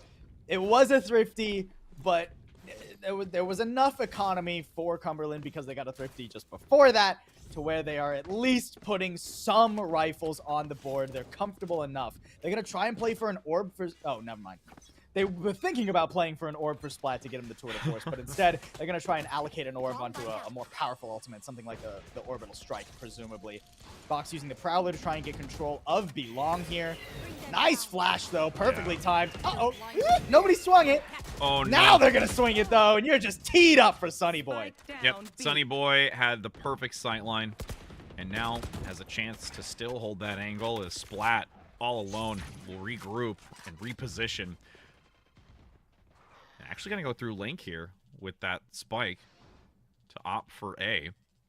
And you can even just see some hesitation here. Joy Boy looking for an angle in Hookah. Can't really get anything through the window since they're still holding in Cubby. Distance from everybody else. And again, this is something we've not really seen Cumberland have to face off against. They're going against a more formidable team that's putting them into a really uncomfortable position. A team that's willing to fight Cumberland. Right? Yes. Like these flashes from Sunny Boy, these aggressive positions in Shower on the other side of the map, right? Garnet Valley aren't just going to give the map over to Cumberland. They're not going to give them space. They're not going to give them free 3v1s. And I mean, this is just so hard to get out this smoke. You don't have flashes. Bun Bun should be good for at least one here, without a doubt. Okay. I mean, the smoke expires, but it's ZD who gets it instead, and I mean, it's done. Omni-Man, we are sorry. You shall be laid to rest for the moment unless you just abandon ship and hope for the best. Moving through Link, you're going to find one very quickly. Nope, you're going to take that wide angle. And just, you know, chillax. Want to hear an egregious pun? Oh, I have to with you. Omni-Man finding out the other team looks pretty invincible. Have you seen that show? Do you get that? I don't get that. You haven't seen Invincible? Oh my! I know. Anyways, I had a feeling it was leaning into that. And I'm just like, I think he means that. I'm like, I probably People in the am chat right. who are more cultured than you understood that joke. I know. And they'll get to roll their eyes at me. It's fine. It's okay. They'll roll your eyes at you and then also just face palm to me. So there's an action for both of us. Perfect. It's perfect. It's perfect. What's not perfect, though, is the economy for Cumberland right now. They got a Tour de Force and I think one, maybe two rifles, but it's definitely a struggle buy. They do have some good ultimates should they get some early advantages, right? Like if you can pin down this chamber on the A site or maybe like pinch into Showers effectively, then you can snowball this into a solid gun round, but it's a pretty big if. And we'll see how massive that if is you've got Bun Bun still holding this corner, not going to push out, no need to. Omni-Man knows that somebody is there. Well, there's a dead giveaway. Bun Bun for sure knows there's one at least.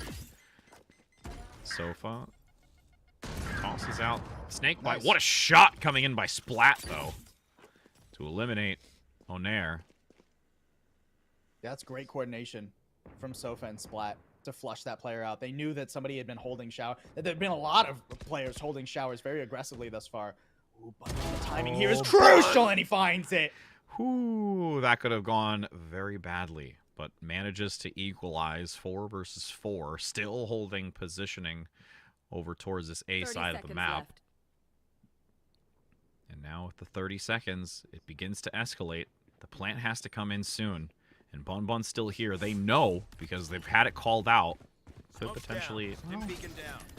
Stim Beacon active. They're going to look to try and rush into this. They get rid of that. Oh, no, it actually still leaves a mark on the ground, so it's slowed for them to push into it, and Garnet Valley takes full advantage of it.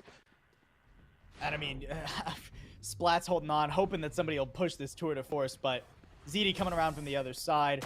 Not going to let Splat get away with squat. Nope. A 4-1 lead for Garnet Valley thus far. I am loving the defensive positions from Garnet Valley. I love that they are choosing B long, and they are choosing showers, and they are digging their heels into those positions. Those are such important spots on the map, especially for the attacking team. That's where you want to stage executes from. And for Cumberland Valley to have to fight so hard, tooth and nail, use so much utility to even have a chance at getting those positions. Yeah. It makes getting onto the site that much more difficult. Prepare for hellfire. Orbital strike comes they out going? quickly. They know where they've seen players before from Garnet Valley, and they are going to unleash hell from above, but they're walking into a Viper's pit from this defense once again, making it even more challenging to plant. As ZD plays aggressively up front, paint shells tossed out amongst the smokes. And, well, there's been enough tossed in, and they say, done. We going elsewhere. What a brutal defense there. I mean, just brutal. The way that Garnet Valley dumped utility to stop that short pop. I mean, box good for 1 in showers. That'll draw some attention. Onair has to watch for this angle now. Poison's off. But they're still 2 by beam. So even if they attempt to try and reposition, there's still some decent coverage over there. And they're holding these angles. The Viper Pit still continues to persist for the moment. They have information, though, over through Hookah. The problem is this Viper's Pit is actually somewhat counterproductive now because you're worried that the Fade is pushed out and around the Viper's Pit. So Seekers go all the way over to A just to find the Fade, and now here comes the rest of Cumberland onto B. Great paranoia to stall that out, and there's the rest of the Seekers too. Good information now for Garnet, but they lost another player A. Yeah, they're collapsing onto it 3 versus 2. Smoke comes out, Sofa jumps through swiftly. And they're going to be able to get this. Poisons are off for the time being, so there's nothing to block it. Sofa gets blinded. Attempts to rotate underneath, but Torque is there for 1 and a second from Sunny Boy. That's the defensive side won once again. And despite a non-map dropped season thus far, this is looking pretty dire for CBHS. Yeah, I mean, I think they're out of money again. Right? Yeah, that's what I mean. Marshall's up. Yeah, this is looking very dominant for Garnet Valley, and I love the way Garnet Valley is using their utility. It's reactionary, but it's very quickly reactionary. Right? They're not wasting any time. The second they see a Cumberland player, they're popping their util. They're using Seekers, Paranoias, Paint Shells, anything to keep Cumberland on their toes, to keep Cumberland from being comfortable and just rolling onto sites. Sunny Boy leading with a Trailblazer to get the intel down that narrow corridor. Gonna actually push up into Octagon, aggressively spamming through. Bun Bun gets the op shot onto Joy. And now, at this point, you could just have a rotation looking for a flank to completely collapse onto Cumberland. It's so nice. I mean, you don't even really want to go full flank around because you're nervous about a potential TP through short here. But the fact of the matter is the gun diff is just so huge right now. Sunny Boy even getting one, not even aware that Sofa was there, but still good for the 1 pick. And now, I mean, Sofa's got 26 HP, dude. The spike is over and short. Omni-Man might be able to get one if ZD jumps into this smoke, but outside of that, not giving him good odds. Oh, he even gives up his position. Couple of shots. Now he's pretty much done. Yep. Fleeing for their life. And the chase ensues. Omni-Man looking for a shot. Can't do anything with a wall bang from Bun Bun. All right. And that is a 6-1 score. All right. Deep breath in, Cumberland Valley. Yeah. Deep breath in. If you want to keep your undefeated map streak in PIEA, this is the round that you need to stabilize. We haven't seen hide nor tail of Cumberland Valley really since they flipped the anti-eco. They've got the Viper's Pit available. They're 1 off the Blade Storm, which it doesn't really help them considering it's a rifle for Omni-Man rather than something like an operator. But if Cumberland Valley can get onto a site, if they can avoid this early aggressive utility to take these fights from Garnet Valley, they can just dodge that early util and avoid these aggressive gunfights. get onto the site and have an actual post play, that Viper's Pit will be so good, especially against GVHS's composition. And the other thing, too, is that's the momentum that they need. They have to get a round right now to revitalize their energy. They can't keep ping-ponging their economy. No, they can't. It's just going to be devastating throughout this map with how dominantly GVHS has played it. Oof. Shot out the gate. Bun being that MVP player again. Yeah, and just like we saw earlier from GVHS, some of the roles have changed, but the variable defenses have not, right? They're constantly moving around their players. It's another 3-stack here on B, but it's a 3-stack they haven't seen before. It's the Omen, the Raze, and the Sky. This is going to be difficult to clear. Nice reaction. Just jumping out of Hookah. They are all lined up. Flawless round. And that is just so punishing. Garnet Valley dismantled that attack. Yeah. The haunt comes in, perfectly placed, right? On top of Tube. But the backside player, ZD, destroys that. Then the flash comes out, the counter flash. Then the paranoia comes out. So Sunny Boy and Torque swing on the entirety of Cumberland Valley. And Cumberland just don't know where to look, dude. Garnet are on the level right now. Yeah. Just making Cumberland be sitting ducks at this point. In multiple occasions. And now, bot comes through. You have the Prowler locked into the corner. Bun holding an angle here, waiting for someone to move in. Gets a shot onto the second Prowler that comes through into Showers. Will have to rendezvous out. Can't stick around any longer with only 52 HP Nice. as Splat gets one. So that's something to work with. But again, Not this a pistol round recoverable is gun, though. yeah, a lot more ahead of them. And look how willing Garnet are to fight Cumberland, dude. Like, ZD is not afraid, despite the fact that there's like 4 sheriffs in Showers, ZD is not afraid to just spam that angle. ZD feel confident. Oh, he's grabbing the op? Yeah, grabbing the opt. Okay, there we go. Just swap back. Removal And look of the how haunt. present Garnet are too. Like, they're so aware of what this Fade wants to do with the haunt lineups, and none of these haunts have been getting any value. They're not getting the reveals. They're not getting like clears. They're just not even allowed to pop. 30 seconds left. ZD gonna hold this for the rest of the time. 30 seconds to go. Something's got to give, and right now Cumberland does not have the advantage. They've used the Viper's Pit over by B more so as a decoy to move onto this A site to plant, and it's actually worked just enough to get to that position as Splat spams down, and now this looks favorable for Cumberland. That's a really great fake, honestly, with that Viper's Pit. You even recover some rifles and an op. I mean, this is looking so good now. Bladestorm available from Omni-Man, covering the flank. There's nobody over here right now, but they heard the TP come through. A tall task, 2v4 now. ZD, oh man, he's gonna need to be a monster. Oh, that's the first one, but can't get a second.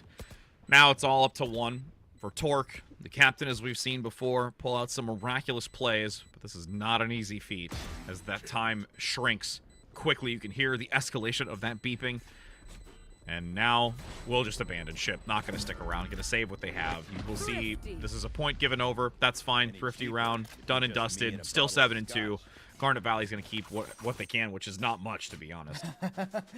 Yeah, I mean, it's a good round for Cumberland Valley, right? A really well-sold fake off of that Viper's Pit, and also Omni-Man being over there and helping sell that with additional presence. But you only have the Viper's Pit once in a while. You're not going to get a chance to fake that again. So we need to see one of these more traditional executes work out for Cumberland Valley. We need to see that same presence of, hey, we know where ZD's going to be holding. We know where Bun's going to be rotating to. Like, Splat got a really nice pick on Bun after he rendezvoused away from that initial engagement. But we need to see things like that more for Cumberland Valley. That's a good start. They're aware Onair is going to be pushing into Showers, and they already got the Viper down.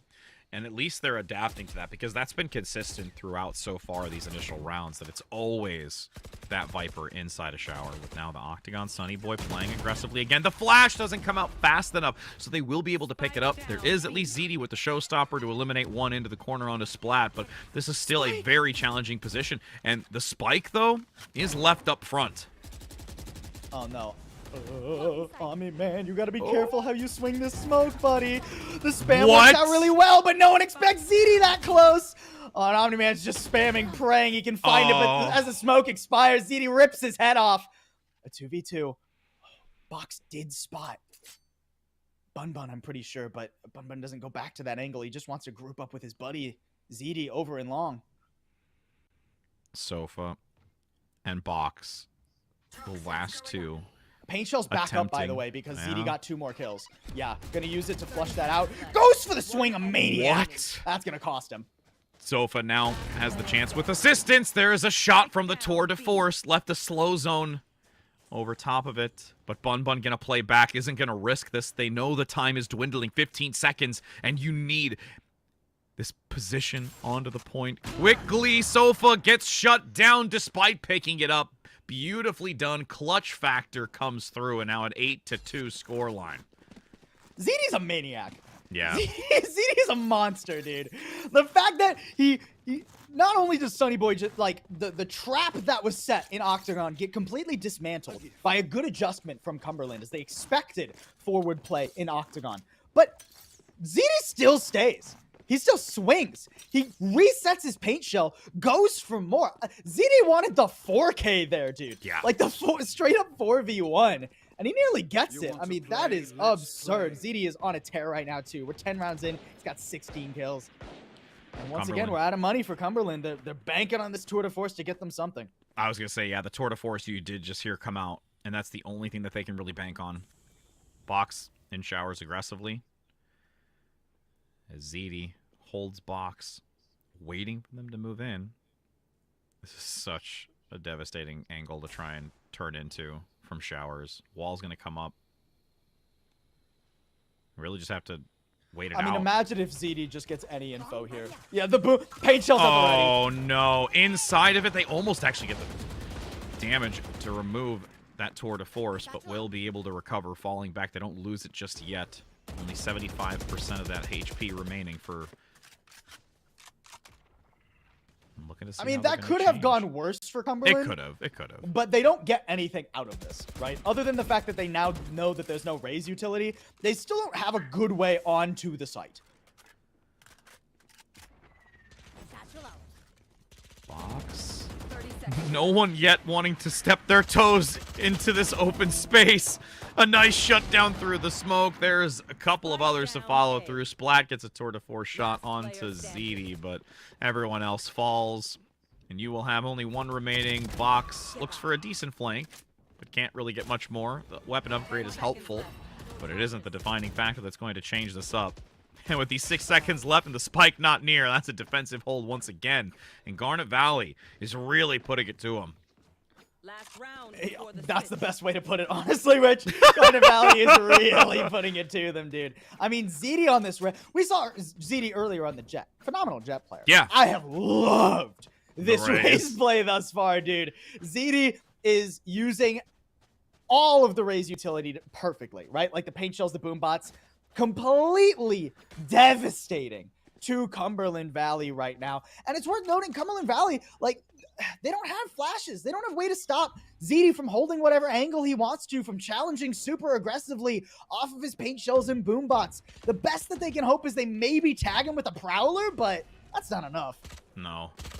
And now with the smoke. It could have been placed a little bit further to give some more swing potential, but they're going to jump in knowing that the fire comes in from one angle of Hookah, but then a triple kill from Sonny Boy.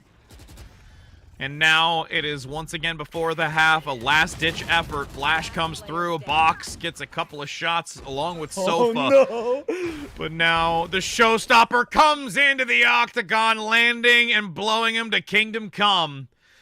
As we have the side swap with Garnet Valley only just a few rounds away from taking this first best of 5. Bro, ZD's not going to get a chance to drop 20 because they're playing, or to drop 30 because they're playing so well. Yeah. It's ridiculous. He's 24! He's only died 4 times! Yeah. That's ridiculous, man. It's absurd. Garnet Valley are dominating. Quite There's a just not much performance. more to say, Rich. Yeah. I mean... It's a performance from ZD. It's so much being brought with this singular individual who is playing the Rays to such great succession. Everything is just wheeling around it. And now with this swap of sides, curious to see how Cumberland is going to be able to retaliate against it, but they just have to keep the mental, and they need to be very calm in this moment because they cannot allow it to just run away from them. And we know Cumberland. We know that they're a group of 5 guys who all play well together. They bounce off each other really well. If any team in PIEA could have a solid mental and recover, it's them. A nice shot from Omni-Man to start that off. Good info from Box as well. He's going to get spotted by this Trailblazer. Concuss comes out too. That makes it rough. Though there is a little bit of a prowl active to try and find out further value. Nice take back. Can't get that trade though. That would have been so extremely helpful here for Cumberland. But now Omni-Man left in the back, and the spike goes down. It becomes more challenging now as the post plant begins. This is a great crossfire too from ZD and Torque. It's so hard to break this reliably. Nice smoke. Ooh. What a play! Wow, that was clean. Solid. Truly. I mean, that was really well done. Just both gunfights. Yeah. Like going the way of Cumberland Valley. That keeps them in this game. They actually get the pistol that they needed. They have a really long way to go. But they get the pistol. That was an absolute necessity for them. Credit where it's due. Well done there. And I mean, Splat getting a nice pick as well when that push came out all the way from Garden. I like the priority on holding Hookah from Cumberland Valley. I'm wondering if we're going to see that more on their defense or if they're going to move that priority around. Because in this round, it doesn't seem like they're going to play too far forward. But it's anti-eco. You don't want to give guns away anyways. True. And now as it begins, heavy focus over towards A. And attention towards Shower. But you can see Joy Boy waiting to drop the smokes once there is some intel. Consistently jumping over to get that instance to know that they're there. And finally going to activate it. Trailblazer comes out, is blocked by, it looks like 2 smokes to be precise. And you've got Sofa already getting the advantage by taking down 1. At least the orb is going to be picked up, so Garnet Valley gets something out of this, but they'd be hard-pressed to actually plant the spike from this position now. There's so much firepower watching for that Showers push. Oh? Ooh. Joy Boy. A little love tap there. Yeah, just chipped a little bit. Chip off the old block. You've got ZD moving back forward once again. This is a risky play. Walks out of this, right? There's no... Oh, I was going to say... I thought he did. I thought he was going for it for a second, dude. All right, nah. ZD's going to wait. They need some other type of distraction for ZD to move out more confidently here. Close for the push. I mean, looking at the map right now, it kind of feels done. Yeah, ZD gets spotted. There's not much pressure on short right here. The Viper is down for Garnet Valley, so they don't have a way to isolate that Lamps player, so they're going to walk into a crossfire out of short and just get blown away. Yeah, that's the spike. Maybe Torque will get 1 over on the B site. Not even. Flawless for Cumberland Valley, which means they're going to have a very strong bonus round coming up here. And it's such a necessary win for the morale. After being quite dismantled for a majority of this first round, that first half was not something that they want to revisit nor relive. So with these couple of takes going into the side swap defensively, they feel much more confident and are able to really come back with a force to be reckoned with. It's definitely a testament to how that first half went and how dominant Garnet Valley's defense was. The fact that Cumberland flipped the second round after losing pistol and still only got 1 more round in that entire half. It's just insane. That's just insane. And they have such a long way to go that this bonus isn't even necessarily enough, right? Like, you don't just want a bonus on a round like this, because if even adequate damage here, you're still giving an 11th round over to Garnet Valley in theory. That's dangerous. Yeah. Prowler hits. Sunny Boy gets 1. Splat no longer participating in this as Cumberland Valley looks for the spike plant. Does hesitate for a brief moment, but finally gets it down as the double smoke comes in. And now, with 3 stacked, how are they going to enter in onto this one is the question. Those shots coming in. This is spam, dude. That Marshall spam doesn't really land, though. Oh, Box is really far out of elbow already. Wow. These smokes are phenomenal. Just completely keeping them off. A great flash, but Sofa's ready. This is not done as of yet. Oh, the head spotted. Box taking so much damage. 2v1. You gotta cover for this guy. And you can't. Omni-Man's dead. He's just taking it. The timing. Oh, they got to. Oh! Whoo! That was close. Fireworks galore. You can see the confetti landing on the ground. Yeah, that was one I feel a little too close for comfort. Torque says, I'm glad I took the advantage and just ran in. Bruh, Torque is so good, dude. So reliable in these sorts of situations. The fact that Torque winning that fight on Omni-Man is so critical. Like, Torque's position was known and everything. It's insane. It's insane. And now, like, if this were any other time... Or actually, wow. Wait. Garnet Valley won, and they're going for an eco. So, Cumberland Valley actually pretty content with the damage they did there, I guess. Yeah. Take them into a not-so-favorable position. A lot of shots coming through. You can see Joy Boy getting one, which is very helpful. It's Cumberland Valley. What an interesting decision from Garnet Valley to decide to go for the... I mean, you have tons of time, right? Might as well build your economy, I guess. You need to win 2 rounds, not just 1, so no point in gambling it right here. Sunny Boy waiting for re-engagement. Looking for that jump peak, but the smoke is there from the Brimstone. Nice shot from Bun Bun, though, off screen. You can even see the low health value as well. They're going to go B, too. Yeah. They've pulled all these rotates over. You want to play? And look, ZD is all the way up B long, ready to get info onto that B site whenever. I mean, it's just going to be Box who's actually covering this right now. The Trailblazer are going to clear out Hookah, so you can get onto this site pretty quickly here, certainly before any rotates come over from Cumberland. So unless Box is going to be a hero, this spike is probably going to get planted. And there was a Tour de Force active as well to see if they can utilize that to the advantage. Spike's going to come through. Sunny Boy up front will get the plant. Nobody contests, but has to watch both of these angles, waiting for this guiding light to land for the flash. The flank, though, is the scary part. Oh, beautiful really intel. Nice. One enemy remaining. Yeah, that Gets haunt is another perfect. one as well on the flash. This is a wonderful job coming out from this defensive position. Now just free firing into the octagon. It will be a great defensive hold here and allowing them to gain 1 more point to close that gap between 11. Yeah, I mean, Cumberland, they weathered the storm there. Phenomenal haunt from Box. I'm not entirely certain where it landed, but the fact that it covers that close corner inside of Hookah, beautiful. Beautiful stuff. But the problem is, like, Cumberland Valley, their economy is not still built yet. So this round can still almost decide the game. Like, you will have some buffer. Cumberland will be able to piece together a buy should they lose this round, but Showstopper, Seekers, both available for Garnet. This can make map number 1. Oh, Gets nice. a quick pick onto Torque. Doesn't even attempt to jump peek or anything. Just walks out openly and will be punished for it. As Bun Bun now puts the rendezvous and looking to see if they can get something moving out from that garden area. But you've got Splat holding Cubby for now. I've got your trail. Oh. Oh! Splat gets the pick, though. Despite that showstopper coming through, Bun Bun wants this pick onto Box. Maybe gonna get it? No! Shut down. Box comes in on top. 3-2. Garnet Valley. Not yet leaving tube right there as Joy Boy holds the angle. You are in a rock and a hard place, friend, as that is not going to feel comfortable.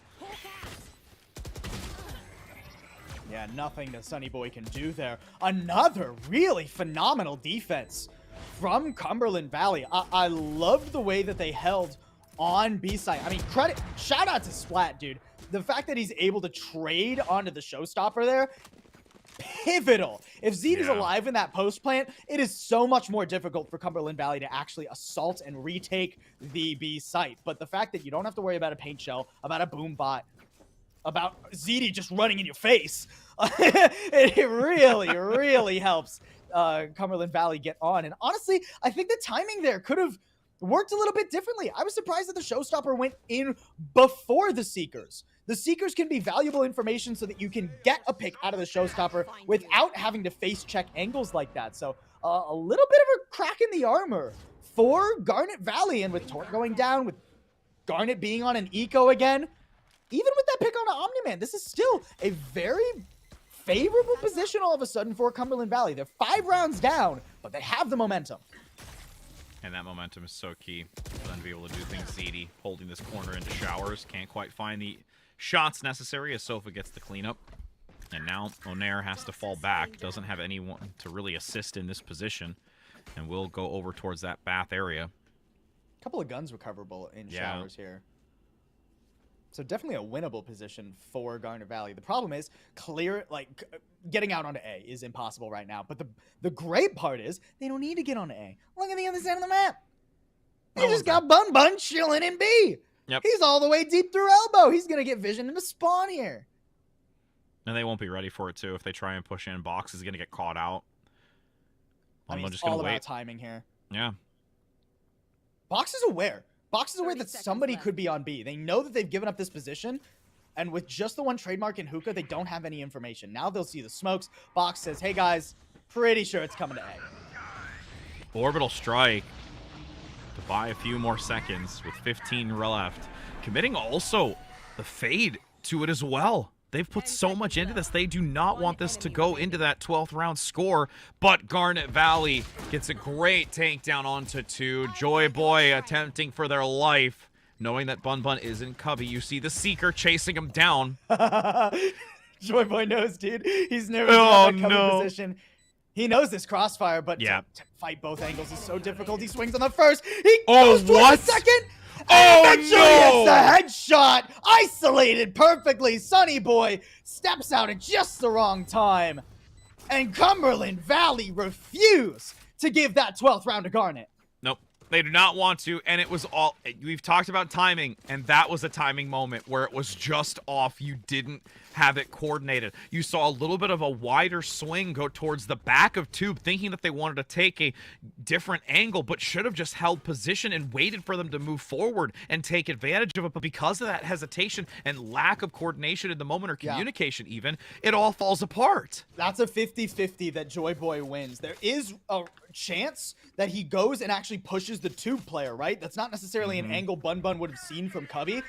So Sunny Boy thinks that he's getting pushed, so he has to swing out and take the fight aggressively to give time for Bun Bun on the swing, but that wasn't the case. Joy Boy just played the time perfectly. We do have another gun round here for Garnet, as keep in mind that wasn't Eco that they played ever so close. But an op for Omni-Man, already aggressive B, long control. And great presence of mind on this hookah position too. ZD thankfully is falling off of it, so not just going to give a free pick over, it seems. Yeah, Sunny Boy as well, going to partner up all 5 towards A. Viper Spit's been active. They are going to rush into it as a 5 to take advantage of it, but that snake bite also gets some chip damage. Dropping in, there is full knowledge of it. Sofa gets 2, but is punished by ZD. The dark covers are actually getting enough protection to plant this as they counter. Viper's Pit comes in. Oh boy, this is dicey now. Great pick from ZD. That alleviates so much pressure. The fact that he's able to hang on to that lamp's control. I mean, you have an op now from Omni-Man, but you have to go for it. You have to, and there's tons of money for Cumberland, so no surprise they're going to walk up here. Fox, if he finds the right timing with the flick from Torque, shuts him down, and a second one, too. Finally, map point for Garnet Valley. Map 1 about to be set in stone here for Garnet Valley, but Cumberland has put up quite a competitive few rounds. And at this point, it's do or die for them to not give this up. But I could really see Garnet Valley with how they've been able to reform and revitalize after those few rounds to come back on top with a very, very great buy. And at this point, there's only a partial, really. You can't get a full buy here from Cumberland. Yeah. Definitely a difficult situation. The typical boom bot here to clear out some hookah. It feels like Garnet are ready to just go fast. That's a paint shell that's gonna force the chamber away. Splat has to fall off. The judge spotted, not given a chance. And the perfect timing. ZD's taking over, Rich. The Rays play that you've highlighted continues to dominate And now with every angle being covered on this B site, Joy Boy in that back elbow position will not have any clear sights. CVHS is just falling to pieces at this moment. They will have to be precise as Joy Boy gets one but goes down in the exchange. There's no coordination between Omni-Man and Joy Boy to get multiple picks, but a wallbang comes through. It is a 3 versus 2. Health values low. All on Sofa. We've seen you pull out miraculous plays, but this time it's not miraculous enough, and that's going to be map 1 for GVHS.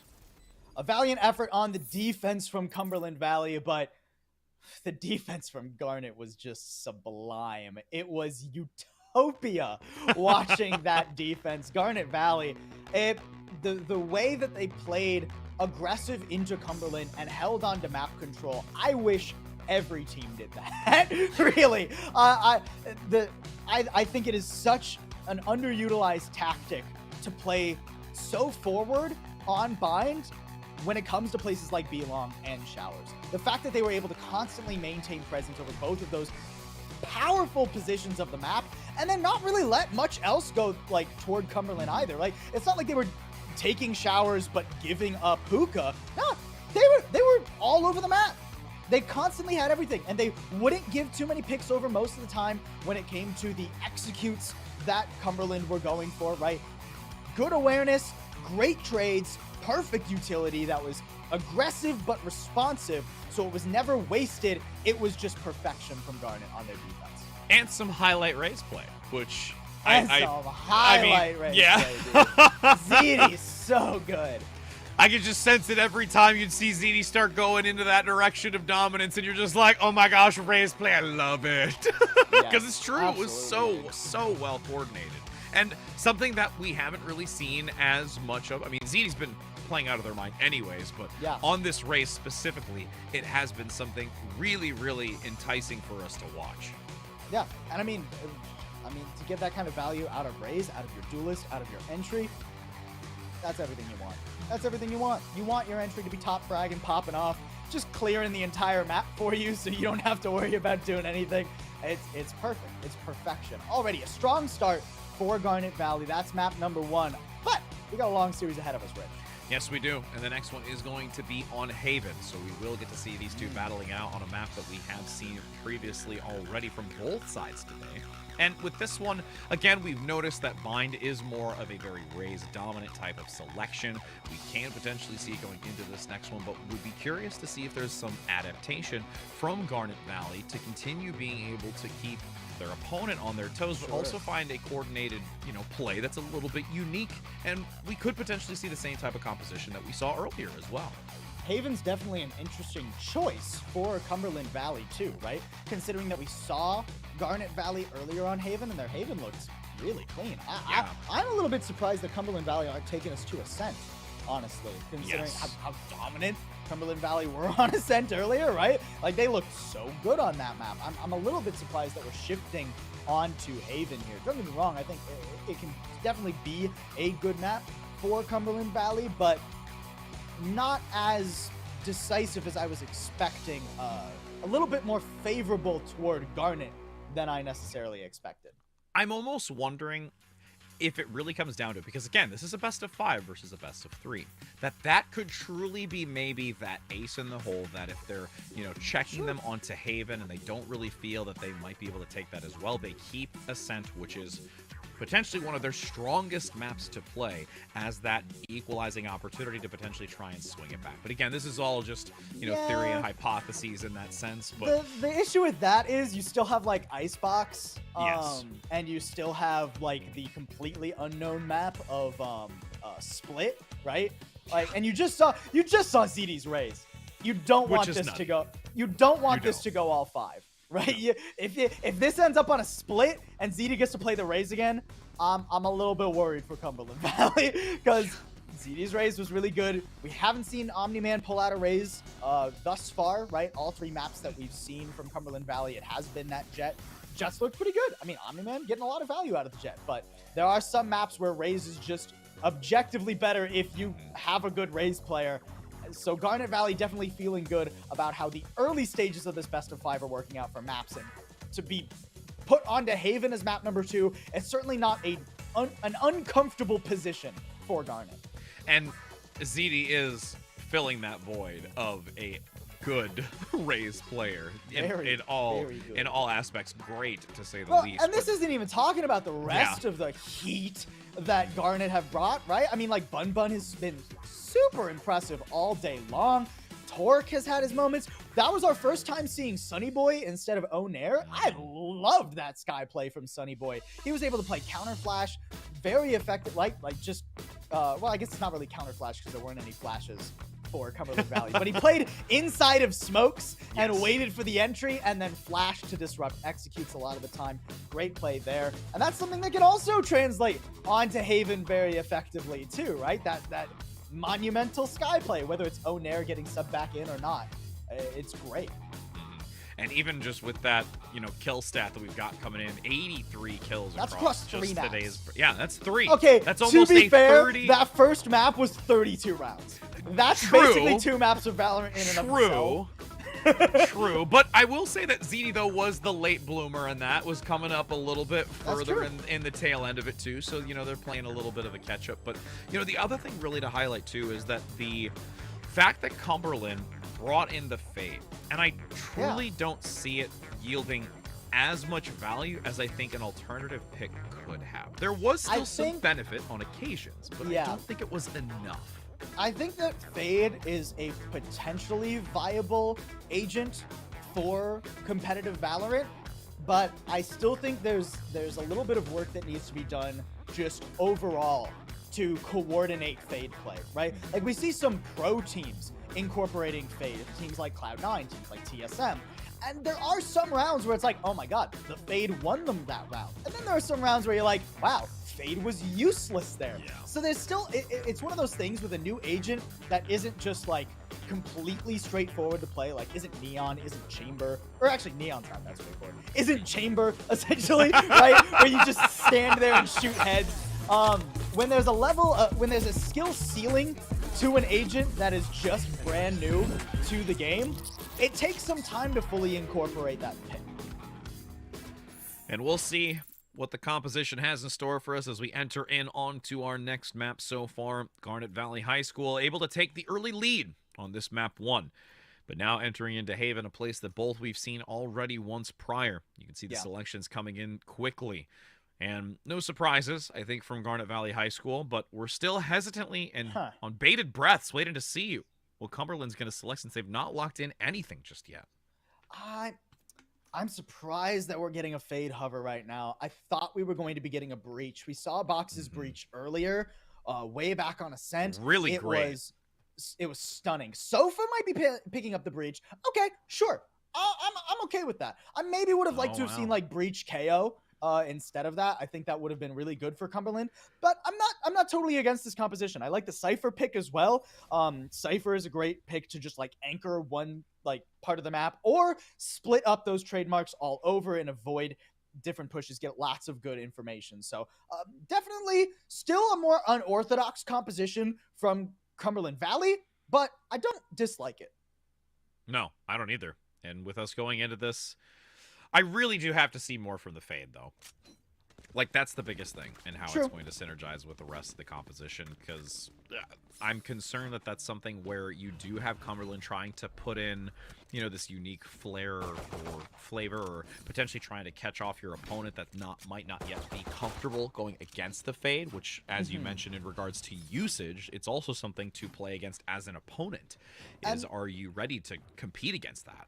And this is one of the reasons I'm glad we're seeing the Breach alongside the Fade, because I think should the Haunt come through and there's a bunch of flashes and fault lines and, you know, aftershocks paired with it, that's more disruption. It makes it harder for a defending team to just focus on getting rid of the Haunt, getting rid of the information coming through, right? It's like when you pair a flash with a recon dart.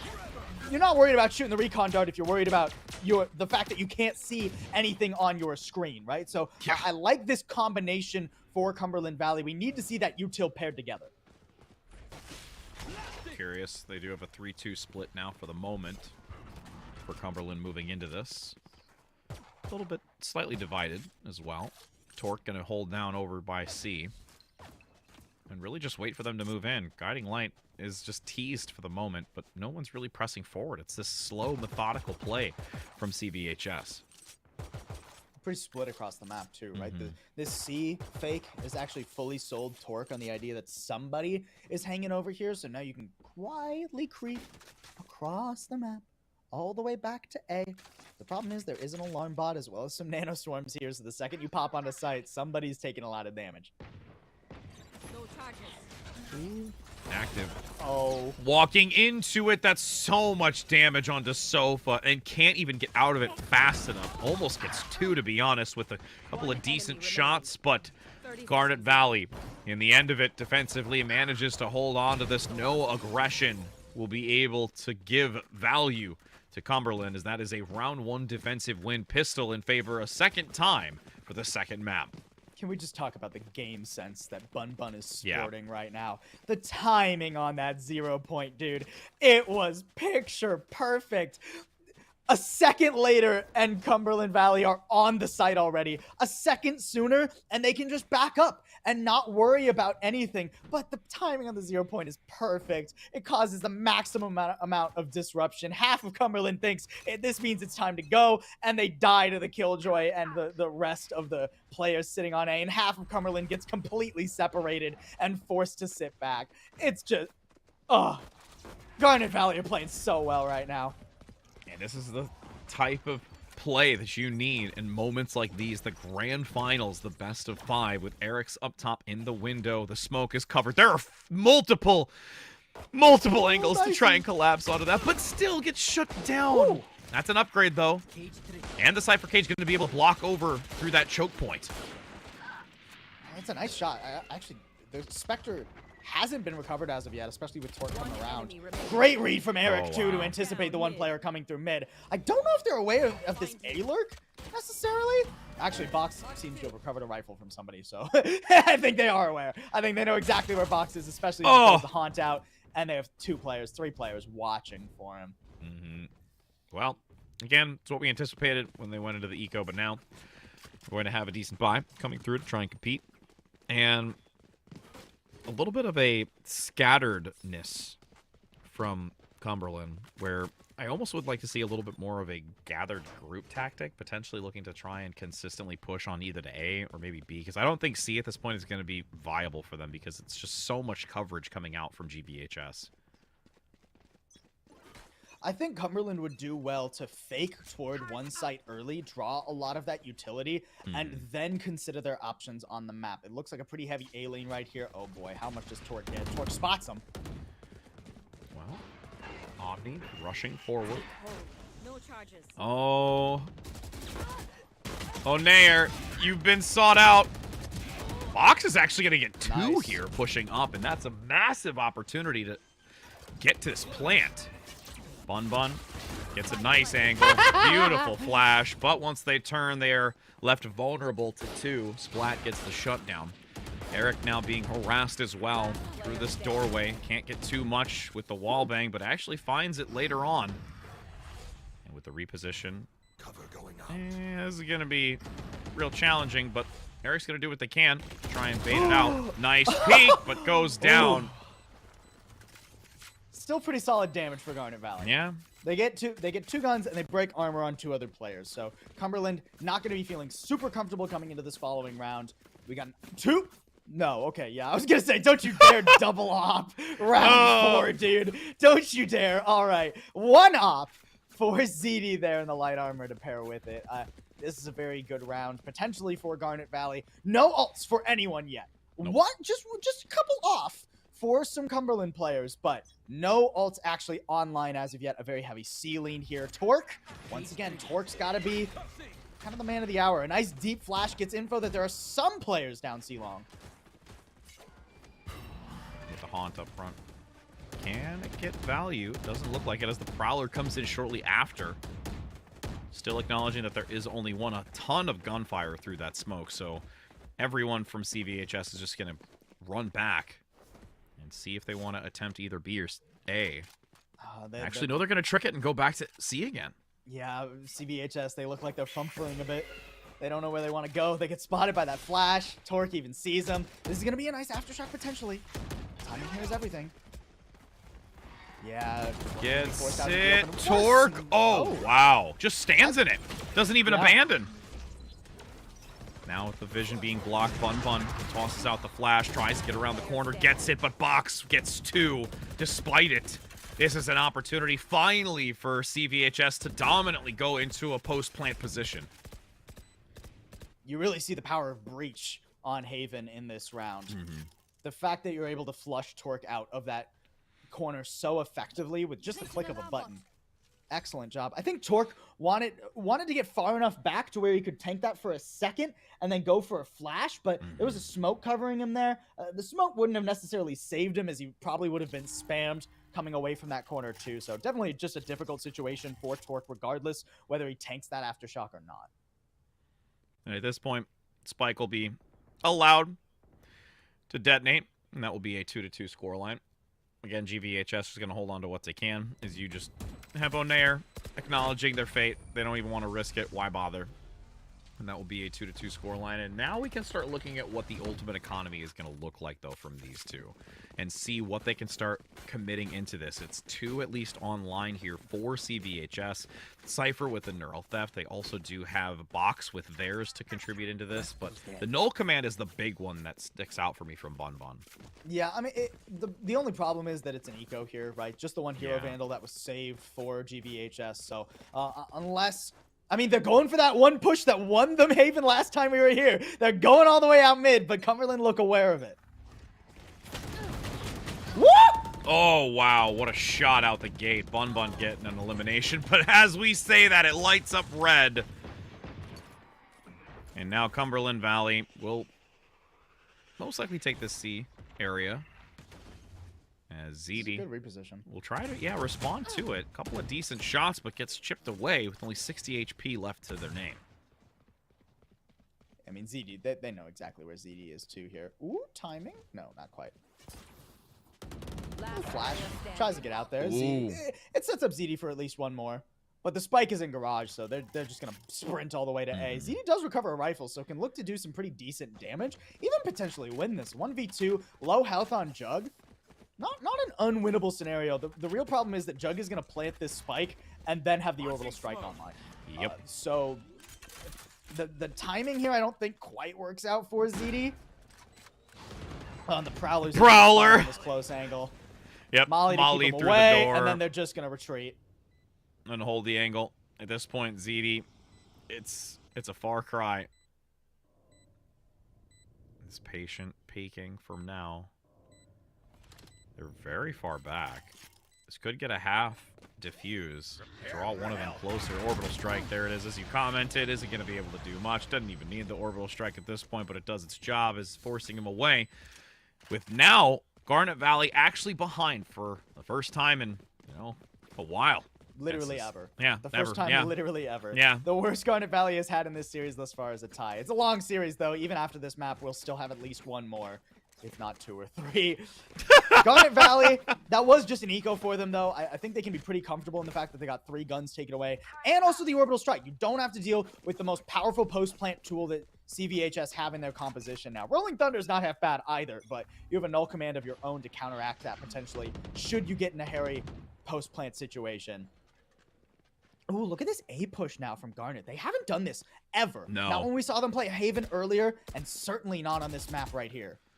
And it's that tempo transition, changing it up, making it fresh for Garnet Valley to try and get the advantage over Cumberland and not be as prepared for this. ZD, though, draws back a little bit, doesn't fully commit to it, as there is recognition for this B site. Sofa now leaning into it. Nightfall comes through from the fade. Suppressed for the time being, at least, as you do have the spike planted. Null Command giving a chance to try and rectify this positioning, but Splat only gets 1 while you've got Garnet Valley taking on others. An attempted defuse spraying through the dark cover. Hostiles recognize 2 out in the open. Shots from ZD. Nobody comes in to even try and attempt it because ZD draws their attention away. Oh man, the position there from Eric on the defuse was so well done. Goes to the very edge of the spike defuse, and then turns his head around so he can't get spammed as effectively. Bun Bun and ZD doing such a good job taking that contact too. ZD swinging through the smoke. You're not worried about spamming the spike if you're worried about the jet that's about to shoot you in the head, right? And even if you are spamming the spike effectively, ZD then has a free target that's not shooting at him there. ZD is such a menace, dude. Get out of my way. And now with Blades Great online, info. huge. And they're still going to push up to that same position. Oni Man ready for this engagement. Dashes forward with the updraft on top. Even looking in the back segment, but can't really find anybody. No one's yet fully moved in. Prowler actually gets Bun Bun for the time being. They're just holding this. They're not going to aggress out. They want to sustainably get this plant situated. Full 5v5, and look, ZD's coming around from window. They're expecting the long post plant in grass again, but it's more players on site. Wow. Trailblazer clears one out, and a flash is good to get you onto the site at least. They haven't cleared Omni-Man. He's just chilling. He gets one, make it two. Okay, Box actually on the clear there, and he's good for a second as well. That's the post plant that Cumberland Valley wanted on this B site. Wanted and needed.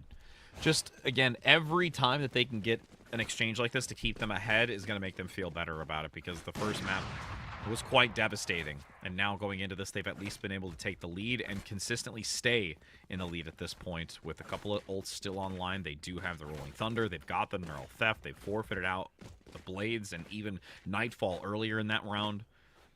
So they still have something to work with as they attempt to, lean into this A site. And Garnet Valley don't have much. No. They're gonna pop the Blade Storm here, but it's an eco, a light buy for them, right? A Judge and a Marshall, but no real firepower. So unless Cumberland Valley make the horrific mistake of going into garage, they're gonna be fine here. ZD even gets spotted. Wow. What a Crispy shot. on that one shot, but with Torque dying, that's the A site that's free and clear now. Unlucky. Yep. Getting caught out, unfortunately, in that mid position. And that bisects the map too, right? Now you're going to have to try and clear out Splat. Splat even uses the Neural Theft just to make sure that he knows where the defending players are. So you know where Jet's coming from. You know where the biggest threat, the only real threat is coming from now. And you're not too worried about the rest of this. Nope. Smoke's going to come to cover Heaven. No ability. Bun Bun at least gets a Judge shot onto Splat. But this is taking so much time, and the Rolling Thunder's still up. It just shouldn't be possible to win this as Garnet Valley. Nice responsiveness. Bun Bun knows where it came from, but doesn't get the exchange between. And the Rolling Thunder comes in and will secure that final takedown, as it is a 5-3 scoreline for Cumberland Valley. Another eco where you get the Rolling Thunder out, but it just doesn't feel like enough for Garnet Valley off these ecos now. They have to stabilize on this gun round here, and they don't really have much to do so, right? There's still a couple of pips off of the Null Command, which is really their best ultimate. They're nowhere near the Seekers at this point. We even have light armor on Eric. You're looking for one of these hero plays that we saw earlier from ZD and Bun Bun, honestly, to try and flip this back toward, like, some Garnet Valley momentum. Orbital Strike's available as well for Cumberland. So if they do get into that post-pant position, they can do a second time. Yeah. So they've got a lot that they can commit into this. Nightfall active all the way down C site. A couple of nano swarms to slow this momentum forward, but the damage is already done. They've opened up onto the site. They can hold on and get this plant. It's a numbers advantage here for Garnet Valley still. Or correction, for Cumberland. ZD in the cage isn't going to be able to do too much here if they can continue to get intel on him. Destroyed. Wow. This is a nice cross here. Never mind. It was, and then it was gone. It was. It was there. And then Box got a really nice shot on Torque. I mean, these executes have just been really good from Cumberland Valley right now. Earlier on, like when we were on the last map, we saw that Garnet Valley did a really good job of using their utility to stop these sorts of executes for Cumberland Valley. But the fact of the matter is, Haven is a much more spread out map. It's hard to concentrate things like the nano swarms, the guiding lights, the flash drives, the fragments. It's hard to get all of those in sync toward the same section of the map. So even when we see bits of utility stalling, it's not enough now to keep Cumberland away. And you can see suppression active for now. As ZD's so good. all, yeah, of Cumberland Valley move forward. Okay. ZD, it gets one. Attempts the second, but that's going to be an instant dash out as that flashpoint comes through to prevent any sort of vision. Box cleans up another with the assistance of their comrade flanking the inner side. Around Box will get at the plant. Stim gives the extra necessary assistance to clean this up, and now you've just got Onair up top. Nice Marshall shot, though. Yeah, not half bad. Omni-Man was pretty low, the body shot there. At least stealing one more gun away, but stealing guns away just isn't enough at this point. Like, Cumberland have economy for days. Eric just hopping out his own smoke, praying that somebody was holding it close for some reason, but nah. A massive attacking half already from Cumberland Valley High School. And maybe there's some room now for Garnet to still make this a competitive half, right? A 5-7 defense would not be the end of the world. You've got No Command and Seekers. If you can space these out, like we've seen Garnet do very effectively in the 3 maps they've played prior today, and win these last 2 rounds, then it's at least, you know, a pretty acceptable defense for Garnet Valley. Yeah, doing everything they can to be clinical in their decisions. You do have the suppression from that null point coming out early. And Prowler actually going to be tossed out. Going to cross paths with the Trailblazer for the time being, as Jug looks for a smoke to be dropped to cover, potentially window once again as we've seen it before. But the Rolling Thunder active. There are 2 on the ground, 1 in the corner. You do have Eric at least eliminating, but still, actually this is going to start going way awry. Garnet Valley left in the back, just held, and there's no way you're going to get that resurrection on the null command. Oh, it's just so unfortunate. Bun Bun was a 10th of a second too late. A 10th of a second too late on that null command to stop the Rolling Thunder from coming out. I mean, Valiant attempts at the trade, but yeah, Splat has the angle, and Omni-Man would have been there to support regardless, even if ZD won that one. Great attack from Cumberland. I mean, it was violent, right? That was that, like, controlled or calculated chaos that I was talking about coming into this series. When Cumberland can set the pace so aggressively and stop Garnet Valley from setting up, from getting their rotates all the way over in time, right? When Cumberland can outpace them and get in front of the utility that Garnet Valley are trying to use to slow them down, like, you know, things like the Trailblazer, things like the No Command. Cumberland just looks so good. And with this op down C long, no one's really there at this point. They get rid of it. Nanoswarm even committed and popped early. As another Nightfall, it's like deja vu all over again. Flash at least prevents some of the sightline, but the Nanoswarm onto Bun Bun is going to make it challenging with an orbital strike. Everything is being unleashed on this C site to allow entry for Cumberland Valley. ZD with a flank, though. Cheeky position. The smoke now fades. Cloudburst tossed. And this is a great recovery method and tactic coming out from Garnet Valley, and will not allow the spike to be placed. And this Sofa run is over to B. This is a really interesting position, actually, for Sofa to play. He's going to go out mid. Uh-oh. Uh-oh. I don't know if he's ready for them to be so close.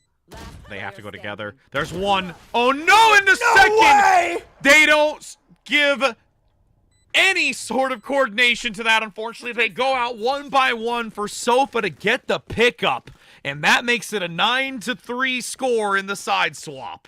The off angle from Sofa to get that first pick on Torque, and then the sidestep to dodge ZD coming around the corner to take that fight again. What a ridiculous 1v2 from Sofa there. He read them like a book. He read them like green eggs and ham. Oh my. What a strong attack. Even that sounds good. Even that sounds good right now. It's not even real. I mean, it's just eggs with food coloring. Yeah. I mean, this is true. Good. I mean, yeah. I Did mean, I don't know about green ham. eggs and ham day? I don't know. We didn't do that. I don't think I could ever eat like green ham though. I think that'd be weird. It's just, I don't know.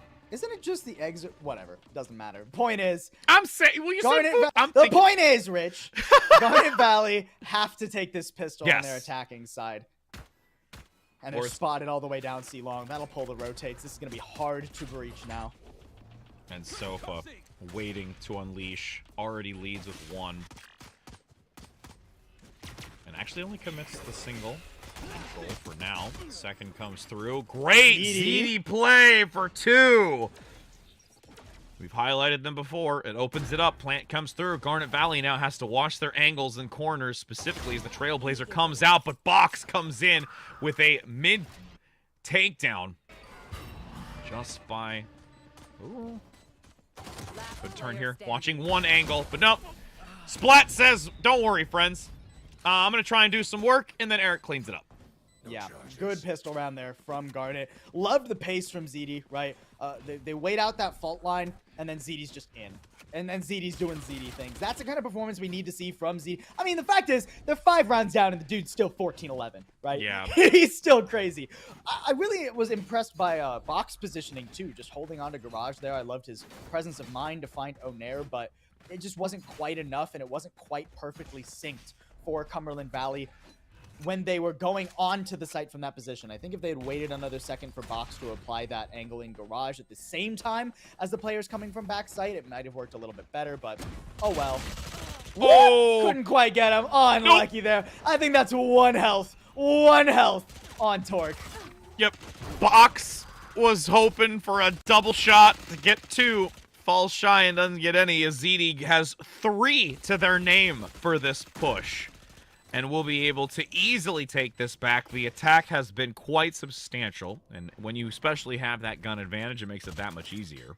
We have so many shorties for Cumberland right now. Yeah, there's a lot. This is, There's, I think 3 of them, right? at least 3 of them, possibly more, that fell by the wayside. You're not going to get much with these shorties now. The low health players have completely absconded from the site. Yeah, flawless. Yep. Just barely, as I think both ZD and Torque Have are like on 1. exactly 1 HP. Have 1 HP. But it is a flawless, and that gives a really good position for Garnet Valley. And there is enough of enough breathing room here for Garnet Valley to where they can afford to go for like an actual bonus, and they don't have to win this bonus round to feel comfortable. Yeah, 10. You don't want to give 10 if you can avoid it, but it's not the end of the world. And it'd be good to just shatter some economy. Mm-hmm. Shattering any economy is always good. Doesn't matter. Even just a little bit. As you can see, Box holding a little bit further forward.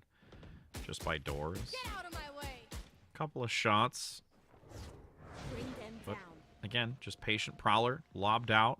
See if they can get any information. With it being expired, no one's there. So they have given that information.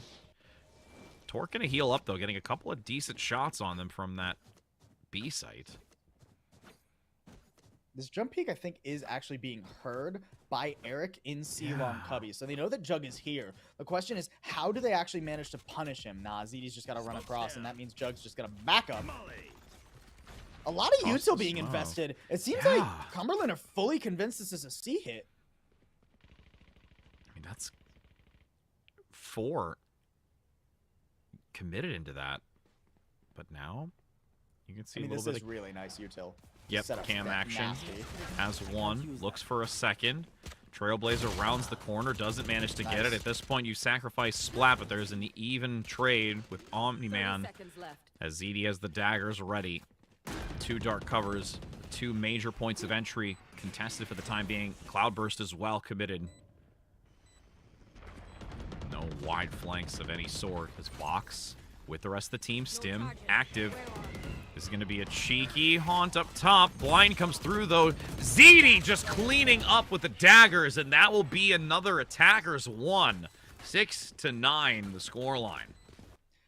Oh, Garnet Valley flipping that bonus round is so good for them now. They're going to be able to play up to 7-9, presumably, and then they'll have tons of ults. They'll have tons of economy.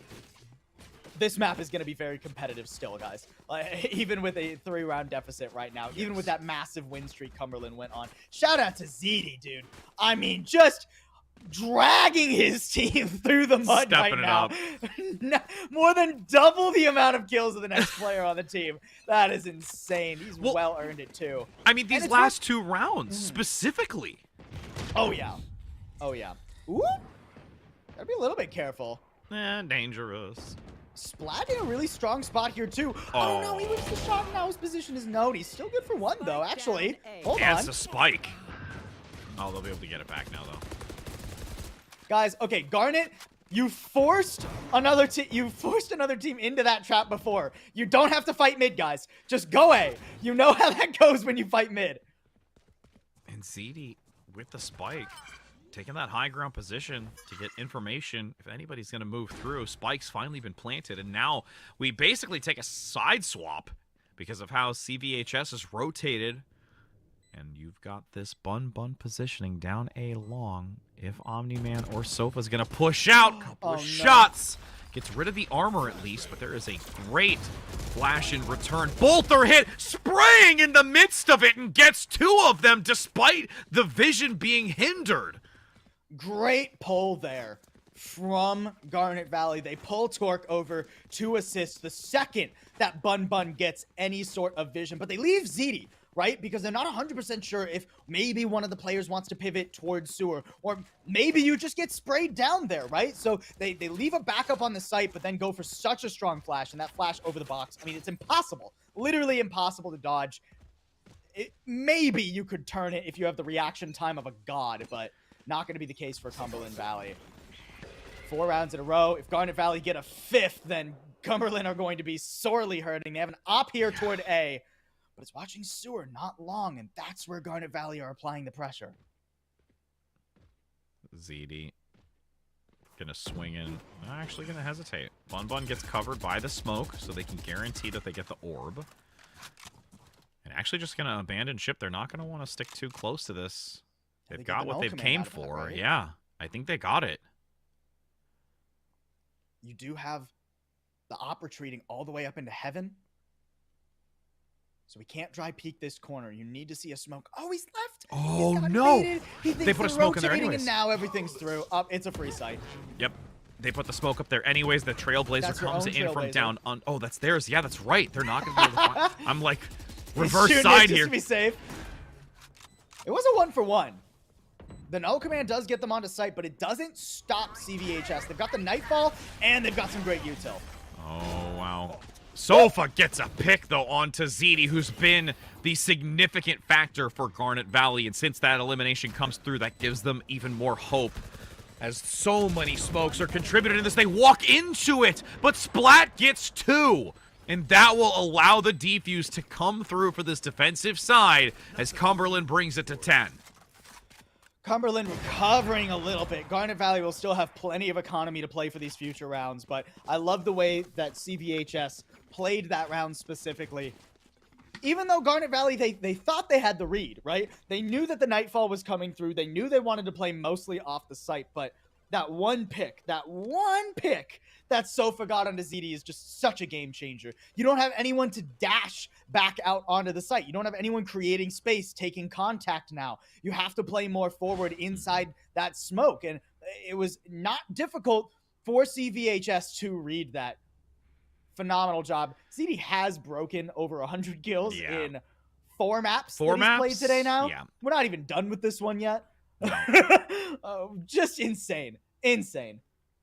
And we have to continue to see performance like that from ZD, just specifically in this map. It's really started to pull away from Garnet Valley, where ZD is that MVP player, and there needs to just be some additional synergies that work their way through to try and take this away from Cumberland, who is in a very dominant position. They even forced out this timeout so that they can communicate what they look to do defensively to make sure that they can solidify this map win to make it an even 1-to-1 map score.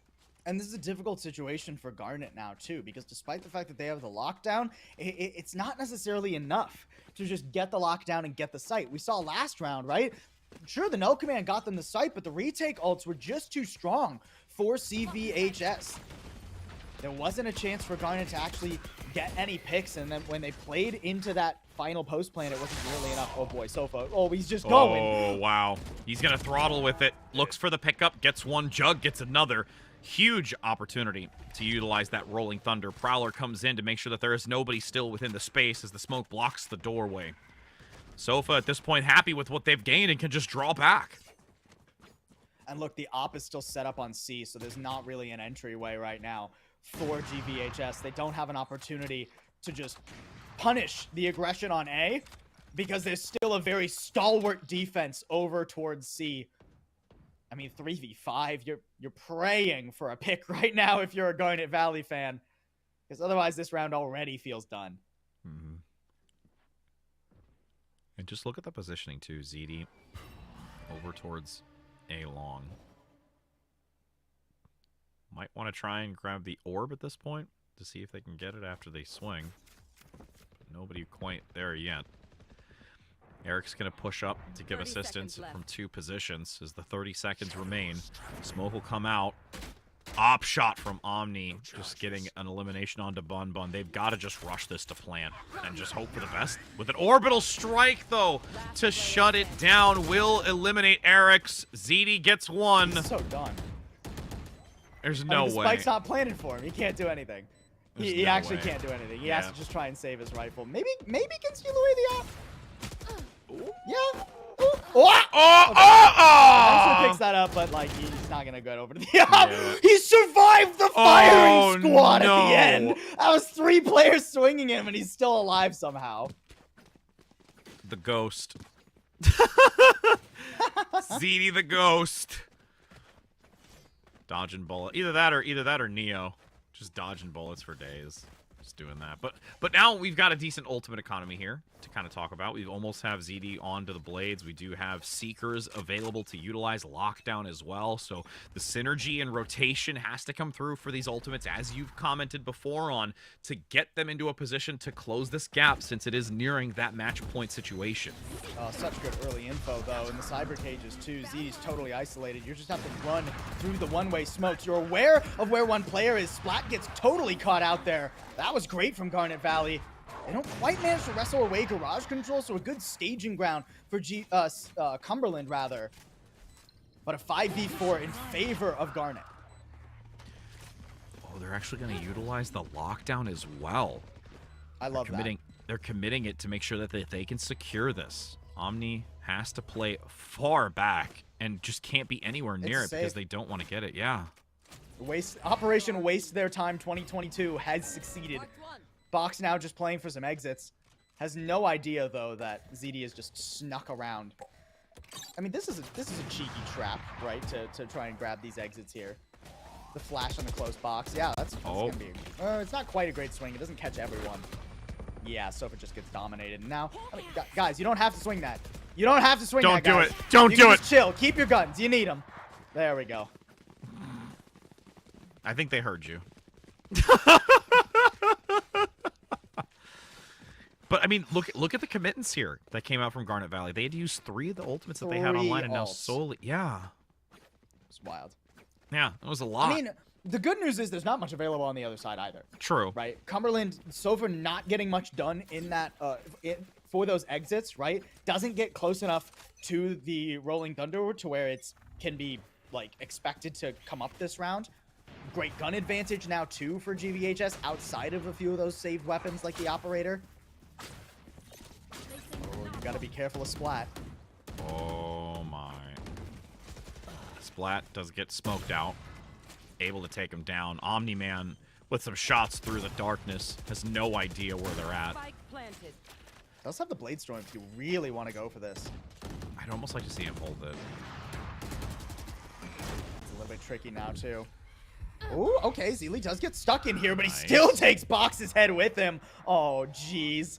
Now it's a 4v2. I mean, save the ops. Wow. Get out of there. Get out of there. They're hunting him down. They don't want the op to be going anywhere. Omni-Man's on the run. Oh, this is like a game of Pac-Man right now, and they're all not blue. A shot comes in onto Eric's. Just trying to survive. They know that they're up top. They're collapsing in. Torque gets the flash. A smoke attempt is there, and they get the knife. It has now been a full quality day of Valorant when a knife kill comes in. That's for the mental, dude. That's for the Yep. morale right there. Yep. Not only do you hunt down the operator, but you decimate the operator. Omni-Man gets styled on, and now Cumberland's economy is broken. Garnet, they struggled on this, or on their defense primarily, but now on this attacking side, they have a real chance for some solid momentum. They can even use this anti-eco to build up towards some of those game-changing ultimates again. Torque, don't you... I thought he was gonna get clapped by Omni-Man for a second, but nah, it's fine. Once again, you do have that window position maintained. Omni-Man gets one, though, with the Sheriff, but eliminated as well. Splat. Looking for a timing, but it's a little late. Yeah. The rest of the team there as well. A couple of shots down the hallway. Can't get anything. This is Garnet Valley able to take this and putting themselves only one round down. This is beautifully coordinated by Garnet Valley to just dig their hands into the dirt and be able to find a luscious seed to grow later on to this flourishing tree that could just bring them into another map win. So what an analogy, by the way. If he gets one exit here, okay. I was going to say he could have had the Rolling Thunder up. Now he's going to have to play for an orb if you want the Rolling Thunder up for Cumberland. And that's something that Garnet can potentially punish. We've seen that orb control in A long before from Cumberland. We've seen them prioritize so far on that. He's been primarily toward the A side of the map. Are we getting a 5-player gamble stack on C? Yep. Garnet Valley have Looks been punishing C close these last to few rounds, but they're ahead of this play. Look, they're just having Eric scout out like mid to see if anyone pushes garage. Oh my, and it's gonna be a lot out mid instead. Oh, this can get violent very quickly, Rich. This is gonna be scary. What a pick though onto Sofa Torque, but Splat gets 2. They find the advantage, and now Box holding on towards B. Just continuing to throw out every ounce of utility they have, but gets crossfired here. Splat comes in with a 4 and finally shut down. But they're still not out of this yet. O'Nair looks for a shot and gets it, goes for the second, but no! Defender wins it and puts themselves on a match point. Oh my, oh my, oh my. What's there to even say about that round, dude, other than Splat lives up to his name. He splatters Garnet Valley as they try to enter onto B. Even covers, so he trades for Box. Deservedly top of the kill feed right now for Cumberland Valley. That's a game-saving round for Cumberland. The play that Splat just had there. Not only does he get up to his ult, not only do you have the Rolling Thunder up, but now it's map point for Cumberland Valley. There's no room for error for Garnet Valley. They cannot allow it to happen. They have to be perfect thus far. Moving forward now. This is cheeky. Box, again, playing this angle as previously so seen. Info. Wow. He gets so deep into C long. Yep. All this info. Look, he's got control of this entire side of the map. There's 4 players ready on A. Oh, no. This is going to be devastating for Garnet Valley. They're going to have one last opportunity to try and push into this. Killjoy now, the attacking lockdown into the corner. This is something we've already seen on multiple occasions from Garnet Valley, but Splat gets one. Sofa finds another. The lockdown was destroyed by the aftershock. Wow. Such a typical position breach, counteracting that beautifully. The Bladestorm does whiff over top. The null command out now to stop the Bladestorm from being an issue. The spike gets planted. 3v4 for Garnet's Hope on map 2. Seeker is available, going to be utilized at this point. They need to. They've acknowledged that there is 2 in that upper position down the stairway since both were detected. Prowler comes in, the shotgun shells, knocks back Eric into the arms of Sofa. Sofa gets the elimination. It's only 1. There's no one close enough to try and compete against it. Bun Bun looks for the swing, but it won't matter. And you've got it now, a 1-1 map score. Defenders win. Cumberland comes out on top. But wow, what an attempted recontest by Garnet Valley. That was such an exciting map. Such an exciting map. And we got to see everything we wanted from Cumberland. The breach, critical to that gameplay. The fade, even having some great utility. That was the fade we didn't get to see on Bind, and that made so much of the difference. We saw multiple haunts that were tagging 3-4 players. The Nightfall was constantly So up as great. well. I mean, I think Box got 1, maybe 2 Nightfalls in all of Bind. This time had like 4 or 5 throughout this map of Haven.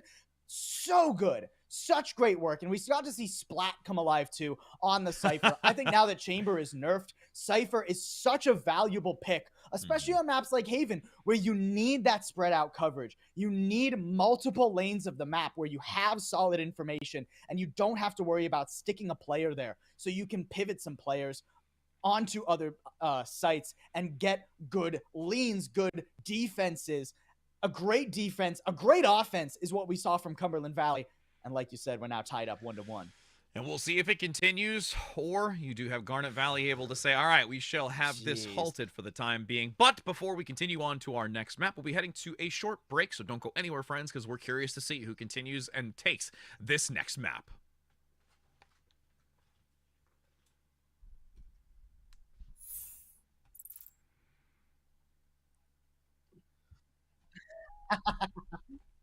Hey, no.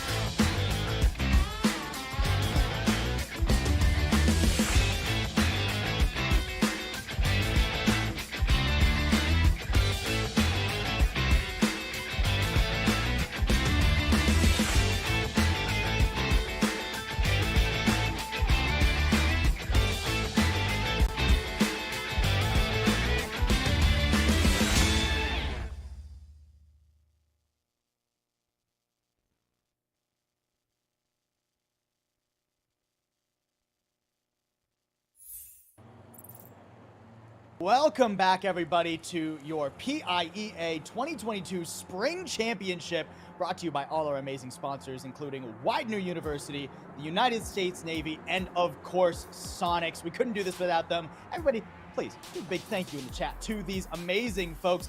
It's myself, Possible, still alongside Rich Rad. We've got a long way to go, folks, because in this best of 5, we're tied up 1-1 between Garnet Valley High School and Cumberland Valley High School.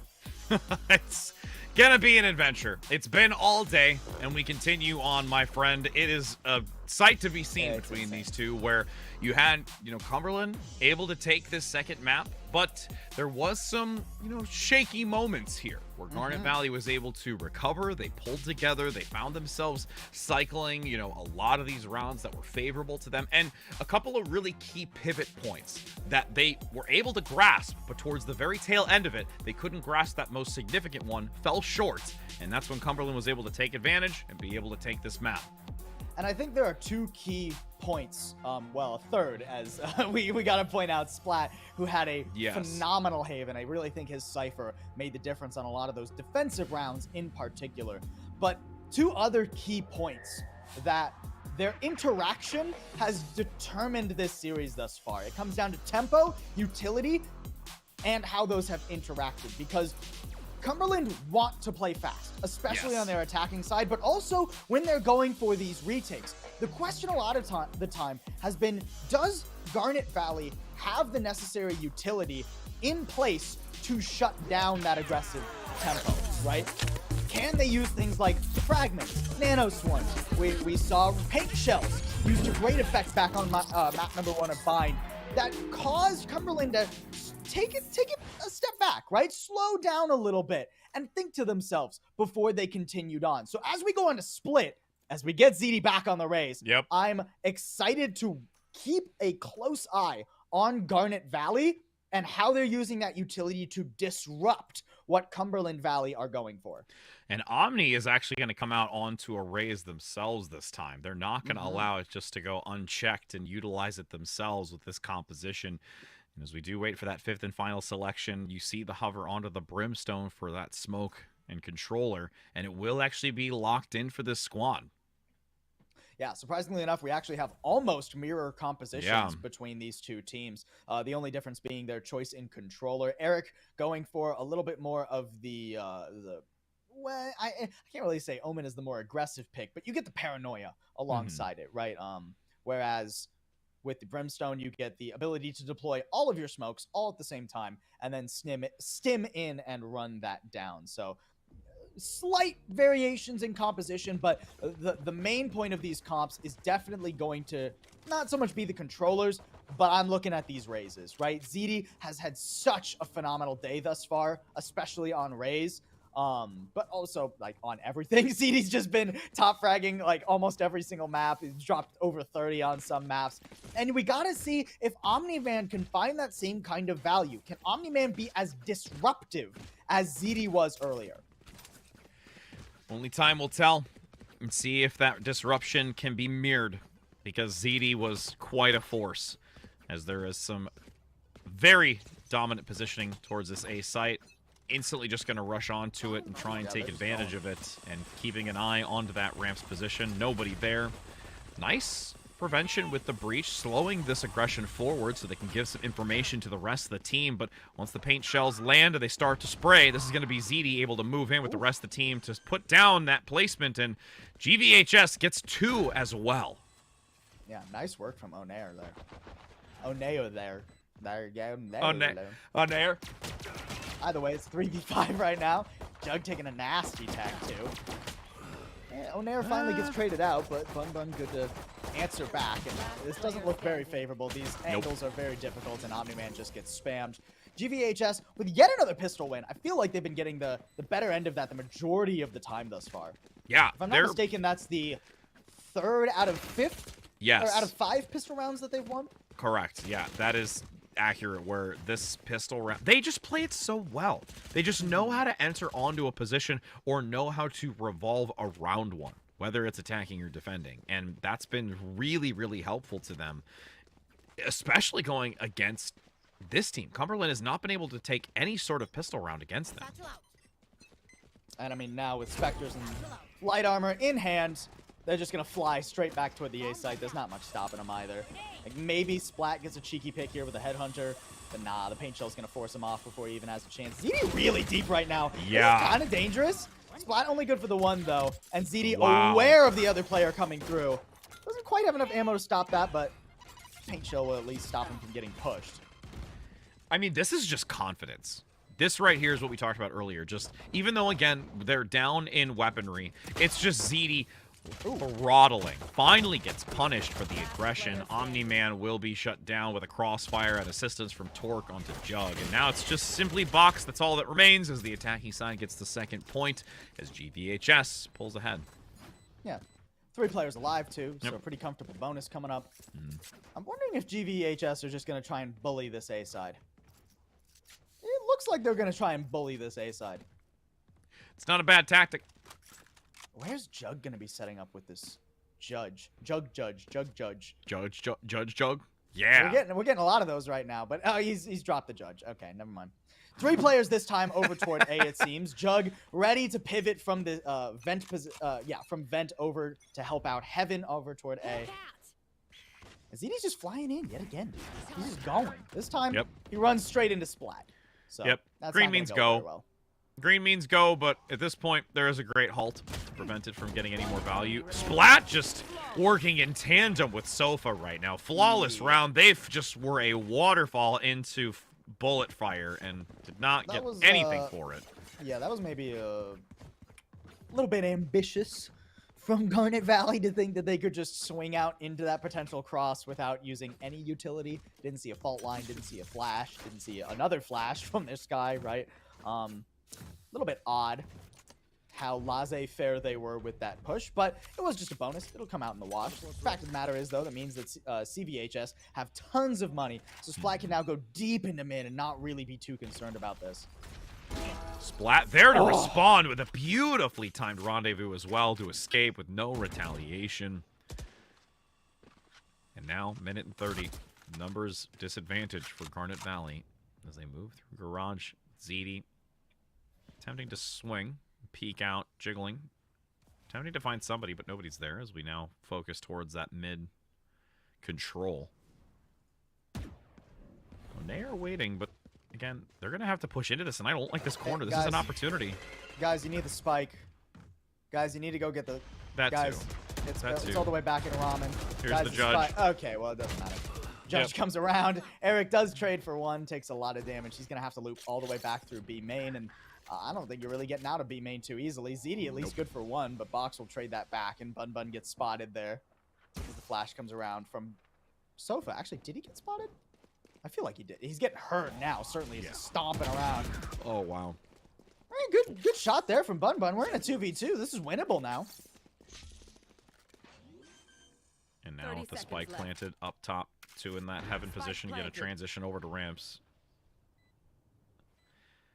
As long as I love how quickly CVHS have cleared out ramps and lobby. They're making sure that nobody is in a cheeky off angle or playing an unorthodox position. Now they can just smother the site. Guiding light comes through. Nobody hit by it. Splat gonna hold this angle. Will once again move together, but the second they move out, Bun Bun gets the pickup. Splat now, 2 versus 1. They're not there, and now you have to try and watch both angles. They go for the tap. Bun Bun's there. Does the jump peek? Oh my! Splat gets it. Oh, he Can heard the Splat TV, but get he the doesn't final? know where Eric went to, so Eric's Oh, running no! forward. He'll lose his run, but there's no time. Splat will not be able to defuse. So Garnet Valley move up 3-1. What a worthwhile play. That was so risky, but again, it's just you coming out and being the distraction. Doesn't matter. The timer was so low. Now that we look at it, still a full buy opportunity here for CVHS to try and compete against it. Whereas there's a little bit more hesitancy because we're going to see the judges looking to hover over and select by Garnet Valley. Even though they did win the round, they had sacrificed a lot for it. They're going to play aggressively, too. Yeah. Cumberland are going straight toward B main. You haven't seen this yet. This could be a very explosive play if the timing works out right.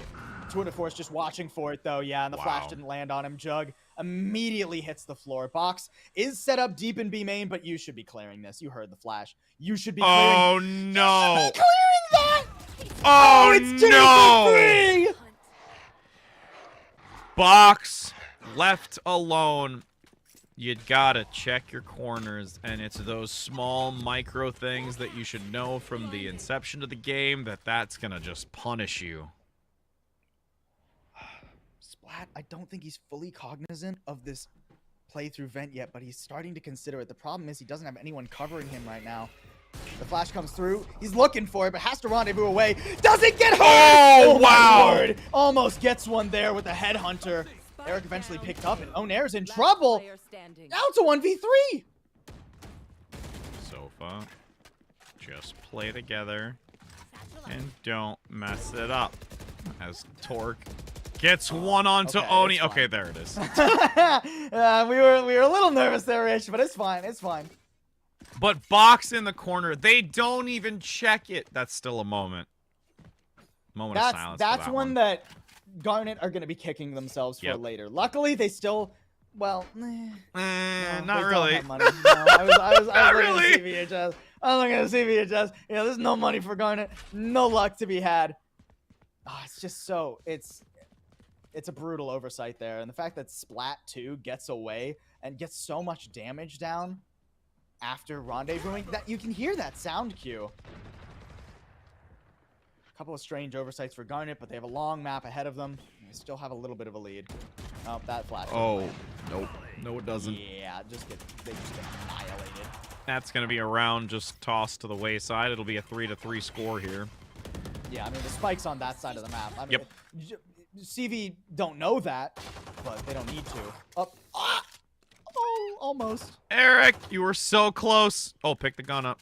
Thank you. I mean, you're not going to get one. I know. Timing. Woo! Okay, Splat, you probably should have hit that shot. Guys, we're devolving a little bit in this round. Can we? Yeah. Both teams, They're mind on you. the B site, but they don't have Spike. They do have the ult, though. Eric can pick it up with the from the shadows. You can actually plant here. Oh. You can actually head all the way back over. Oh, but Eric needs to not die. He's No, going for the Eric, clear, but there's please two don't players die. here. There's no way he wins that one. Well, we had the right idea, being the observers. There was an overhead, opportunity. but, yeah. Unfortunately, I don't think that Garnet knew there was an opportunity because, again, they just hadn't cleared out that half of the map, right? True. So you don't know where the rotates are. All you know is that you have one player with low health and a gun and one player with a sheriff. So it was just an eco, and this is the attacking side of Split. We expect Garnet to take some losses here, but now they've got tons of great ultimates. They've got guns in their hands. As long as they can avoid that op and avoid the Rolling Thunder and the... Well, I mean, there are a lot of tools for Cumberland too here, Rich, but a competitive round ahead, one that will decide the momentum of this first half. Nice early attempt. Seekers actually going to hesitate. Opt for the Trailblazer first. Sofa's out in the open. There's a nice flash for the time being around the corner, but Seekers do pass through. Splat gets almost a second one here. The Rolling Thunder used too from Cumberland just to deny entry toward the site. There's no opportunity to trade that. Garnet just have to lick their wounds and head off elsewhere. Underneath sewers as a unit. They're going to be heard there. There's Yeah. two players ramp. They are undoubtedly heard stomping through sewers like that. It's still toward A, though, right? Like, it's actually going to probably be a pinch onto this A ramp, especially now that Jug has gone down. ZD, oh, you are in Nice a difficult movement. position, but wow, the Satchel reposition. There was a trademark to spot this play through vent, so now these two players are known. ZD going to try and pop the showstopper. He's looking for this ramp player, dude. He wants it. Just chucks the showstopper onto site willy-nilly. Omni-Man, good for two on 90-degree angles and even gets the showstopper out of it. Fires it down, trades his life, and CV take the lead. Worth. Absolutely worth when you get absolutely. that. Yeah, when you get that collection to get the showstopper online and just making sure that you have the securance of that round. And now you do still have at least the orbital strike to work with here for CVHS if they do get to a position of where they can post-plant. And really, you're only going to have to work with the Rolling Thunder and from the shadows, from the opposing side. Yeah, another eco round too for Mm-hmm. Garnet. So unless they get some nice opening picks, there's not much of a hope that they can make much out of this Rolling Thunder.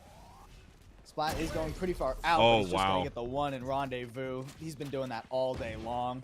I love the fact too that Cumberland pivot Splat onto the chamber for this map, right? He just had a standout map on Cypher. Now you give him a Sentinel where he has even more explosive potential, and he's making it work, man. He is ruining Garnet's day.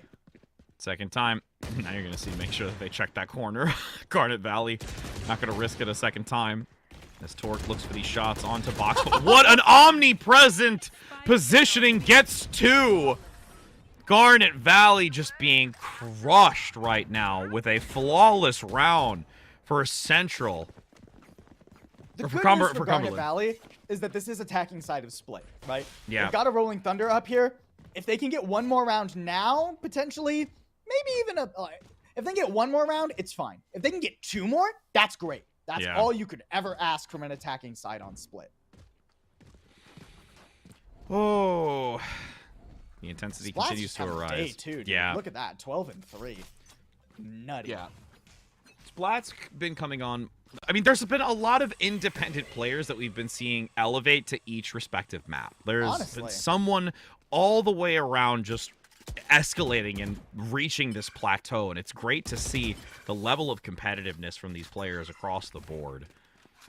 So you do have now this grab on the orb, and might actually look to... Garnet have taken so long to do this, though. Look how many players that are leaning toward B now. Everybody's ready to stop this execute if Garnet go for it. The Rolling Thunder's not going to cover the whole site on B, even from the position that you're setting up to use it from. Maybe you can shove it into heaven, but the flash giving your position away, this is rough. Yep, Rolling Thunder active. Pressing onto this site to secure that they can plant it. They do still have a guiding light, the Trailblazer as well. Healing, gonna mitigate. Oh my goodness, the damage. Woo, they escape out of there quick enough. But not into the best of positioning, as you do have CVHS able to take some decent gunfire through that doorway. But Torque, Trailblazer gonna get the intel necessary onto 2. And draw back as Splat comes in from heaven with another shot from downtown. Doesn't get a full blind here, gets a second juke, gets 2, and now only has 1 left. It's Splat that remains. The health is low, 40 HP. And does pick up the weaponry, guiding light tossed around, gets the flash onto it. 1 body shot. Oh my goodness. Has to just try and go for it. They're actually going to hold on to it. Oh, that would have been the... Oh! Splat, dude. Oh my. Such a valiant effort there. But Splat plays it perfectly. Knows, just hold the side that he has to push. The time is so low, has to try and plant. Hold that angle. Wait to see if he pokes you, and then get him after the spike plant. Oh, it's so perfect. It's so perfect from Splat. He's so good. Yeah. And now, a tour de force once again, primed and ready for this next round. And an op for Omni-Man, too. Yeah. It's This is just overkill against an eco, dude. I don't call this overkill. I call this guaranteed round. It's called putting your signature in the contract and saying this is done. Scout destroyed. I mean, phenomenal. What a phenomenal defense from Cumberland Valley to get to that point as well, right? Despite the fact that the Rolling Thunder is used, the fault line orbital strike combo to get the slow, ensure so much damage, stop the plant, that your players on site, like, Cumberland are they're feeling it right now. The coordination that we talked about for this team. This is a team of friends. They were friends before they played Valorant for their high school. They wanted to start a team together, all 5 of them. And you can see that synergy come to boot. It's pulling together more and more that they play against this team. Onair. Onair. Not unwinnable for Garnet. It's not. A couple of rifles recovered and a judge on site that's difficult to clear. Onair looking to try and get that opportunity to follow up. Guiding light passes by. A little bit of a whiff on that as Sofa gets the elimination. Onair no longer viable for this engagement. His Bun Bun needs to Bun. click some heads. Yep, absolutely has to come out on top. Lands 1. One enemy The second one lines up and now has a tour de force to make sure they get the pick, but no! It's gonna be Omni-Man with the op shot onto Bun Bun and gets the defuse. CVHS pulls again ahead by another round. Omni-Man, perfect there. I mean, the tap onto the spike that isn't planted for Bun Bun, right? Bun Bun is forced into a losing scenario despite the fact that he played those individual fights really well. He has to swing. He has to fully commit to the swing, because if Omni-Man is just sticking that and Bun Bun goes for the jump peek or he just holds it, then you lose. He has to fully commit to the swing, and Omni-Man punishes him with the operator. It's crystal clear for Cumberland right now. Seekers toward a desperate attempt at a fast gambit, a hard hit, but so much utility in Garnet's way. Sofa at least bothered by the paranoia for the moment. Double smoke comes out both by Heaven and also the back doorway. And Onair is going to hold it for the time being as the rotation comes swiftly. Nice. ZD gets two, but once the smokes are gone, that leaves free visibility to all from Garnet Valley. Bun Bun up top with the op, looking to take a shot and gets it. What a flick on that. And goes for the second with a pickup on the alternative weapon. Beautifully done by Garnet Valley. And that was the fourth round. That was the fourth round that Garnet needed for this attack to at least be acceptable, right? Yeah. Great stuff. Great hard-hitting attack. I think they're going to double back to it now, and Cumberland are going to be kind of wise to it. So you've got a showstopper that's teed up. Look, it's ready in heaven. I wonder if Omni-Man's just going to go for the TikTok to get into the round play, dude. He's ready to double satchel with the showstopper there, man. We expect nothing less. Let's be real. We've already seen it without the showstopper doing the double satchel aggression. But as we say that, there's going to be, you know, some hesitation. They're not going to take it. Boombot. The explosion actually blocks a little bit, but Sofa takes down Bun Bun.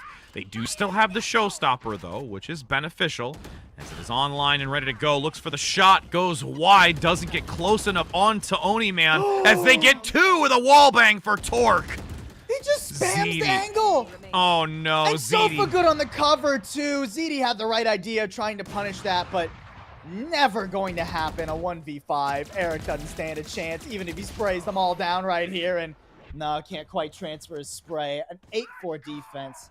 Phenomenal from Cumberland Valley High School. And what a good read in that last round, too. It felt like outside of some early rounds and then that one final hard-hitting execute in the second to last round, Cumberland just knew what Garnet wanted to do pretty much every single round. And whether it was Splat, Omni-Man, or Sofa, somebody was there to put a stop to Garnet. Yep. And now, what we've seen successful pistol rounds before from Garnet Valley High School, it is so critical that they take this one. They do not want CVHS to take this win, securing the 2, making it to double digits, and then finding themselves in a very uncomfortable position towards the later second half of this. And I'm curious to see how this initial play is going to be, where they will look to maneuver through. The smokes have already been tossed out towards that mid. And now going to transition up towards heaven. You have Box with the guiding light. The stim contributed as well. So much to actually force them back. Paint shell for 2, though, by ZD. The paint shell paranoia combo just hit there really hard. Sofa pretty low, despite the fact that he does get one here. You can potentially pivot out of this, but I mean, it just already feels done. Yep. Health value so low. Sofa watching that corner. There is a swing. ZD now looking for Splat. The headhunter with 5 bullets. Oops. Nobody saw it. And again, this is just a very clean, coordinated pistol round for Garnet Valley. They just really know how to play it every time. Yeah, it's really kept Garnet in some of these closer maps here.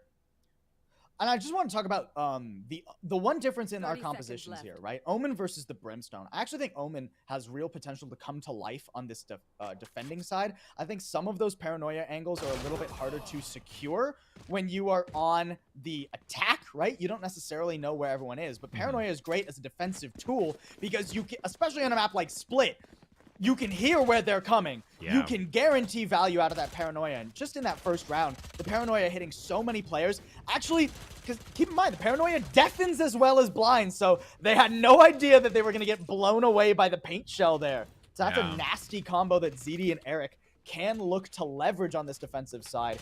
Pistol round win. Guns online. Bun and a Bun map with the Marshall. still possible to be competitive here for Garnet. ZD going to move out forward with an early boom bot. No one yet going to be close enough to cause it to react, so they will look to still manage to hold on to it. Omni securing that they will be able to get that or pass it along to the ally with a nice pickup for the Marshall play from Bun Bun, though. A second one onto box, that's just devastating. This is going to actually get a little bit dangerous. If Bun Bun gets too much value early on, Cumberland can find themselves against an early tour de force, which would just be brutal to try and go up against, whether it's your first gun round or the right after the bonus. Either way, you don't want to be dealing with an op that early. And yet they're going to pivot toward A. Give him more ult charge. Yeah! Give it to him. That's okay. ZD's going to come in. Okay, yeah. It's not a full A pivot. Never mind. Splat was just looking to see if anyone was going to be pushing sewer. I mean, it's possible that he wins that fight, but not likely. And with the spike down over in B main, this round is done and dusted. Splat, 30 seconds you better hide in the corner and pray. Well, sorry. There's another one here for Bun Bun. Bring him over. He's one off! Oh, he's one off, yeah. He guarantees the tour de force in the 4th round of 100%. 100%.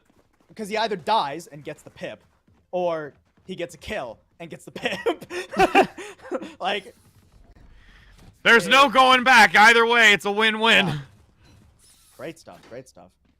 And I mean, Bun Bun coming online is one of the things we potentially really needed to see to contest a player like Splat, who had such a dominant defense. If you can get your chamber player to have a phenomenal defensive side, really shows up.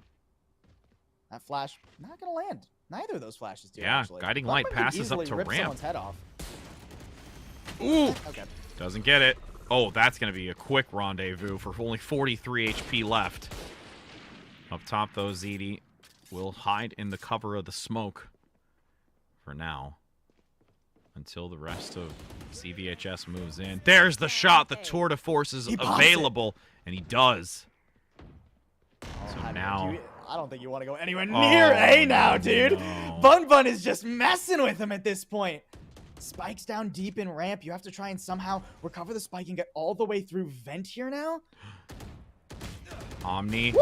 Oh, what a risky play. The wallbang doesn't happen through the box. Bullets continue to just berate. Oh, 3 HP. Bun Bun has to leave. And ZD, all the meanwhile, was just hanging on to that. Yep. Heaven position. He was outside the window. They had no idea that one more player was going to be hanging around there. Omni-Man, 1 HP, good for one more, but no. Eric sprays him down with the judge from behind.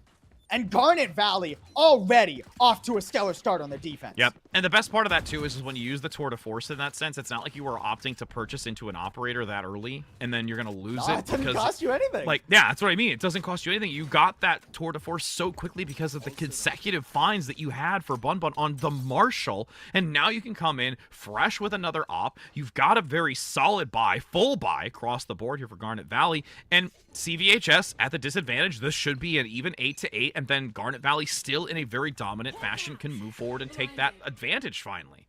And I mean, now Bun Bun has an actual operator too. Yeah. He can just hang on to A. You don't really need anything on that side of the map as long as Bun Bun hasn't gotten contact yet. He's got that deep ramps control too. ZD has already used both the boombot and the paint shell and still playing really far forward. Can definitely get punished. Wide swing from Sofa. That's a gun that can be recovered. Yeah. Into the hands of Sofa, that's a dangerous thought, but there is still many that you have to be cognizant of. Oh, what a shot! Crispy. They do hear the rocket. Oh, it's not gonna stop Bun Bun from getting a second. Bun Bun, just stop it! Hunter out and everything, dude. And look, he's bought enough time to where his buddy can come all the way around. He's even cognizant of the fact that somebody could be pushing him from ramp. They just left. They said, I'm not giving another one to Bun Bun, but the 4th one, give it to him. Let them push in. Bun Bun now going to see them maneuver through these ropes. You are locked in a cage. There is nowhere to go. It is 4-1. Oh, this is a sad moment for CVHS. I mean, we knew it was going to be an eco round for them, but this just looks traumatizing with how Bun Bun is playing. Bro, he's almost back to the 2 to 4. I know!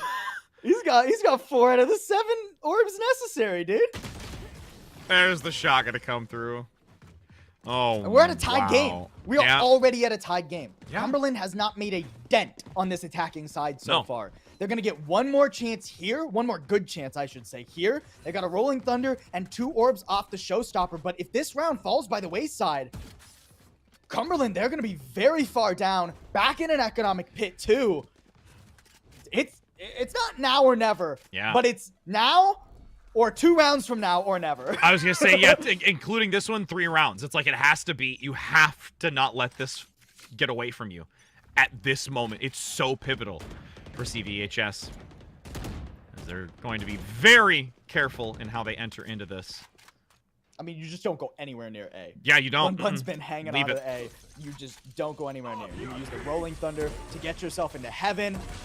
This is great stuff from Cumberland. They should be able to get on B without too much of an issue. Ooh, playing this precisely gets a little bit of damage for the moment, as they do get some healing to assist. Eric comes in with 2, though, and some assistance with the Showstopper from ZD. It doesn't matter if you've got the op on A. Everyone else is going to show up to the party and bring a flawless to make it a 9-8 score for GVHS. And what did I say coming into this map? When it comes to the pace of the game, what determines if Cumberland is winning or losing is how effective the utility to shut Cumberland's aggressive pushes is. How effective can Garnet land their utility? Paranoia beautifully sets up Eric. A fault line stuns or stalls out the heaven push. Then the Showstopper comes through and it's over. It's over before Cumberland can do anything, before they know what's going on. Already, we're ping-ponging on the economy again for Cumberland as Garnet show no signs of slowing down. No. They have entered into high gear because they want to take this advantage and put it to a map point. And with Sofa looking to drop down through ropes. You can just see the op reposition here, too, in the back, looking to see if they can find an angle onto it. Going to hold as this is an A rush. Bun Bun, though. Oh, no! Bun Bun gets a shot but loses the op. What a recovery. But Garnet Valley still has the numbers advantage. Sofa up top has to make a lot of this work. That's the first one of many that have to come through. The flash! They're chasing. Drops down below by the ropes. Nobody actually continues to follow up as ZD, now that they take down Jug, can collapse into it. Sofa's there. Oh, no. I mean, Sofa's so low, though. Yep.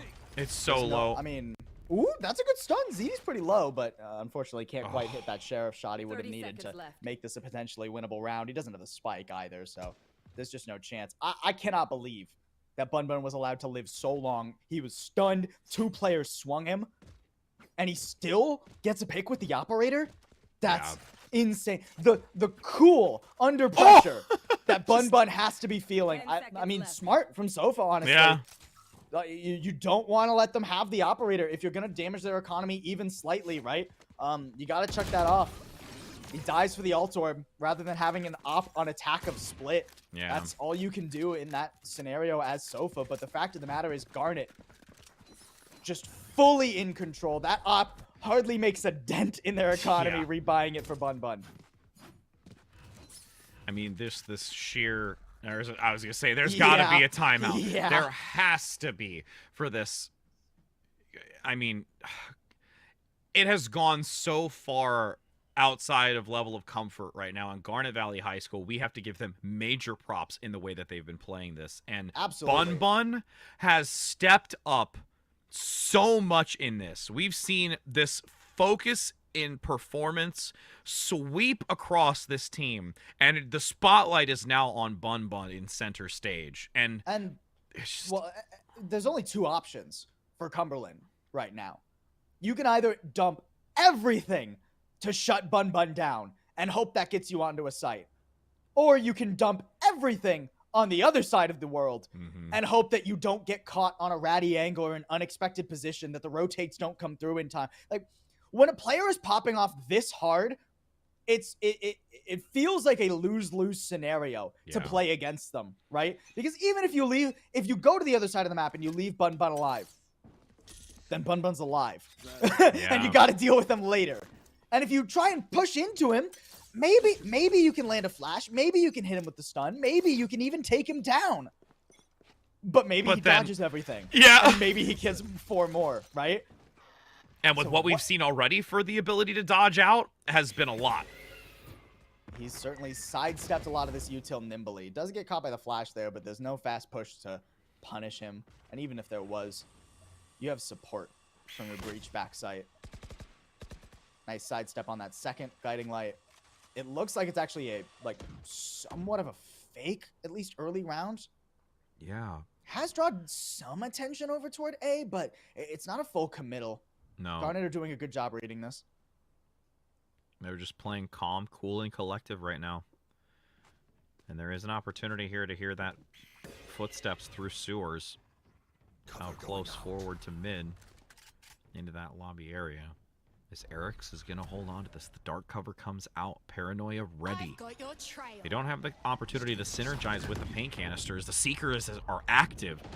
Paranoia holds them for just a moment, but then opens up to go for this plant. They check their corners. No one is present on the site. A Splat plants this and is an opportunity, but that paint canister gets a little bit of damage, but doesn't eliminate it.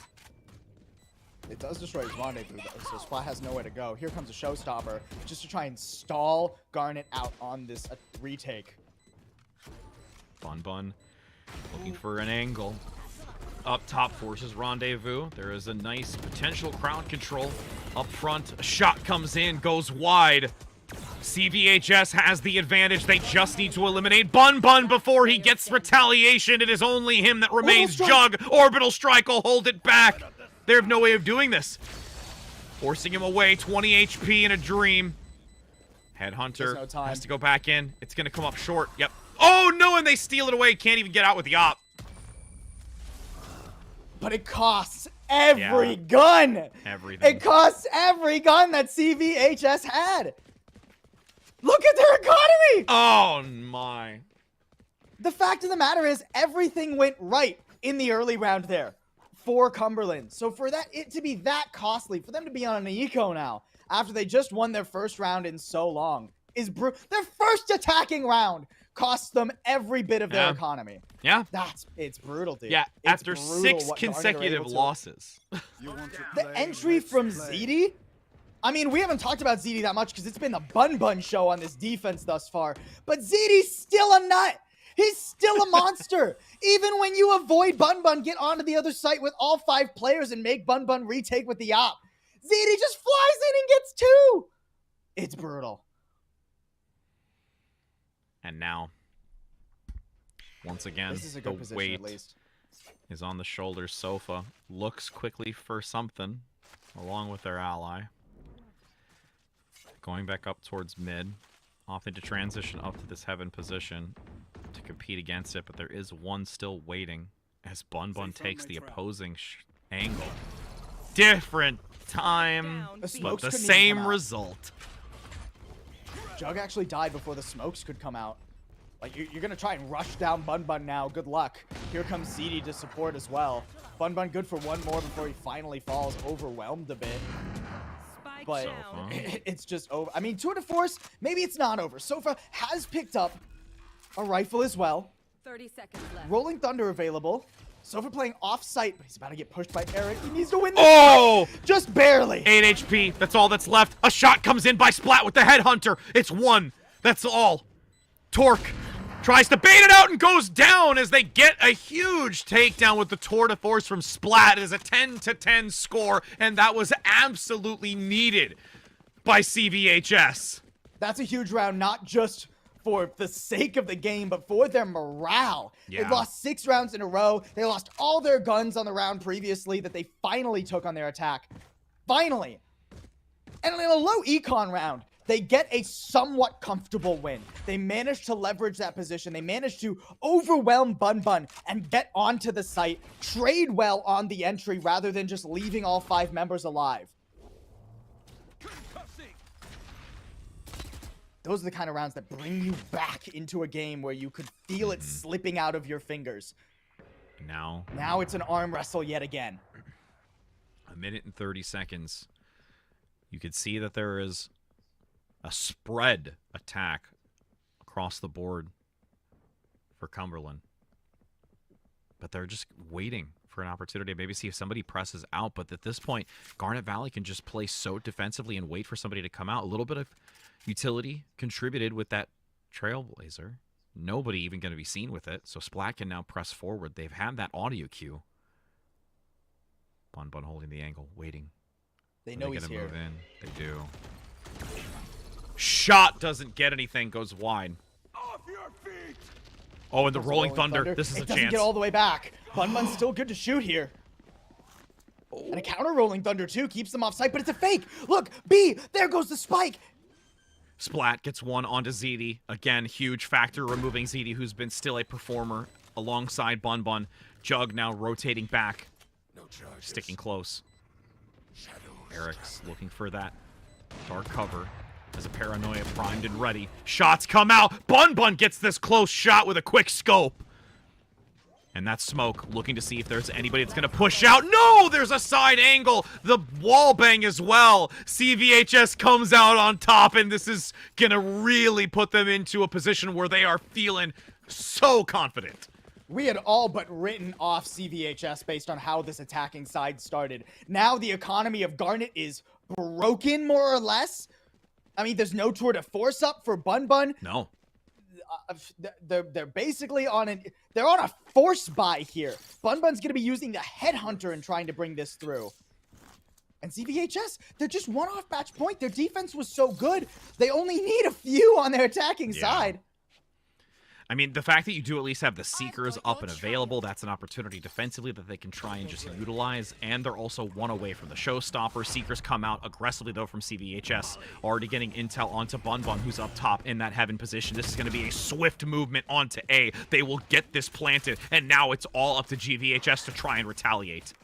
Showstopper and the Seekers available here. I want to see this combo work well. Seekers first, then the rocket launcher. Oh no, you got Bun Bun taken down, so it's a 5 versus 3. They opt into it. The wall bang comes in. It's only just a matter of time, and now you've got Cumberland Valley on a match point.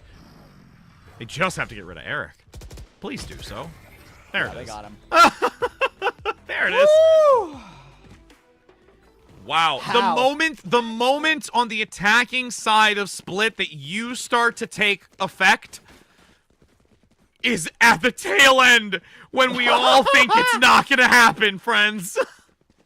CVHS have finally figured out the formula, right? You identify where Bun Bun is early, and then you just go. You just go. You go. Don't give Garnet time to get Bun Bun in an advantageous position. You just go straight to the site.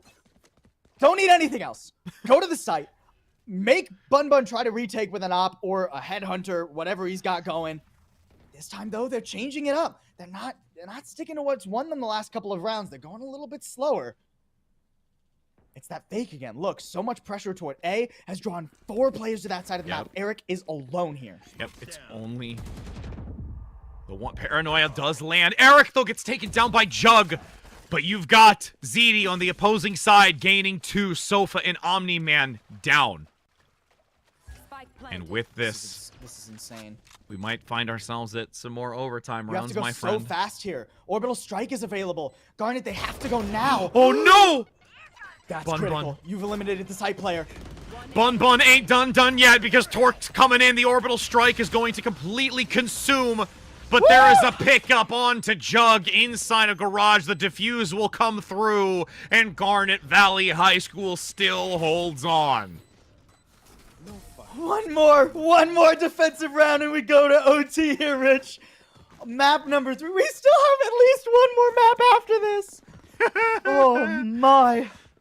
What a retake there, and like, box is really the fulcrum of that round, dude. He pushes forward. If he catches the right angle on Bun Bun there, he ruins Garnet's retake. Yep. He's so deep, it would be so difficult to flush him out, but he holds the wrong side. Bun Bun gets the better of him, and that's the last player you really need to worry about on site. Then the Showstopper gets you on with so much comfort, gets a pick and everything.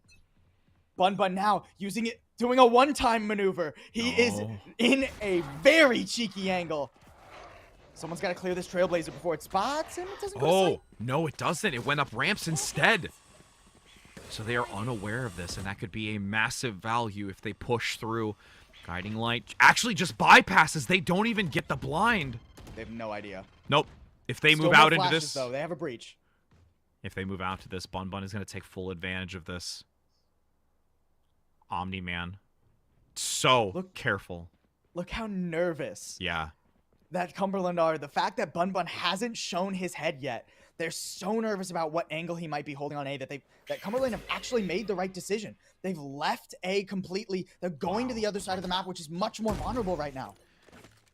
Satchel even to cross over that small gap to A to make sure that they are not going to lose any health values or shield. And you've got Splat. Tremor going to be active.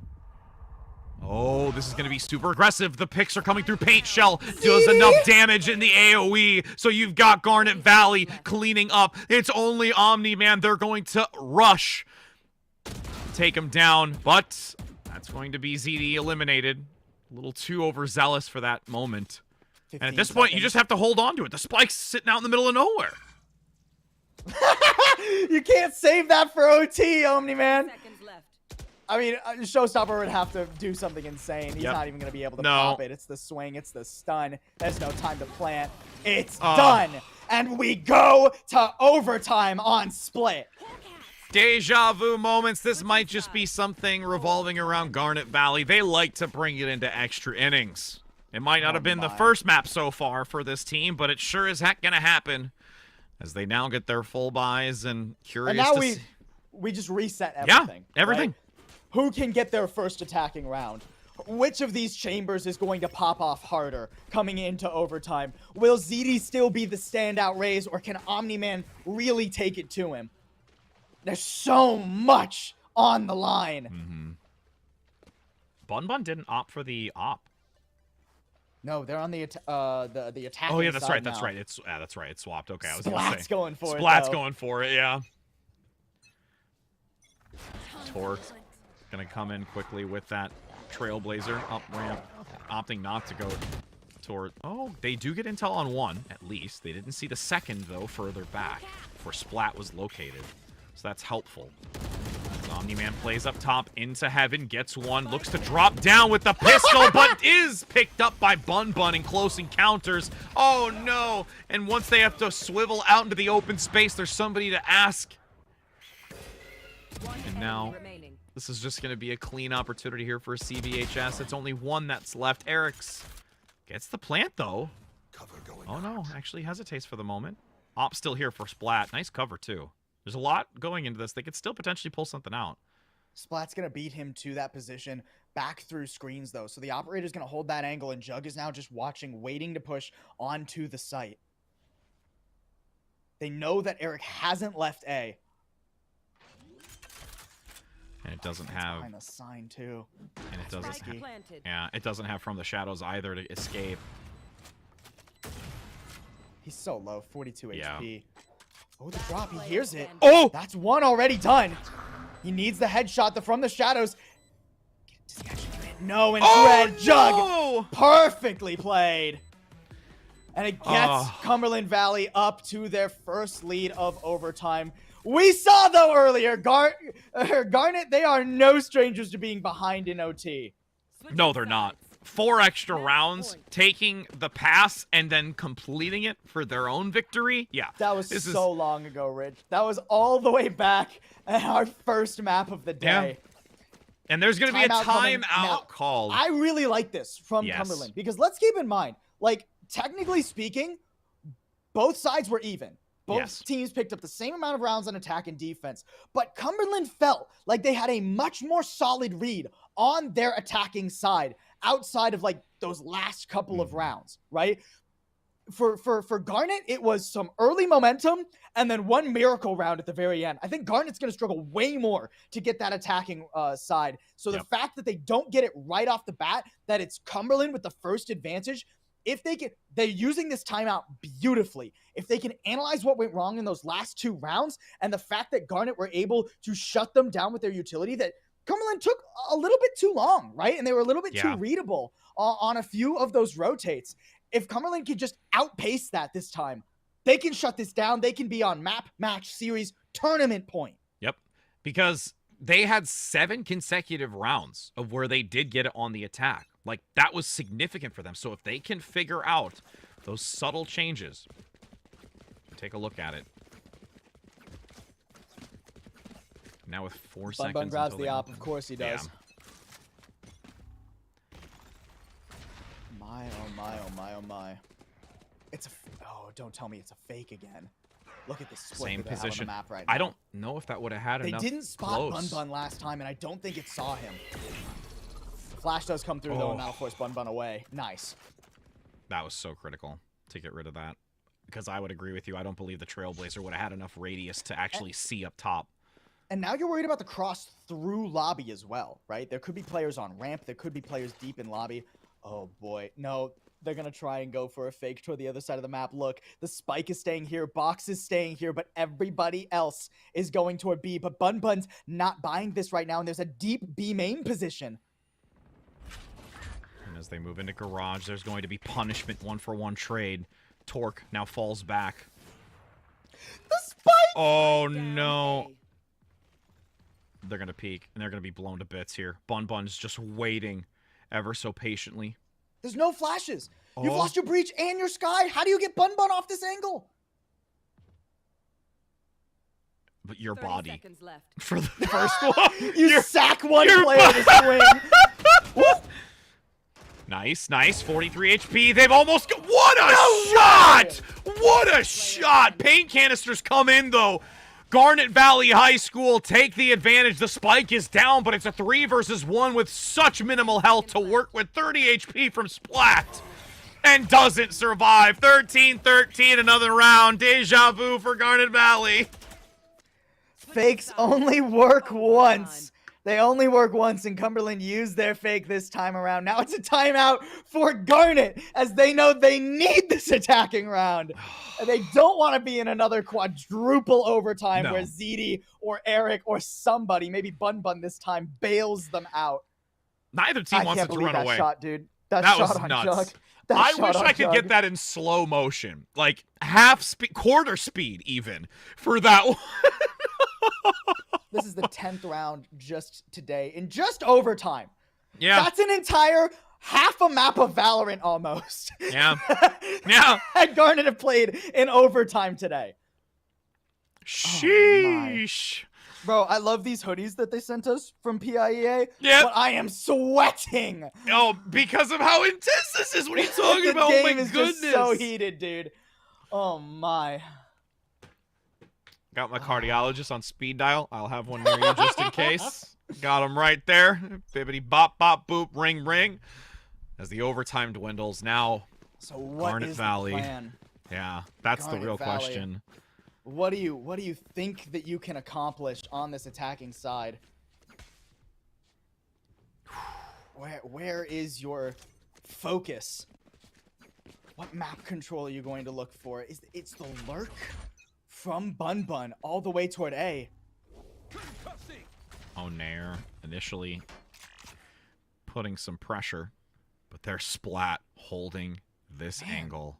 Cumberland are so nervous here. Yeah. Look how far back they're holding everywhere. They're not going for a lobby control. They're not going for mid control. They're just hoping for these ratty, cheeky angles. The flash perfect, though, to force Splat off. And that can sell a lot of players to come toward this side of the map. Trap destroyed. And you see one. Yeah, look, the flash two! will be heaven, too. Oh, no. 4 players now coming toward B, but it's A where the spike is about to head.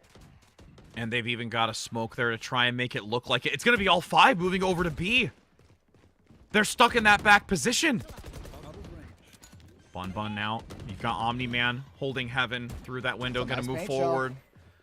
Decent damage. Guiding Light tossed out as well, but the spike has been planted. Garnet Valley High School is in a position to be able to hold on to this. Nair's in such a strong spot. All he has to do is wait and find the perfect timing. Oh, what happened? He gets 3 coming up from the rope. Garnet Valley, they've done it. Well, not quite. They've done it They're at least close. in terms of getting attacking rounds, which were their struggle earlier. They've And set now all the they nail. need to do is lock their defense in. Yep, they've set the nail and the hammer is primed. It's whether or not they can slam it home. As that was absolutely impeccable play. The ropes 3K is unreal. I mean, O'Nair has been a little bit absent from this game a lot of the time. But that.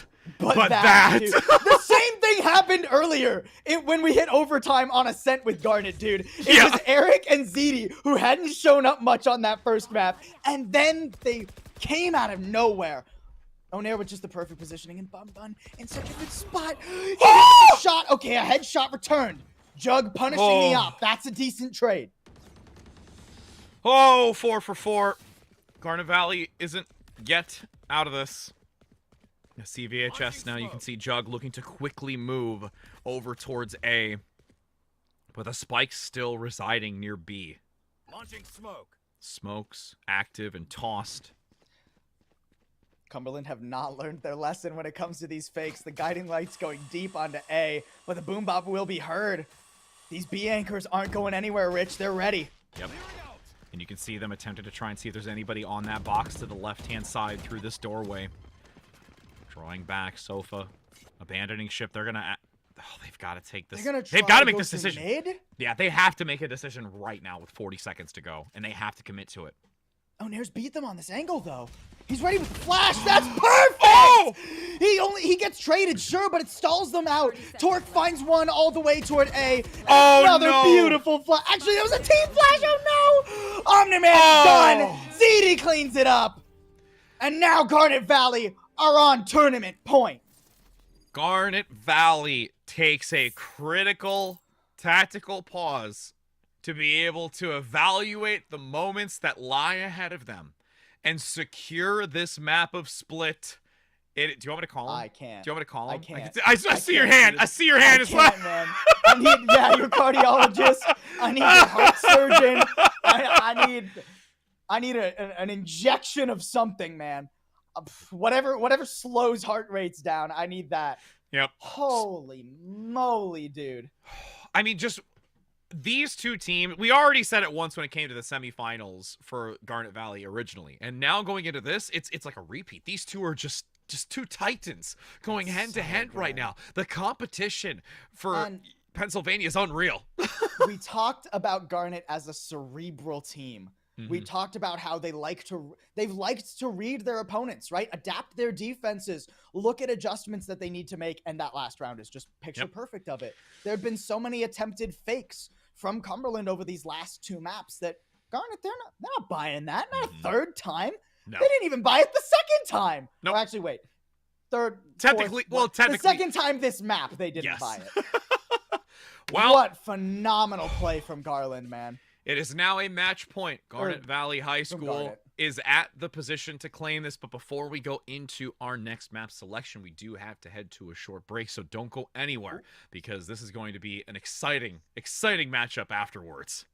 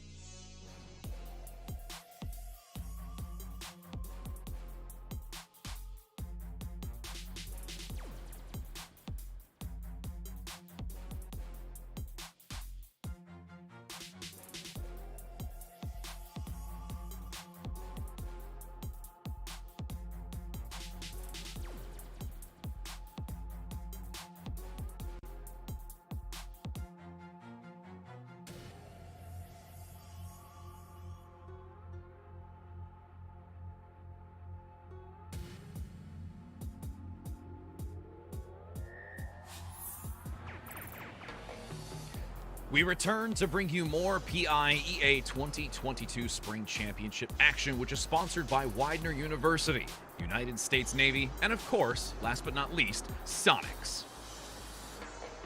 And now, Paul, I know that it is absolutely a long day for us, but it has been a stellar day for us. We have had an extensive amount of games. Let's take a look at this bracket, my friend. I mean, just... this doesn't even fully define because we have overtime rounds for a vast majority of these. I mean, our first series, our first semifinal between Garnet Valley and the Central Bucks was so good. Second semifinal, maybe a little bit more one-sided with Cumberland Valley putting on a show. But this final has just been insane. It's just been nuts. Yep. I mean, Garnet Valley starting off hot, Cumberland answering back on Haven, and then we have the double overtime on Split where Garnet Valley, again, managed to squeak out some overtime goodness. Just insanity thus far. And we're not even done. We have potentially two maps still to go here, Rich. I just envision the two boxers just kind of like, you know, you're just holding on. You're just holding on. And like, we are, I mean, extra rounds. Let's go. Honestly, dude, it is insane how long these two teams have been slugging out so far. And now we go where I never expected. I never expected us to end up, Rich. Yep. Our Game number 4 is going to be on Fracture. Yep. Just like our brains are going to be going this far and having a interesting turn of events from what we've seen. Again, as you might have been following along with the format earlier, Fracture was not originally in the lineup, but due to the extensiveness that we've had between these two teams, we have opted to bring it back into the map pool due to the pick and ban format. So we enter onto this as now we're going to see Garnet Valley High School and Cumberland go in for a fade pickup. We just in it to win it, gamer. We just in it to win it. Bro, these teams, just when I thought that this series couldn't tug at my heartstrings more, they both bring out the fade breach for our fourth and potentially final map. This needs to be Cumberland Valley finding some sort of advantage here. And let's take a look at their composition because it's a little bit tricky to run this, right? I mean, the breach is obviously phenomenal. Chamber 2, a very expected pick.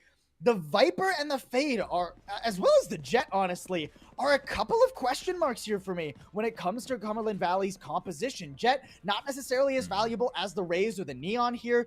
Fade, certainly a question mark on the value compared to something like maybe the KO. And Viper hasn't been finding as much success as things like the Brimstone on this map as of late because it's much easier to get past a Viper when you're on the attacking side now. These comps are wild, man. Oh, boy. I mean, this is when you want the most excitement. I mean, we've thrown you a curveball, and we've kind of been thrown a curveball ourselves. So we're just going to be working with it as you do have initially.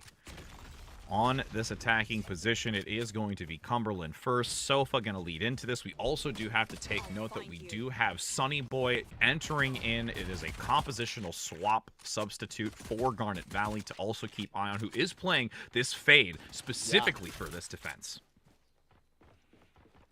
Really nice attack thus far.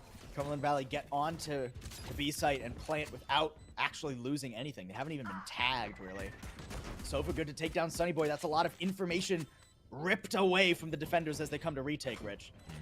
And now, as you do see, still maintaining that high ground area. A couple of shots come through. Jug gets a great pickup. This is now Cumberland able to take this first pistol, which honestly is necessary for them. They've not had pistol rounds previously that were as strong as this. Garnet Valley has been consistently maintaining those. So this going away from them is something to even those little small wins, the small wins to bring you into a later game. Think about the difference we would have had if Cumberland had won a pistol on Split. They could be the ones who have match point or tournament point right now. Yeah. So great to see them show up in the pistol. Really love their post plant too. The way that they fully wrapped around through tower, pinching on the players who challenged Jug out in arcade. They get that position. They have a beautiful cross to just stop the defenders from getting anywhere near the site. Jug's not having much fun this time around as he gets totally pinched, completely decimated. Gives this Marshall over to Garnet Valley as well, but it has caused quite a bit of space. Garnet are going to have to try and re-clear this A site as they're nervous that somebody has made it in behind them. You can see Torque now going to move in over by doors as Omni-Man and the rest of the squad actually transition back to B. Passing over by tree, you can see Box ready and waiting. If they do press up, Bun Bun holding the angle for now. Bun Bun's got the shorty, right? Yeah. So he's waiting for them to push in a tower aggressively like they did last round. He's doing the Laz play and just hoping that they push him without clearing him. Here comes the moment. Omni now gets one. And gets the rendezvous out, so they're not ready for it. The Headhunter is there for any follow through. 1 HP drops down. And might get a potential shot, but there's a collapse coming through. The rest of the team is here, but Sofa and Box don't care. That's a 2 for each of them. And it's now a 1 HP remaining Bun Bun that has nowhere to run. Yeah, valiant effort from Bun Bun, but there's only so much you can do there. Breaks armor on 1 and gets a pick beyond that. 2 picks going over toward Garnet Valley, so not a terrible eco for them. Now they're going to be able to buy guns. This is an important round for them, obviously. Third round is super important. And we've seen pretty volatile third rounds. We've seen a lot of bonus round wins today. Yep. So we need to see a stellar defense from Garnet. They don't want to give such momentum over to Cumberland Valley after they just ripped that overtime from Cumberland on split. Mm-hmm. Don't let them back in the game. Yeah, aggression over to B once again. Looking to maneuver through tunnel, at least one underneath, Jet specifically. With Sunny Boy waiting behind Box. This can potentially be a very powerful one that he goes for. Especially if it gets behind most of the players over there, right? Ooh, kind of a risky angle. Gotta be a little bit careful. Bun Bun feeling the wind on those shots. Yeah, still quite elusive to maneuver through them as Box gets one onto Sunny.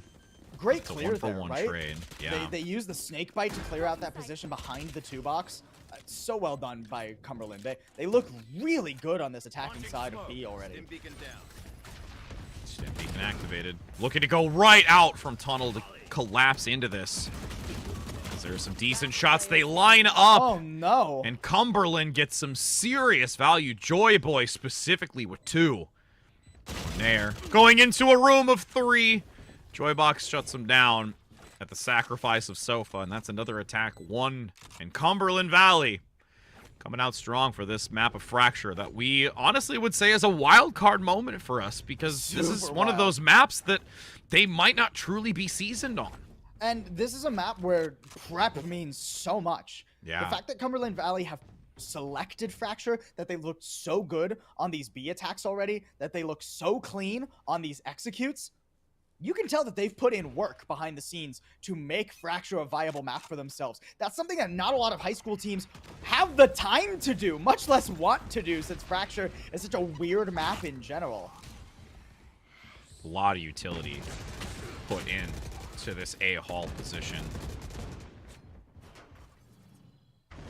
Now, on the other side, you do see some presence by Dish.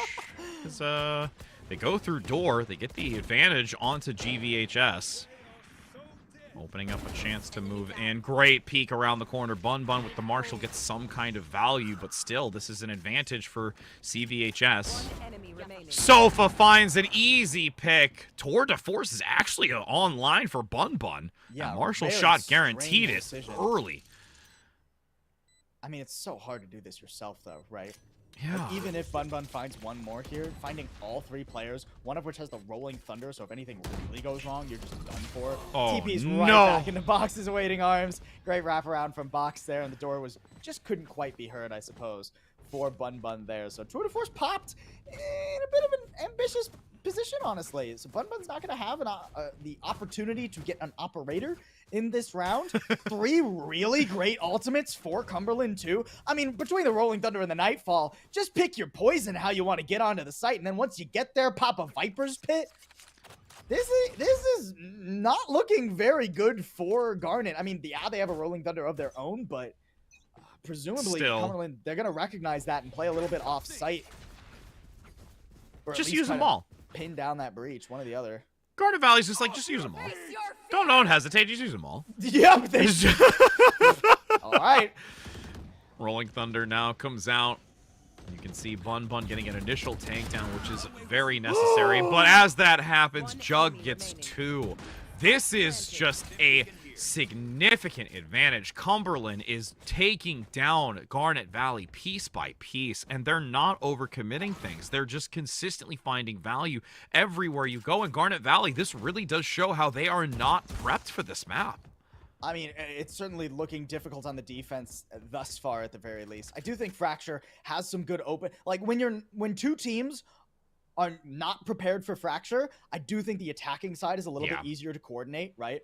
But either way, like Cumberland look amazing thus far, right? I don't know if the Nightfall and the Rolling Thunder is necessary to get onto the B site there, but either one of those ultimates, but definitely both. You force defenders off of the B site. You have the toxic screen up. The only place you have to worry about defenders staging from is from Arcade. And then you have Jug just waiting for the toxic screen to drop, finds the perfect timing. I mean, that's just unbelievable coordination from Cumberland to get that timing, that lurk off the one position you expect the defenders to retreat to. That's great stuff from Cumberland thus far. 5-0 already, and they show no signs of slowing down. Nope, not at all. Got to keep the pressure, and it's very critical for them if they can continue to keep this type of dominance, because it's just now the mental wearing onto Garnet Valley High School. They've played just as long as Cumberland. It is multiple maps, and this is now where endurance starts to play a factor, especially when you're in a LAN environment. Oh, yeah. Sofa going to try and get some early opportunity for intel towards the side with the Viper's Pit committed into this from CVHS. Sofa takes down Sunny Boy, and this is just another beautiful push onto this point and gets the plant down. I mean, you have to just pop both ults here, right? Surely Yeah. Orbital Strike into heaven or something. Torque's already gone! He's not going to be able to Orbital Strike, so no. Okay, never mind. They're not going to go for it. It is just a thrifty, so actually, I'm going to hold my tongue on that one. You don't have to commit ults in this round. Most likely done and dusted. Paint canister going in, but fortunately, during the toss, you have the crossfire coming in by Omni-Man. Yeah. That's an easy victory here. Again, just because of the thrifty aspect of it, like you commented. But now, all right, this is the round. firepower. Yes. Garnet have 4 impact ultimates. Any one of these ults can win you a round. If Garnet don't win this round, like, we should just move on to the hope is kind of lost. Yeah, hope is kind of lost. Yeah. Jeez. It has cost quite a few ultimates, too, for Cumberland to win these last couple of rounds, right? They've used their 3 impact ultimates, Rolling Thunder, Viper's Pit, Nightfall, all off the board. That's a good spot. Only relying on potentially the blades from Omni-Man. Bun Bun gonna hold this angle, though, making sure that nobody can press in. Great recognition, though, from Cumberland to acknowledge, like, hey, we've been bullying B, and now they finally have enough money for an op. Let's lurk elsewhere. Oh, the timing. Uh-oh. Oh, it's a wall no. bang. It's a wall tag, at least. Gets a little bit of damage there onto Jug. Can't quite finish it off, and look, they're through into tower. Torque didn't know there was going to be a second one either. This map has become a mess, but the spike actually isn't anywhere near a site right now. Nope, it's not. It's all the way back towards their spawn position. So, Joy Boy now going to transition back by disc. I'm surprised I didn't pick up the orb, though. I mean, you want to get over to B before anything goes horribly wrong. Box going down. That's not great. Omni-Man trying to spam that too, and now we're in a very tricky position because that was the one player actually that had control of B. So you're putting the toxic strain up, and you're kind of just praying that you can get all the way in onto site and won't get disrupted by something like the showstopper.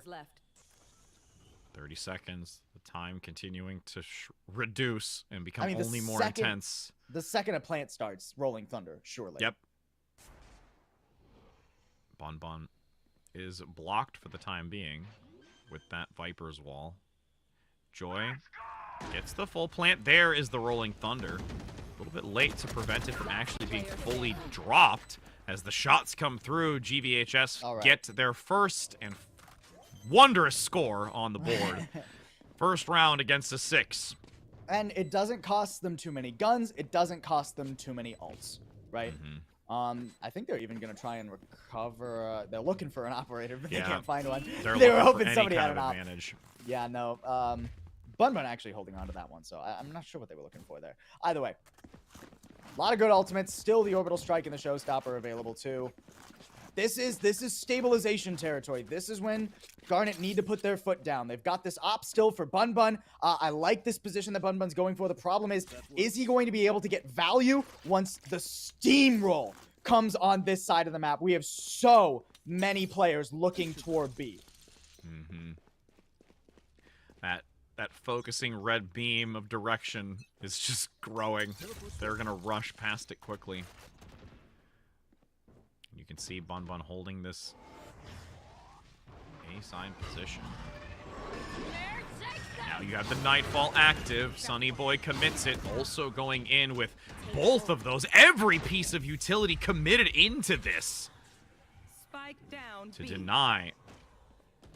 Now, with that block vision, Bun gets Nice. a pickup onto Jug, though. That's huge. Garnet Valley gets a second with There it. we go. And they clean it up. That's the momentum they need, and will deny any sort of plant to come through.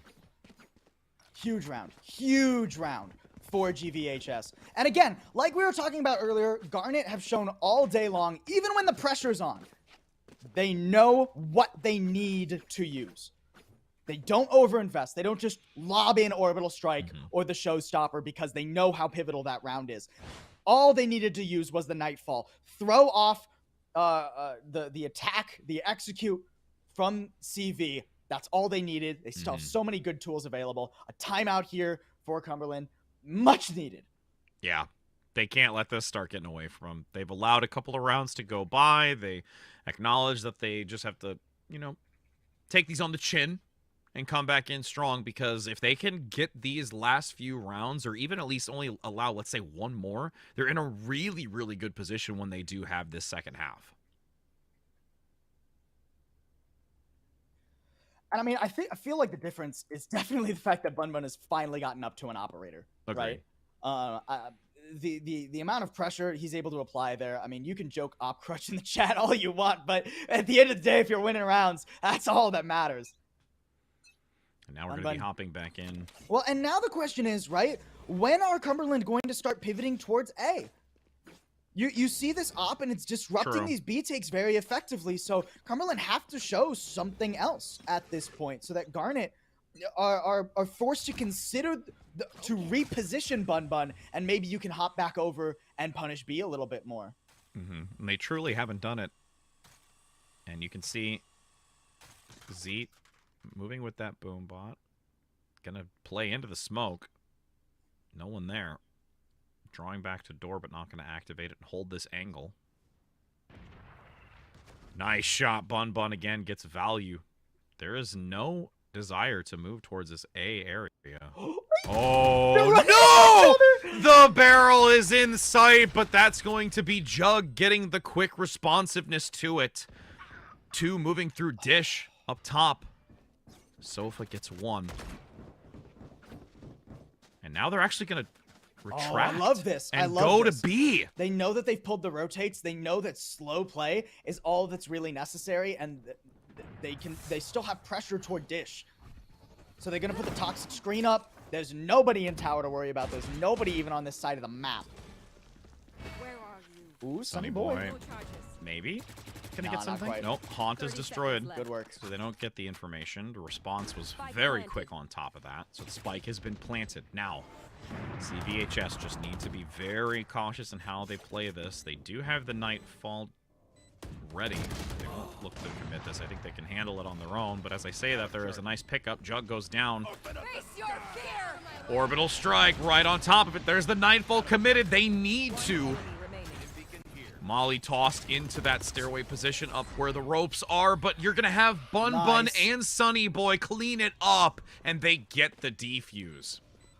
Oh, Torque was such a savior in that round. Torque winning that fight in B main makes the round for Garnet Valley. If Torque dies there, there's no orbital strike. There's nothing to flush those players out of tower. There's no possible way for Garnet to retake with what they had available, but Torque defeats the B main player, gets the flank, gets the alternate angle, forces those tower players to either swing aggressively into multiple people or wrap all the way around Arcade. It would have been too long even if they hadn't lost the fight. So 3 really solid rounds in a row. Cumberland, they had a lot of money built up, so they're still looking pretty firm when it comes to their economy. But it is starting to wear dry. Ooh, Yep. pretty aggressive play. That's a tasty paint shell for some damage. Wow, ZD gets a lot of value coupled with Onair. The orb is picked up while the action is happening elsewhere. Jug now with the headhunter. Looks for an angle, but won't really find anything. Nobody's stepping further enough back. Oh, he's aware. Okay, he spots Jug, and that's all you need. Now you're going to pull Bun Bun over. He can watch drop to make sure that ZD's not getting flanked.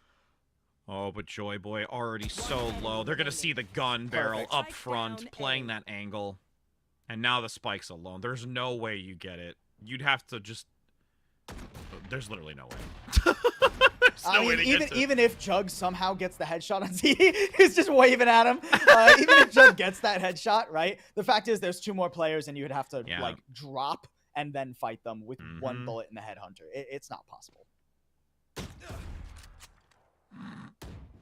30 seconds. That's all right. Let's see. Who is going to get... Is it going to be Sunny Boy? Sunny Boy comes in with some shots down below. Doesn't get the wall. Jug, it's not that important. Jug. They just want to put on a show.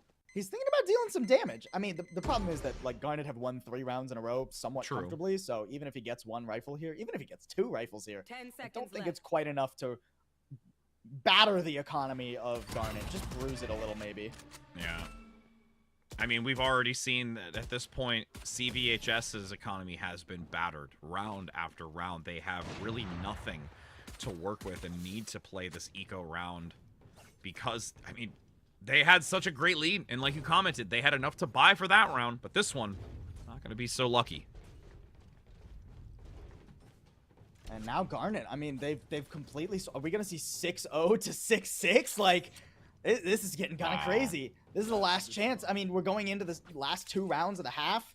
It'll be a force buy after this if Cumberland don't manage to pick this round up. They don't really have much available either. Just the Viper's Pit. And first you have to get to site. You have to get past the Showstopper and the Operator to actually land there. And the Haunt already spots 1. Bun Bun, back to the usual. Same angle. On more often than not. Every round. Oh, are they going to try? There's the bot. Doesn't go fully. That's going to at least give them information. Oh, but the problem is Jug wins the fight on the other side, so now it's only a matter of time before Bun Bun is worried about someone coming up from behind him. True. And that flank could be devastating. What a rush and a dash forward. Spray fire through the wall. Viper's Pit. You were concerned about how they would enter onto the position, but they've managed to find an opening. Sofa gets another onto Bun Bun. The op is gone. They can't even see anyways because the pit is active. Onair does have the Rolling Thunder. He's ready to use it too, just flashing in to the Viper's Pit, but there's so much utility against them. 2v4 right now. Last player standing. Yeah, and with Torque going down, there's just no hope. The Prowler coming around. It's going to get the concuss. Ooh. And that is Cumberland back on the board. They'll guarantee a lead this half. Yeah. Desperately needed. Desperately needed as it's the last round of the half, so they can have a very solid bye to compete against Garnet Valley, who was able to get quite a bit of those back-to-back rounds gained, 4 specifically in a row. If you can at least see Garnet Valley get this round and make it a 5-7 scoreline, that's something definitely worthwhile. And I mean, ZD's been holding on to this Showstopper for a while. Right? Yeah, a while. I feel like we need to see maybe a more aggressive use of it. You want to play? Let's play. Oh my, that is an early Rolling Thunder over into A main. The counter Rolling Thunder drawn out of GVHS. It's a full fake. I'll find you. Wow, and now you're solely relying on the Tour de Force to try and help you out of this moment as Sofa plays up towards double box. You do have Prowler blinding the vision for 1. Trail has been detected as well. So much of this Viper utility around that B site. With the Nightfall active, It's do or die for Garnet Valley to come back into this, but they're down Torque? 2. Nice pickup from Torque. Plants He's got orbital smoke too. strike. He can smoke off the players in Oh, no. arcade and then push sight. Yep, he's going to drop all 3 of them. And rush in. Still has some of that stim buff, but fades finally. Torque in the corner. Box gets them the second the molly comes out. And now it's only What? ZD with 2. Goes for the final! ZD steps up big, makes it a 5-7 score in the half. What a miraculous play. We've seen Bun Bun previously, ZD earlier, but once again ZD comes out on top saying, don't worry, friends, I'm gonna clutch this one out. Switching sides.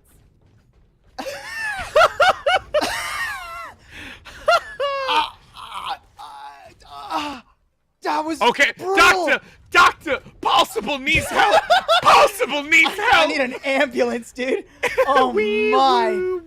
ZD. Insane that he's able to find all those fights. He wasn't even aware that the 3rd player was in tower, but he flicks right onto box. Ah, that's just unbelievable. That's unbelievable. I mean, Torque is the one that opens the door, and then CD just flies through it Superman style and clocks the enemy team. Oh, now this is a win. This is a winnable map, right?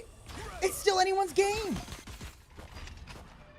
More presence towards this A site versus B, as we saw previously. Nice couple of pickups there from Box.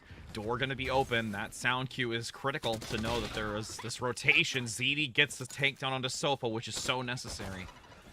As Omni-Man has to draw back. They can't stick close. They're going to hug the corner. Couple of shots on the high ground, but Joy Boy gets 2. And there's a follow-up finally by Omni-Man with only 45 HP, 8-5 scoreline. They may have lost that last one, but switching on the round side, this pistol round back-to-back has been successful for Cumberland. Bro, Omni-Man's been tanking in some MMOs there, dude. He kited he kited Garnet very successfully. Just drew them around the entire map, refusing to take damage the whole time. Garnet wanted to pin him down, but completely denied. And that's 2 pistols in a row for Cumberland now. I mean, that's actually, I think we're evened up on pistols in this series now, if I'm not mistaken. I believe so. It's We're either pretty that or close. it's their first Look, back-to-back. we've had so many pistols today. Oh, wow, what a shot, Speaking though. of pistols. Sheriff shall lay you to rest with a shot like that from ZD. Nice control onto Joy Boy, who pops out the bite. Looking to see. Do have the paint shell already committed into this. ZD goes through door. Woo! Just eludes a couple of those Marshall shots. As the reload comes through from Omni-Man. And nice shot, though, by Bun Bun off screen. And they're going to take a reposition over towards B site. Bun Bun does die, though, so the rotate's coming through. The Prowler even teeing up one, but Sofa can't quite finish that one off. Does still have the Haunt, is able to get into tower safely. Spike gets planted, 4v3, superior firepower still for Cumberland. Ooh. But Sunny Boy takes out Sofa. That's a gun. That's 2 Spectres now for Garnet. The close angle from this classic Torque. He might get traded, but a trade is great at this point. Yep. Joy Boy's in an almost impossible spot. Omni wasn't even ready for it. Was still in the reloading action as Joy Boy moves up. There are so many different angles that you have to cover in this position to try and defuse. It is not going to be easy. The second you move out, there's 2 down that position. You don't even know about the tower player. Yeah. Nope, don't even. Tower's just going to mow you down through the box. Sunny Boy is feeling the rays of sunshine right now. Okay, we finally get a bonus round that doesn't get won by the people who are bonusing. Yep. So Garnet going on track to stabilize a bit. It did cost them a little bit of their economy, so... Or actually, wait, that was the anti-eco. That wasn't the bonus. That was the anti-eco. Garnet flipped that. Oh, my word. These teams, Rich, I can't. I simply cannot. This is the best kind of Valorant. What are you talking about? This is high school level, too. Well, I can't wait to see them perform in collegiate. All right, if you're a collegiate team and you're watching this right now and you're not at least considering picking up so many of these, I better see ZD somewhere solid, man. That's all I'm saying. Prime player right now with a wonderful future ahead of them. I mean, B is just free. Oh, wow. the push was coming out through Dish. Ooh, Bun not ready for that push, and there's a second player there to lop his head off. Nice shot from Joy Boy. It's a recoverable gun. Out. Now, are they going to attempt to go up ropes? They'll wait until that dissipates. Joy Boy sticking close since they do have that gun advantage at least from one up front. Last player Molly didn't Rotating. land right. Okay, never mind. Nice couple of shots. There's the victory for this round, bringing it only to a 1-round deficit. Garnet Valley High School. Oh, it's a 1-round deficit, but it's an alt advantage for Garnet Valley. They have the orbital strike, which is a massive alt here. Very close to some pivotal alts as well for Cumberland, but not quite there as of yet. You need to see Boxer or Joy Boy coming up with goods in the early round. I'm sorry, is that a double operator, no shields for Jug? Is that what I'm seeing right now, Rich? Yeah, it really is. They're pinch. Look at this. They got one up in A main, the other one in B main. Omni-Man gets forced off the angle, though. He's going to have to back up. Oh, that is not what you want to see. They're going to have the Prowler turn the corner. Nice flash. Has to dash out. Isn't going to risk it. Omni-Man back to the corner, though. Will they hear the audio cue for the door? They will. And respond to it. They're open. Onair hesitating, pushing out. Box just waiting ever so slightly. Gotta be careful here with the timing. That smoke in rope is about to expire. And there is Box ready to punish anyone out in sand. He's even looking for it right now. The flash set up too. The second they hear that door open again, you can bet they're going. But look, it's been so silent from Garnet Valley that both the initiators are moving back to B, expecting it to be a fake on this side. So you just have Omni-Man and Joy Boy holding onto the site. And they're both spotted by the Haunt. Oh, aggressing forward. You've got a pick. That is massively necessary. Sofa in the flank. There's so many smokes on this point. They don't have any visibility. Sofa gonna enter into the smoke potentially, but still watching that high ground position as Bun gets an elimination. Gets two! Bun is on fire in this moment. Two necessary picks for Garnet Valley High School as Jug attempts to retaliate. You saw the knee, the partial body, but can't get a shot that's valuable and will just abandon. They're not going to stick around. They want to keep this operator and hold potentially to get one more elimination, but this is going to be another point for Garnet Valley. What a great job there from Garnet Valley. Cutting noise was brilliant. They hadn't done that yet, this attacking side, at least not as intensely as they did in this round, right? So after so long, there's no pressure on site. You still have your op there. You think to yourself, okay, I guess we have to rotate, try and support our op on the other side. There wasn't enough information to actually cover Jug, who was just laser focused on B main. And to be fair, Bun was lurking over there for a while, but then he comes around through Dish where there just wasn't any pressure from the defenders, and that orbital strike combined with the Haunt ruined Joy Boy and Omni-Man. A phenomenal round from Garnet. And now they get an anti-eco. I mean, Jug has the op, but outside that, there's not much firepower for Cumberland. No, it's so much on the shoulders of Jug to get some kind of value here. Oh, they see the knee. They don't push out far. Oh, nice rotate. Huge value. But you do see Jug at least getting Sunny Boy, so it makes it a 4 versus 4. But there's still a lot more to be had.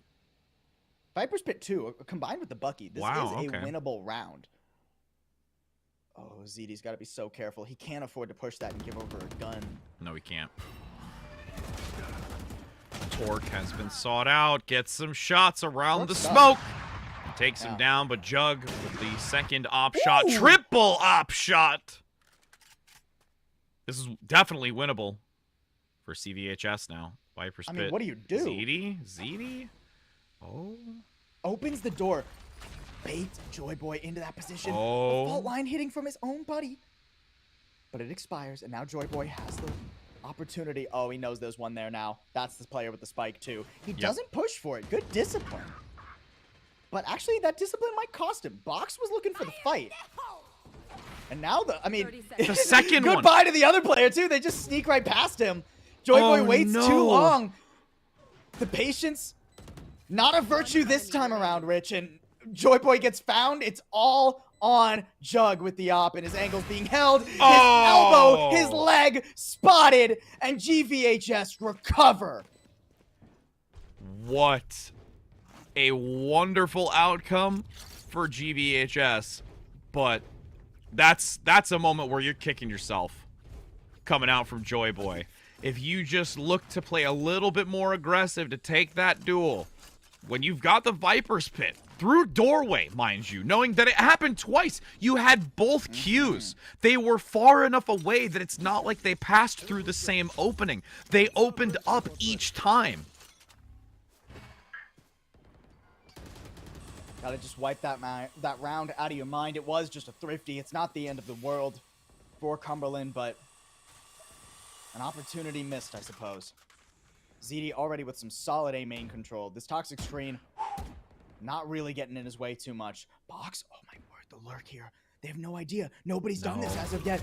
Oh! Perfect timing, but no, Bun just a little bit late, and Box ruins their day.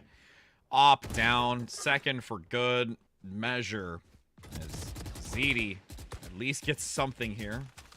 But that is a long way still to climb. That is a 3 to 4, basically like 2.5. I love this position from ZD. He goes all the way deep into Dish, not wanting to give that position over to Cumberland. And look, he gets Box. Now you have so much that you have to clear. This is a super plantable position. A Rolling Thunder available if Onair can get out, but no, the spam! He went for the spammable position on the plant. Wanted to use that himself, but won't be able to do so. Now Sofa can wrap around and even has the Nightfall. Yep, Nightfall can be committed into this to secure that they can make sure they keep this round.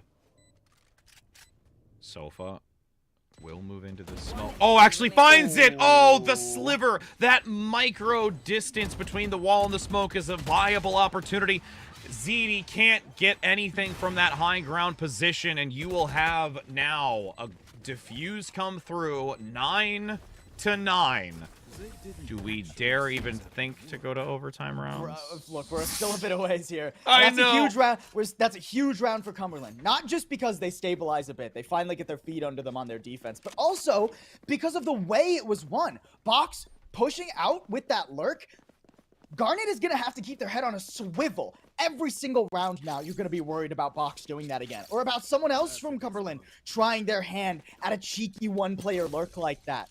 So that's going to slow Garnet down. They're going to be more nervous to attack without watching their flanks. And keep in mind, with the chamber nerfs, only one trademark, you don't know necessarily every angle that you might get pushed from. Mm-hmm. Nice denial on that, once again. More frequently, you've been seeing the Fades utility be actively shut down. Prowler being the only one that really makes its way through, as I say, is denied. Onair still holding up towards that stairway.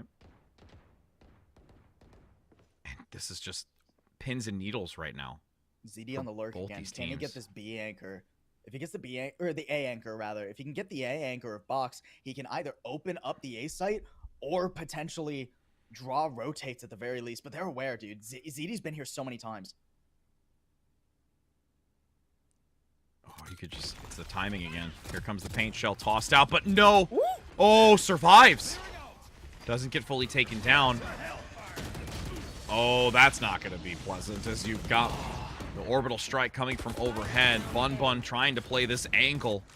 Doesn't get the shot. Transitioning back. Actually, no, they're going to go forward into it. They won't go hold an angle on Dish. And Bun's just going to play down below as the Nightfall comes in to deny anyone from accessing this from Cumberland. Torque finds Sofa. And it's solely Omni-Man, but they go down as Garnet Valley takes the lead and gets the double-digit round. Bro, these rounds. Again, we're at a low economic scenario for Cumberland, though, right? They have to choose. Do they want to try and force here or give themselves good gun rounds later? Seems like it'll be good gun rounds later. They do have some good ults if they get some early picks, and the Blade Storm will buffer their economy a little bit here, give them some teeth to bite into Garnet, but it looks like such a strong round from Garnet here, too. There's no shortage of available tools. This game, Rich, this game This is everything you want from a grand finals. Oh, and Bun Bun gets an early elimination onto Jug. Oh, no. Cumberland. He's just out of there. He sees the early fault line. He knows that a pick has gone across the map, so he's just like, nah, I don't need A. Great work from Sunny Boy, too. That'll keep these A players over here guessing. They have no idea where this attack is actually trying to land. It's all over the map right now. Oh, no, you went completely round the corner. ZD's going to take it. Yep. Instant I mean, it was shot. a matter of time. There were 4 players swarming around B there, and True. Sofa didn't have a real gun. Squirt gun at this rate. Because now you've got Omni-Man with that close weapon. This is the only one that's left. This is now Garnet Valley High School putting themselves at 11.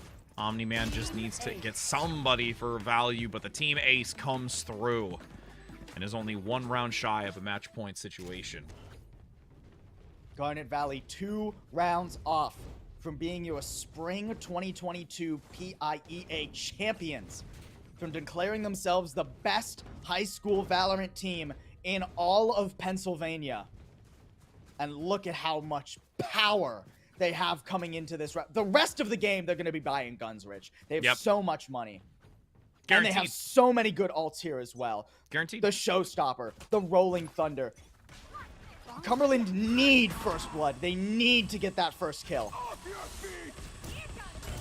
You have the Rolling Thunder active instantly. Showstopper into the smoke. Trademark is there for a slow, so rocket fuel is not going to last much longer as they send it flying, but doesn't get anything. And Cumberland comes out with 2 already. ZD finally gets an elimination onto Sofa. And with 1 other being low on Cumberland, this is an opportunity, but it's still a 4 versus 2. Torque waiting for them to move out into it. Dodges it, can't get the gunplay to counter box. And Sunny Boy is looking quite dark. Yeah, 1v4. I mean, even if he gets that first one, yeah. I mean, even if he gets Joy Boy there, even if he just stops the defuse, there would have been so many players on 2 vastly different angles for him to deal with. Garnet, I think, a little bit too quick there. The uncharacteristically, Garnet did not dot their I's and cross their T's like they have in previous rounds. They think to themselves, we're going to change up the pace. We're going to just go very quickly and try to catch these CV players off guard. But there's nobody really on site for them to punish. CV do a good job of peeling all the way back, using their own Rolling Thunder to stall that a little bit, and then come back in for a phenomenal retake, spamming in through the smokes too, getting so much damage. You want to play? Let's play. And we're just, again, we are another scenario where it's only 1 round between our 2 teams. Prowler hits Omni-Man, so has to be very careful in where they look out so that they aren't caught out. And again, this... Oh, precision play. You've got Joy Boy getting Bun Bun. So it's numbers advantage. The orb going to be picked up. Viper's screen comes up. Box in the corner. Needs to be super careful. There's a lot committed into him. Goes down. Nightfall has been unleashed. Amongst the shadows, you can see now Garnet Valley being reduced even lower. Joy Boy! Shots coming out by Torque. Gets it. They're still in the smoke, though. There's 2. Oh, they don't know either where these 2 players are on the defense. They're just gonna leave! Or no, they're gonna bait like they're leaving. They make noise at the door and then wrap back around because they know there's no one sight. It's a free sight now! What brilliant play! And it's so quick, too. Garnet, they waste no time, but this is still a winnable round. Low health Torque, low health ZD. Jug dropping down from on the rope. Couple of shots. Gives away the position, at least for now. Torque hiding behind box. They could look to spray into it. Both of these angles. Cloudburst comes out. Nice information. The tether doesn't land. Second Cloudburst to watch the doorway. They're going to have to go aggressively. Gets picked up. 1 for 1. No! Sunny Boy gets it, so now they find themselves on a match point and only 1 round away from being titled as champions. What a heads-up play from Garnet Valley. I said in the round previous that they didn't do their due diligence. In that round, they did exactly what they needed to do. What a quick adjustment, a quick flip back for Garnet Valley. not many teams would make the call when you're so far onto the site already to loop back out, give up some position, and then retake. But it's a perfect bait for Garnet. They completely bamboozle Cumberland, and now 2 perfect rounds to send us to overtime. Box gets annihilated. So many players in Dish and the Stim to just carry the wind forward. Fast play here. Joy Boy and Omni-Man, they need to make the difference, but Omni-Man gets spotted by the Haunt. Oh, Joy Boy and Omni-Man get a crossfire here, getting 2, but there is still 1 in retaliation back, so it makes it a 3 versus 3. The health value is low for CVHS, so this is still technically, numbers-wise, an advantage for Garnet Valley, and they have placed the spike. 1 off the Rolling Thunder. ZD in drop. ZD's gonna be so impossible to get rid of. You've got a judge for Jug right now. How do you ever get in here? Okay, he recovered a Vandal. Yep, he picked it up. So now Sofa. Nice attempt on the flank through the doorway, but it gives information that there is still 1 on a farther distance. A nice pickup by Jug. Sofa gets another. It's only 1 that's left. It's all on their shoulders of Sunny. Sunny gets 1, but there comes a return attack by the counterpart of Sofa, and they will be able to defuse this in time, bringing it now to a 12-11 score. Jug is a hero. How many players jump up to drop and win the fight against someone like ZD of all people? Catching him off guard. That's it. Jug put on his rocket boots and flew to the moon in that round, man. There's still a chance. Not the best economy for Cumberland, admittedly. They had to use some critical ultimates in that round, too. But they're still alive. It's do or die. Cumberland can just see it. The light at the end of the tunnel to bring this into overtime rounds. ZD gets a little denied for the moment as the boombot goes down. Seeing if anyone plays that inner side. Nobody there just yet, so they feel safe moving in. But Joy Boy underneath, holding an angle. Rolling Thunder active. Now with the paint canister. Stim as well. This is a rush onto the position. Attempting to get the shots underneath. Joy Boy alone. A satchel comes up top, but still gets a trade. 1 for 1. Sunny Boy goes down. They didn't coordinate clean enough. I mean, Joy Boy getting 1 there is pretty nice. Oh, he would have loved 2, though. The wraparound through A main already. The spike is planted, but you're stuck here now. Box gets the extra damage on high, but Torque finds it. Bun another. It's the sole remaining player, and you're going to have Garnet Valley High School claim the PIEA 2022 Spring Valorant Champions. Unbelievable performance from start to finish. It was a nail-biter, a clincher, an edge-of-the-seat matchup, and Pulsable, what an opportunity to be able to cast this together.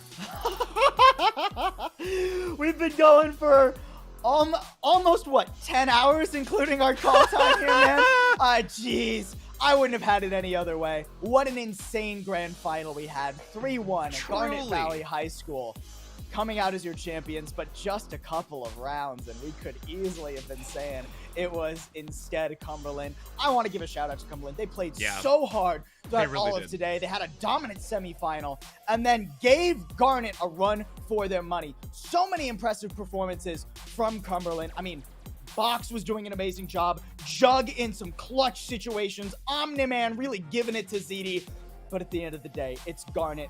All 6 players as they subbed in Sunny Boy sometime. Like between Sunny Boy, Omnair, Bun, Torque, ZD, and Eric's. Just an unreal final that we got here in the PIEA Championship. Absolutely. And again, when you look at this and you see 3-1, you might just think, oh, yeah, that was pretty dominant. But when you watch back and see how close each one of these maps were, you could have said that this was all 5 maps.